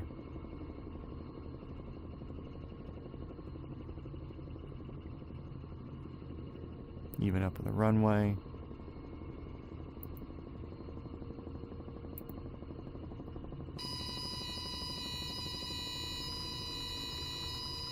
We're going skiing down the hill, boys. Anyways, like I said, it just, I feel like the rotor should have a bit more speed. The glide ratio in the 66 here seems off. Off in what way? I don't know. I don't have a real thing to compare it to. I'm sure if I start doing it in real life, I'll go, okay, cool, either this thing is completely wrong, or maybe the 66s are just kind of weird to begin with. And let's get up here. Let's stop at the threshold, but like 400 feet up.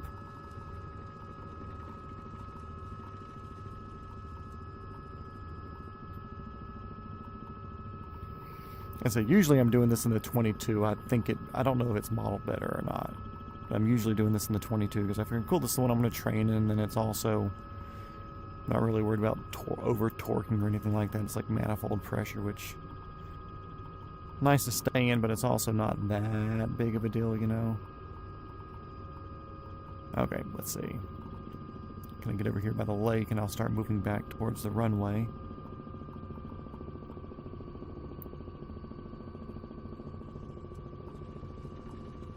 Airspeed, still maintaining altitude.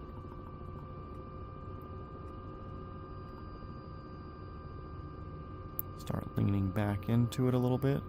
Get my momentum going backwards. Throttle down. That off. And like, I could flip this around. Part of the exercise is doing this backwards.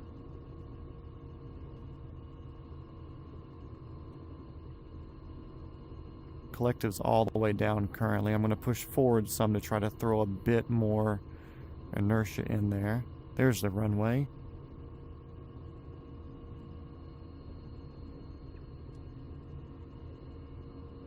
No, no, no, no, no, no, no. Damn it. Freaking I got too fast and it flipped around on me. So I had to save that at the end. But yeah, backwards autos, they're something that I wouldn't try in a real thing, obviously. But, it's a neat exercise in saying like, okay, cool, I want to learn how to manage the airflow a little bit better here, a little bit better there. Whatever the case or cause or reason for wanting to do it. Because I think I mentioned at the beginning my whole mentality on autos from being a complete rookie. Like I said, this is, anybody listening, this is me saying it with actually 0 hours of real life flight experience. But my brain works in a way where I understand how something works by understanding the physics of it. So being told downright aft for an auto, although it does work and makes an auto rotation happen, my brain likes to know how it works. So I feel that doing stuff in ways that are slightly different can go a long way in helping me, at least, understand.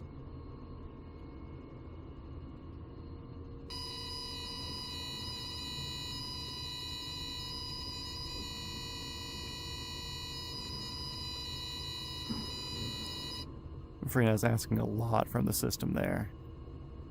Yeah, this one wants to put a lot of torque into it, so, whatever.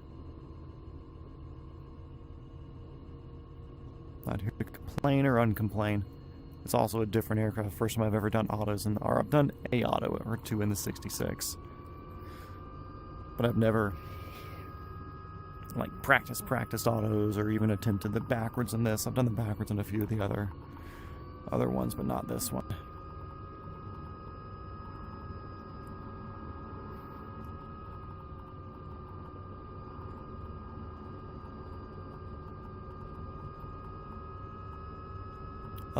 And over, back, down, and around, and break the tail boom off. That's fine. Nobody needs that anyways.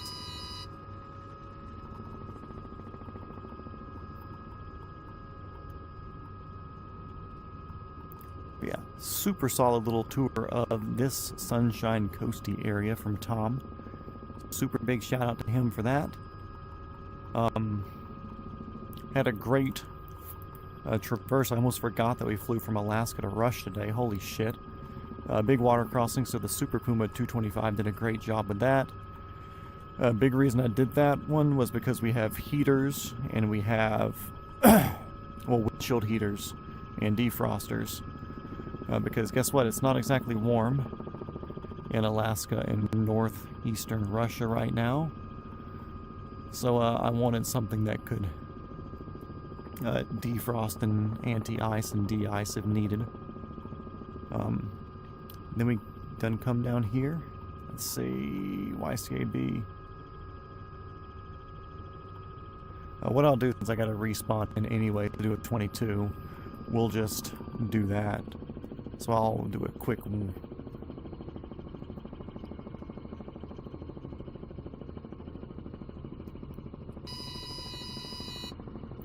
no auto right here. Shut up, you mean nothing to me. You mean nothing. You silly horn, you mean absolutely nothing to me. Cool, and since we're in a rented helicopter, we're just kinda gonna...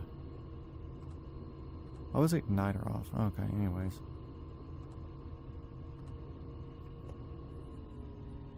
Adios, adios, adios, adios. Escape, YCAB. We'll go do some R22 hooligan stuff there. We'll do that for a few minutes.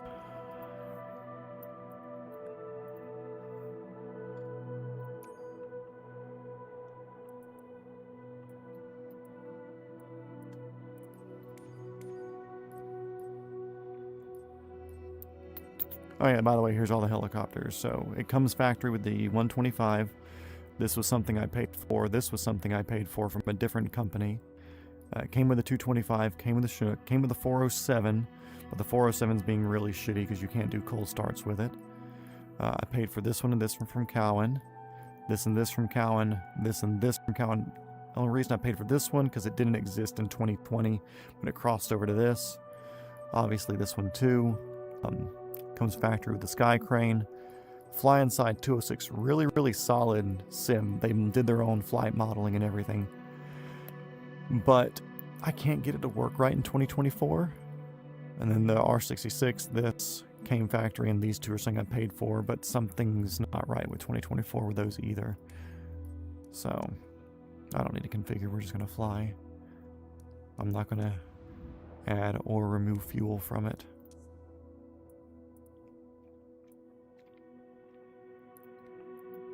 No, we'll just take off middle of the ramp. Set as departure.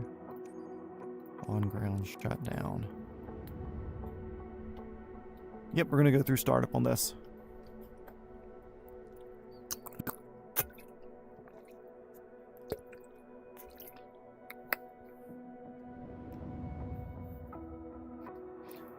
That is definitely not where we need to be.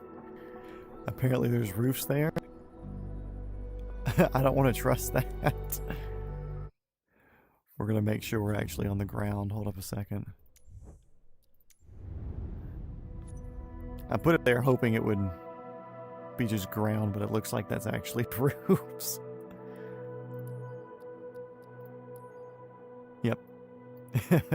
Suboptimal. On ground shutdown.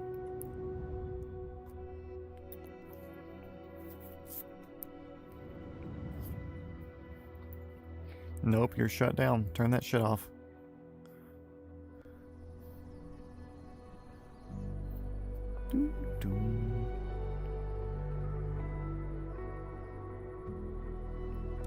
Ready to fly. Let's go.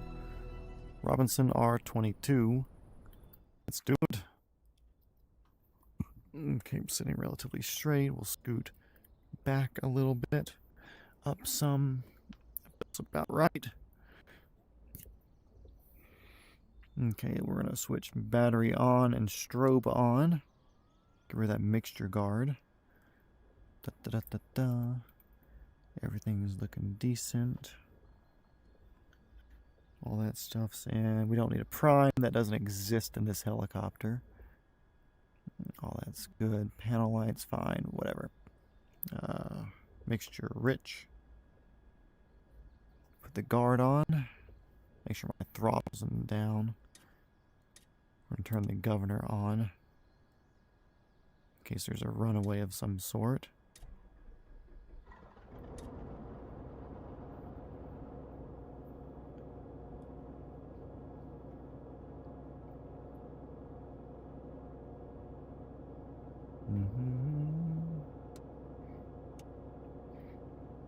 Ask for like 50 to 60% RPM or so. Activate the clutch, but also throw a little RPM at it too at the same time because the rotor system will bog it down a wee bit. We don't want that.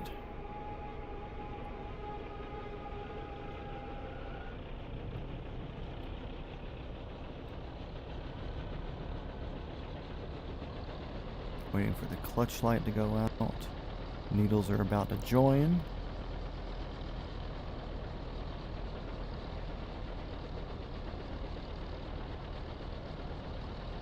Come on, join up, join up, join up, join up. There you go. Now I would do a magneto check, but it's kind of annoying with the way that this it works with the controls and everything. But also I had the cool privilege of being able to program failures or no failures into this as we do this. So I can pretty much say that we're not going to have a failure of any sort. So I'm not worried about having like a sprack clutch failure or a magneto going out or anything. Let's go and get that up. Temperatures are in the green on everything already. And hey, the governor's actually working, so sometimes this thing doesn't function as a governor, which is annoying. I'm not going to worry about altimeter or anything. It's why, you know.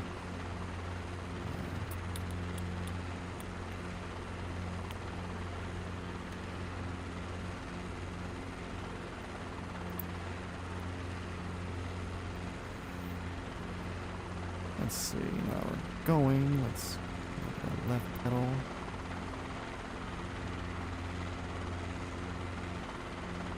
I don't even know where the wind's coming from. Where's the windsock? Windsock.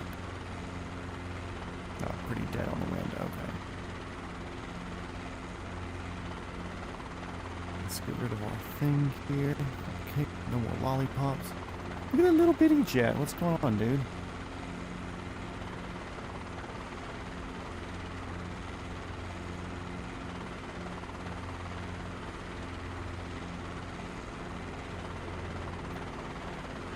Kind of weird because I'm almost like intimately familiar with flying this damn R-22 in this city. Which I know most people say like, oh, with helicopters you don't need to like really put inputs in, you just kind of think and it does it, and it's like I'm definitely at that point. At least with this particular model of helicopter in the sim, you know. Because like I said, I did like 100 hours of this thing at first with the with hovering and getting that figured out. Oh yeah. So like my initial hover learning or whatever. Let me see what you said real quick. Do a flight and walk cam to YCDR. Do some autos when you come back to auto. Let's see. YCDR. Throw in the ground because I'm not trying to text and drive at the same time.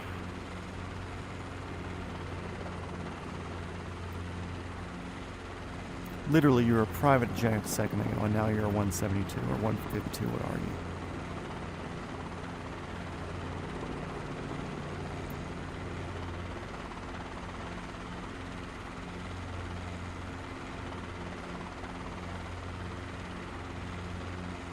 Playing tailwind games. Let's go. Okay, let's see. YCDR.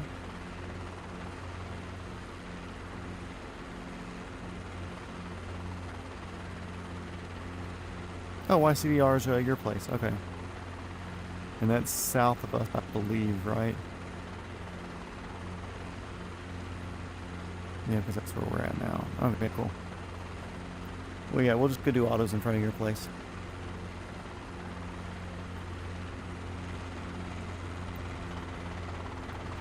Tailwind takeoff. Let's go.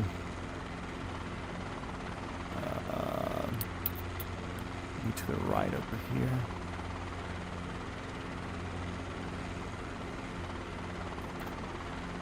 Right heads us south. We'll kind of go down the coast. And we'll do autos in front of Ocean View Helicopters, the best helicopter company in the Sunshine Coast of Australia. If anybody's down there looking for it, all 7 viewers.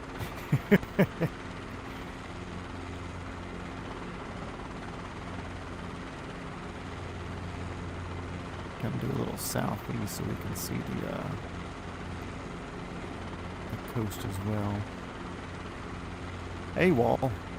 There's a boat in the water sailing.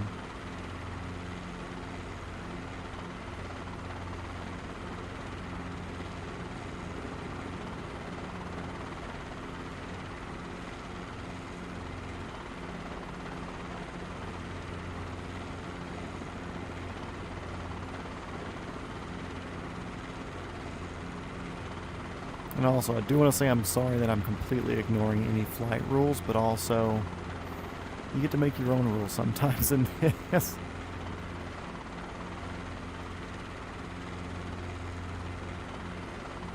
Windy down here today. I mean, I guess that's coastal living too. It's just, you're going to have wind.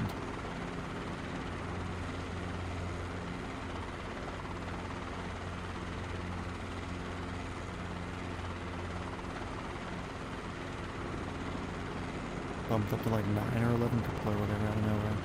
Anyways, guys, what's up? If you're in here watching, you haven't been in here before, feel free to say hey.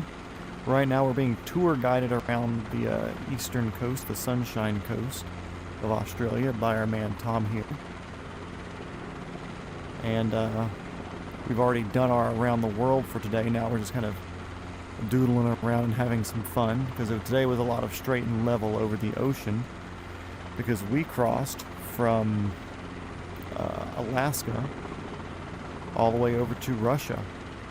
So we had a continent change today. So if you're just getting in here and you want to see more of the continent or the around the world flying, come back tomorrow. Right now we're just having some fun to finish up for the night, and I say that because I think it's now 1:30 p.m. or something here. But that's the thing about the film industry sometimes, is you become unemployed every once in a while whenever one production ends and you're not on another one yet. So that's what I'm doing in my spare time. Are you south or north? I think you're south of this place, right?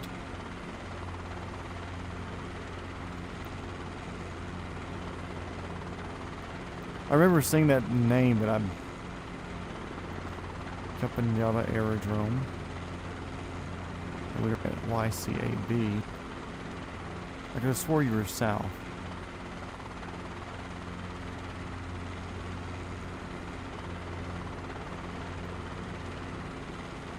Oh, wait. Oh, you're north. Yeah, I'm fucking silly. I was thinking, not to make fun of all of your, all the names of places down here, but the Kabulatur airfield, whatever we took off of, I took it for another airport north of you that had an equally silly compared to American names airports. So that's my bad. My mistake, guys. Oh no, we get more flight time. Okay, lock in. Here we go. Boss said we're going the wrong way. We're giving people a tour too long over a whole bunch of nothing. They're going to be fucking upset when they get there, because we're charging them. I ain't letting them get this extra flight time for free. You fucking silly if you think I'm giving away hours on the helicopter for free.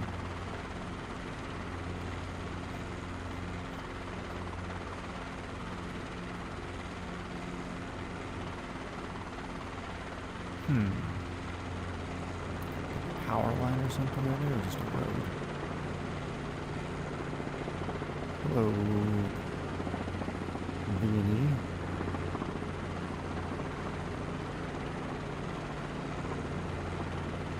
Also, kind of downside is none of the helicopters have retreating edge blade stall modeled, except for the fly inside Bell 206.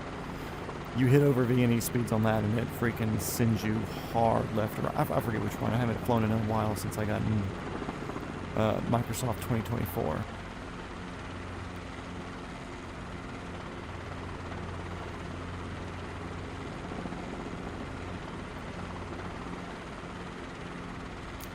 Apple tour. Couple tour.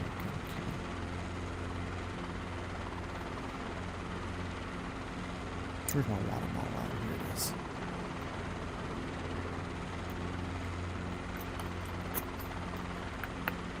Yeah, I just remember another airport north of you when we were kind of tour path at first, having a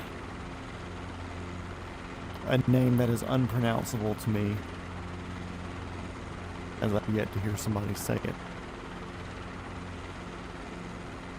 But, Yeah, we're good. We've made up our time. We're basically back already. Oh no, that's hasn't private. Anyways, we're close-ish.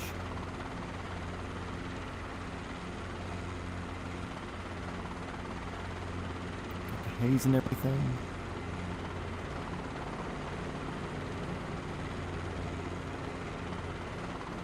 Oh, and also, since you were kind of asking earlier, we have the ability here to do... They're not even going to give me the thing here.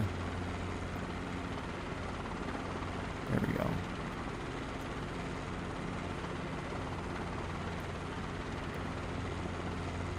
I can do custom weather.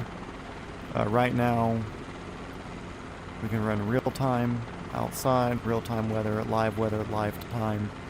So this is running off whatever data your weather stations down there are putting out. Custom here. I can take off live weather. Now we're just clear skies. I can set all of this. Different temperatures. I can change cloud levels at different levels above the ground. The winds, pressure, humidity, precipitation levels, at different elevations, general speeds, gusting, etc. All that. And you can see how the helicopter changed when I changed on the live weather, because it changed the winds that we're experiencing.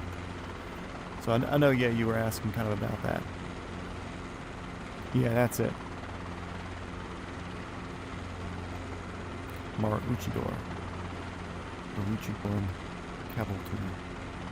Is it tour, T-U-R-E? Like pronounced like T-O-U-R, like you're going on a tour of somewhere? It was changing the wind, changing the directions, changing the pressures, you know, or it was a neat day live or it was windy or whatever, I'd hop in with the live weather setup. Oh no. Okay, we're back. Sure, okay. Cavalry, sure. But yeah, so the, like I said, the weather settings are nice because you can play it around and use it how you wish, really, you know. And it's neat too because you can set stuff like this at like sunset. So let's see if I can get back to that now. My menu still up. Where you at? Menu. Come back. Come back, menu. Because here's the fun part. Like right now it looks like it's getting close to sunset-ish. Like look at that. Come on. Or we want to see the sunrise over the coast over there? Come on. That's pretty damn cool, isn't it? We can just click real time, let everything even back out. Bada bing, bada boom. So I've done a lot of locations, and like I've flown at live time, and I'm like, okay, cool, live time is neat.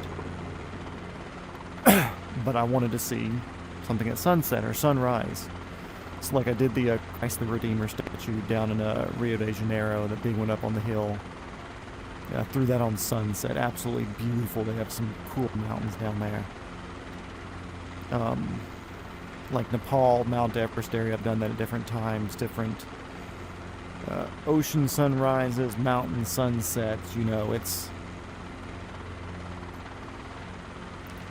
a cool way to play around and see the world in a slightly different way, you know. And I don't want to say it's free, because you're paying for the sim, whatever cost of the base price of the sim. We're getting the full premium edition that has the more helicopters in it, or in the PC and the setup. So like you're going to be money into it. But right now, if you look, I'm at like 500 hours, 400 to 500 hours in here, between this and Microsoft 2020. And when you divide that out by like cost per hour, cost of how much I spend, I'm spending like less than $10 an hour now to do this. And the more I play, the more it it does good, you know. The A-stars are good. I'm not sure which designate. I'm not sure if these are B2s, B3s. I'm sure it says on the Cowan sim one, but I'm not sure what it is on the one that comes factory. But once we come up here and do a slam and scram,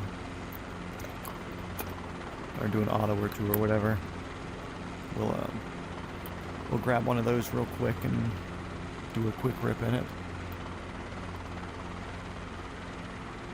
But it is cool too because they have career mode wise, you can do long line. Well, it's not. I say long line. You can do external load. They give you like a 30-foot string on the bottom, so you're not really doing long line stuff.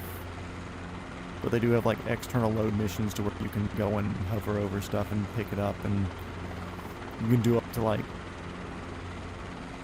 2,000 whatever pounds or whatever the weight limit is on the A-star, and you can do that. We're getting up there. 10-ish miles away, 7 miles away. Cool.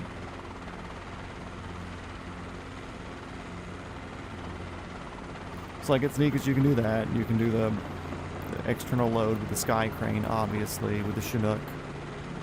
You can do agricultural spraying with the R66 or the A-star. You can do that, that's the one I typically do when I'm doing career mode mission stuff. I'll use the A-star because the R66, like I said, it asks for a parking brake, which is dumb.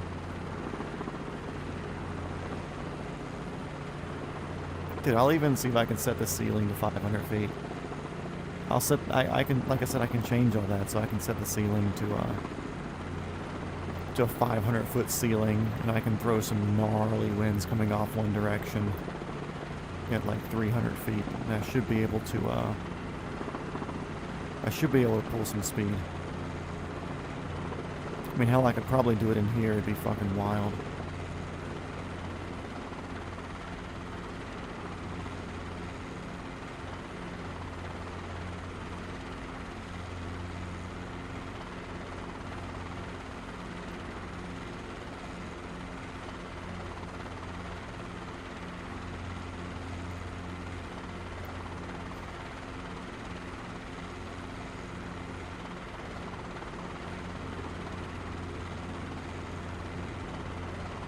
Not giving myself much room for a failure there, but or an engine failure, mechanical failure, but whatever. Oh, the airport's like what, 5 miles away, something like that. Yeah.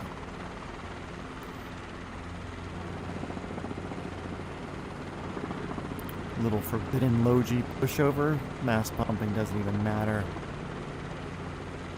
Never even heard of mass bumping. What are we doing?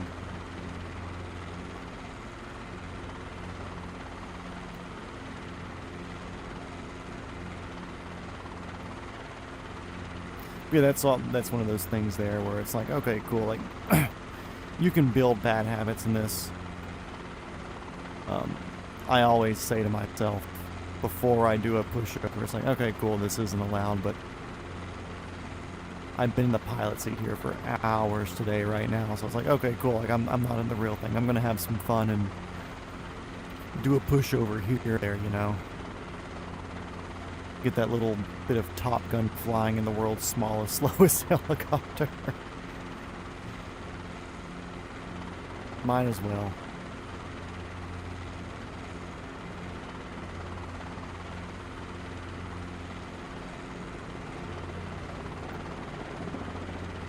These people are gonna love me in this neighborhood.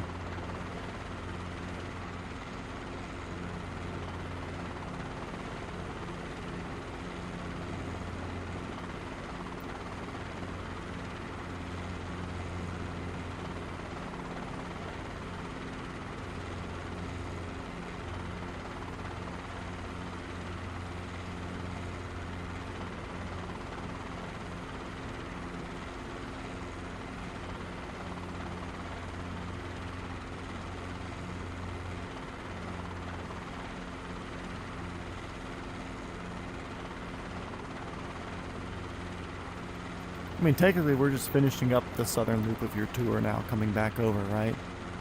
Because we kind of did the northern half, then diverted out to Kilcoy. And now we're just finishing up the southern half of your loop. Romeo 7788 just took out of your airport. Which I think they're like 5 minutes behind with the reporting on this. So yeah, probably about 5 minutes ago that dude took off out of the airport there.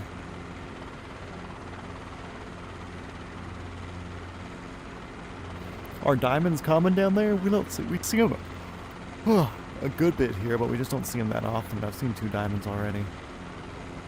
Kind of.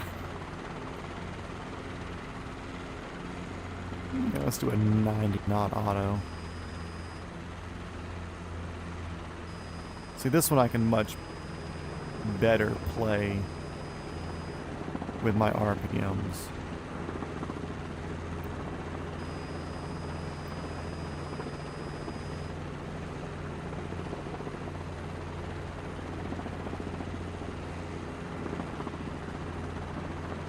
I know I'm losing a lot of airspeed here, but I wanted to do an auto in front of your hangar. What up? Let's do a backwards one real quick, then hop in the A-star real quick to show you that before I call her a night here.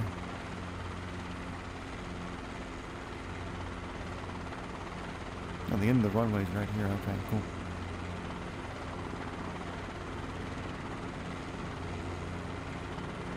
Hello, Manifold Pressure. It's me, your friend.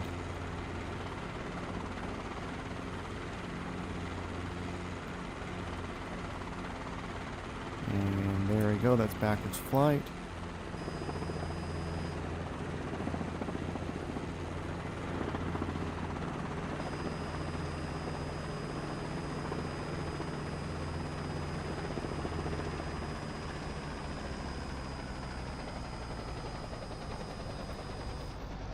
Backwards auto. Like I said, of course it's not perfect. It's better to have the VY airspeed, obviously, because fastest up is also the most efficient down, whatever. Yeah, it's just a cool way to make your brain work through how the air moves through the system in a way that's outside of what's taught. Not because it's wrong, but just because it stretches your brain. Let's see if it gives any information on this. Oh wait, maybe it set it back on the main screen. So this is the factory one. It says Airbus H125, so I'm assuming it's a newer one.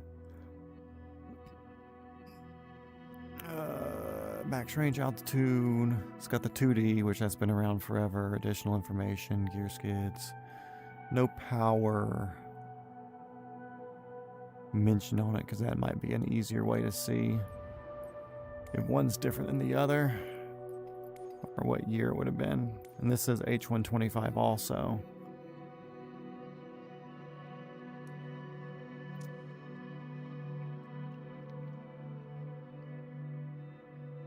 Skids, skis. Yeah. Cool, we'll go back to the stock one. What am I in? I want to be in passengers or something. I don't want to be in rescue because I don't want people sitting with me. Okay.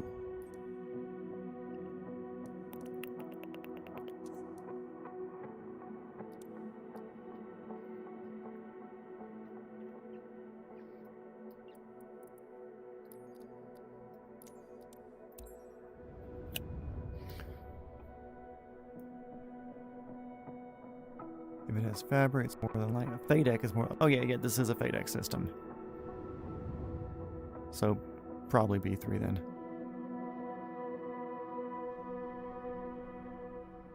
Hey, how about you spawn in some ground for us real quick? You gonna figure it out? You gonna figure that out for us? You gonna give us some ground? You're just gonna keep sitting here, waiting. Here, I'm gonna give you time.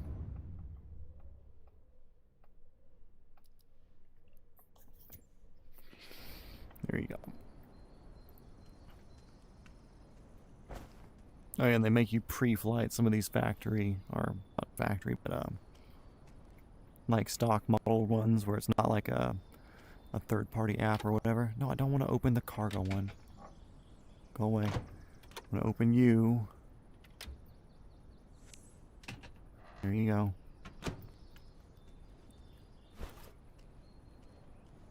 Pitot, static port. Cool.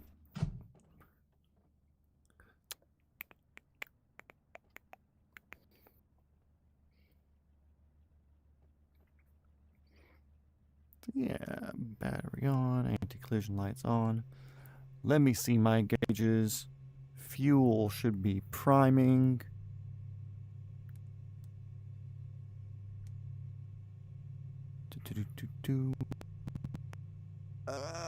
Okay. Anyways.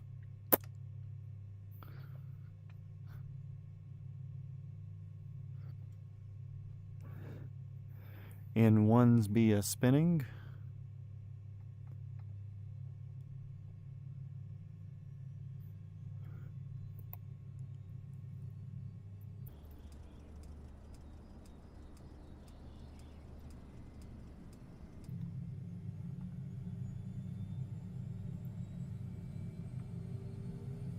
There you go.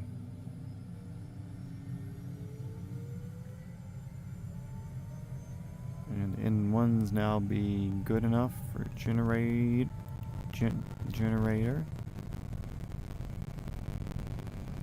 Oh, that's good. Okay, cool. Turn you up to flight because for some reason my throttle, my freaking collective doesn't work with this for whatever reason. Oh yeah, we'll do a quick pattern, and then I'll change the weather real quick to see if we can do some speed.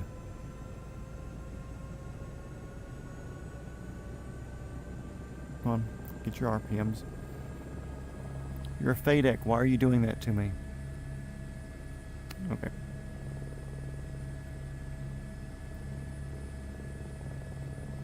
Light on the skids, light on the skids. Jesus. Unnecessary.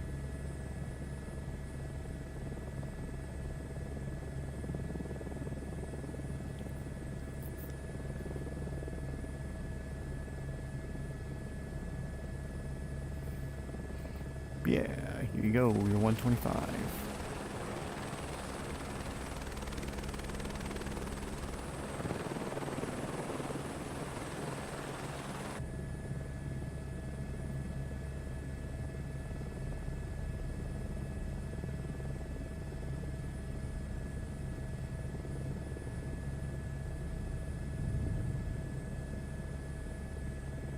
Let's throw some weather at it real quick.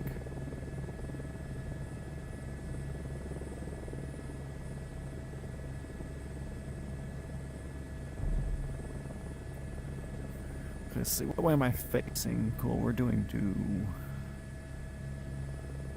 Do I want to face that way or do... Let's do due west, that's an easy one to remember. Or no, let's do north. Because I want to be in the wind when I start changing this weather. Let's get rid of those real quick. Okay, weather, live weather off. Winds from shit. Oh, that's right, 2 is my outside view. Oh, shit. No, I want to do 3. Winds from 360. Speeds 50 knots. We're gonna fucking send it, bud. Clouds, 1 layer, all the way down, 562 AGL. Show thermal, I don't care.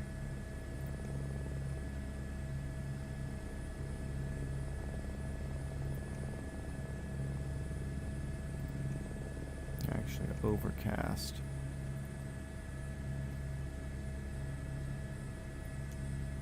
.536 with some Tuchin winds.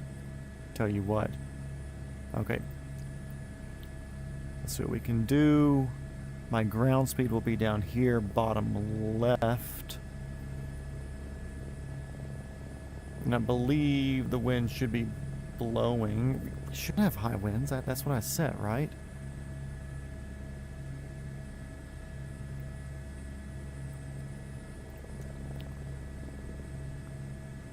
I set winds. No.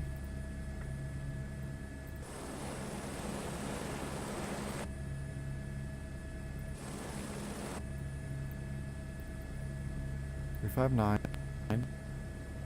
Speeds 50.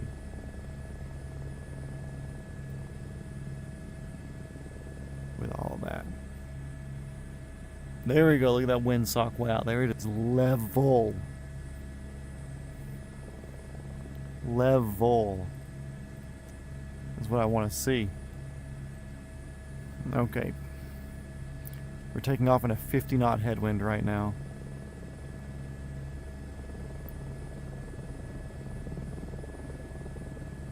I'm getting blown around a little bit. That's okay.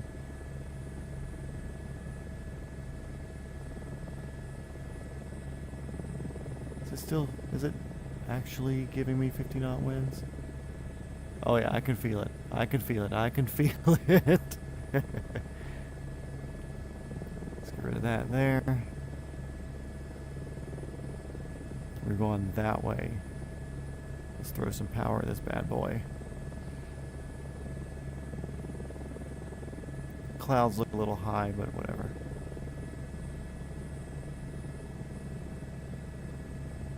Come on, give it to me. Buffeting. 147 knot currently. Oh no, don't go too high up there for me.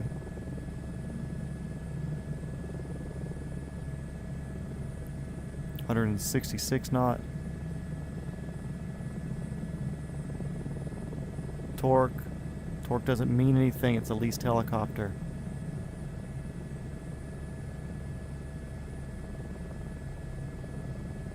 Look at the waves even changed. 178 down there, 177. Yeah, dude, this is fast. Or should we show the cloud layer a little bit lower?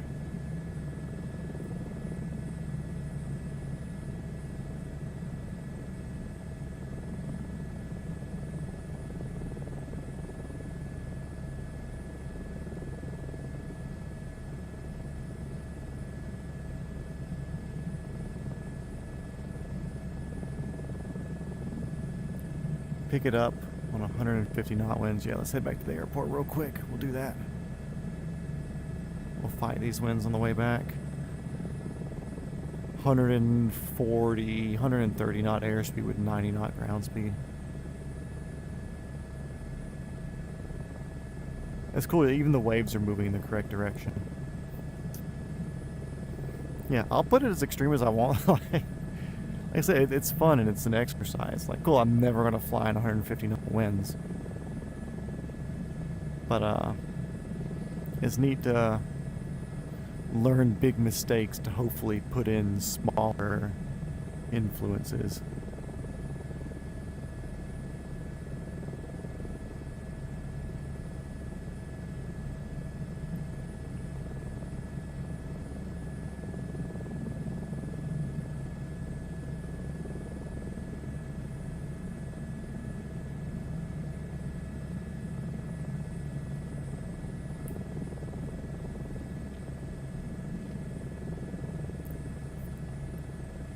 We're going to park right next to the windsock on the ship.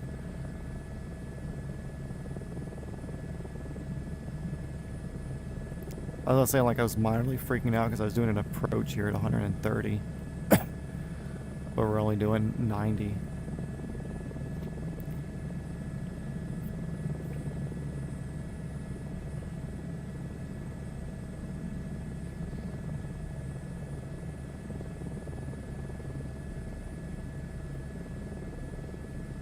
wibble wobble, no big deal. Little wibble wobbles, no big deal. We got this. Stay down next to the windsock.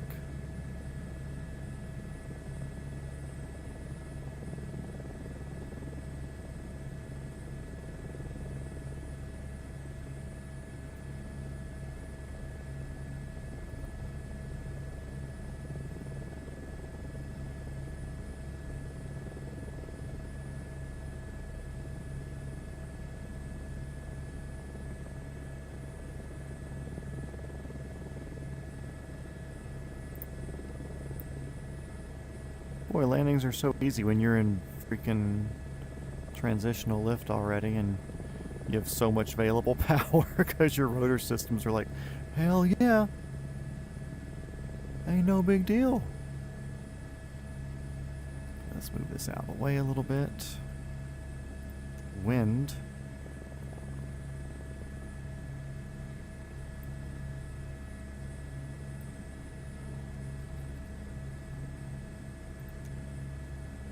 $150-knot wind. I'm going to go ahead and look. We're at freaking 70 knots airspeed sitting on the ground from what we're picking up right now. I think tomorrow's aircraft should be through. Yeah, the freaking A-star is solid. Okay, I'm pushing all the way forward on the cyclic.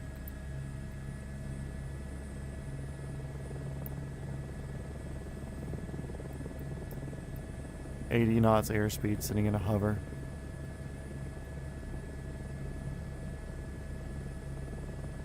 I want to get some semblance of speed.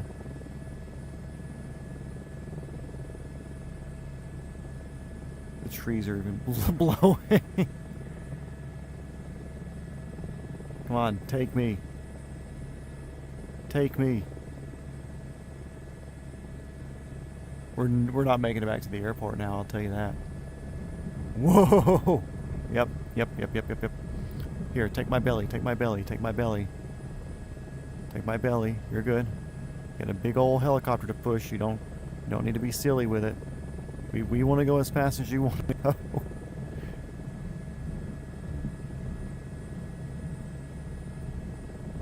I'm just trying to get it up fast enough where it's not going to eat us alive. 230 knot speed right now of ground speed.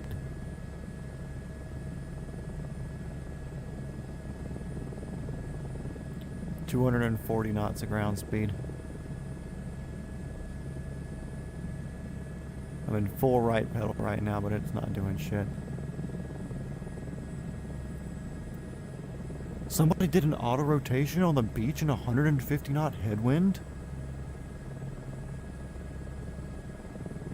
Torque be damned, we gotta get on the ground.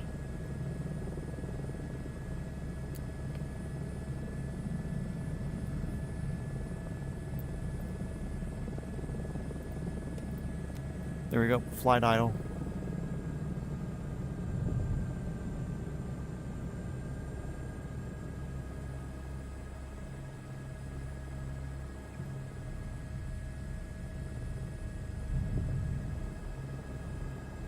Yeah.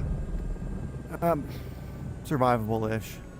So, we're hovering right now. Get on the ground, idiot. So it's hard to do that because I have a, the throttle that's on my collective does not work with this. Okay, cool. Now I'm dead. Thanks. Didn't even do anything. But yeah, fun flight tonight. Dude, Tom, thank you so much for getting in here. Chatting, ding along the whole fucking ride. 9 other people in here just hanging out watching us dick around in 150 knot winds. But also it's 2 o'clock a.m. for me. So I'm gonna work on getting myself ready to go to sleep. And we'll do it all again tomorrow sometime. But yeah, hopefully I'll see you tomorrow. Same-ish time, 9 o'clock, whatever Eastern time is here. Whatever time that is for you. If you're here, cool. If not, I got another 80 days or so of doing this shit. But everybody else, thanks for being in here. Like, comment, all those silly things people ask for. And yeah, good night. Tomorrow we'll be exploring the eastern coast of Russia. I'll see you guys later.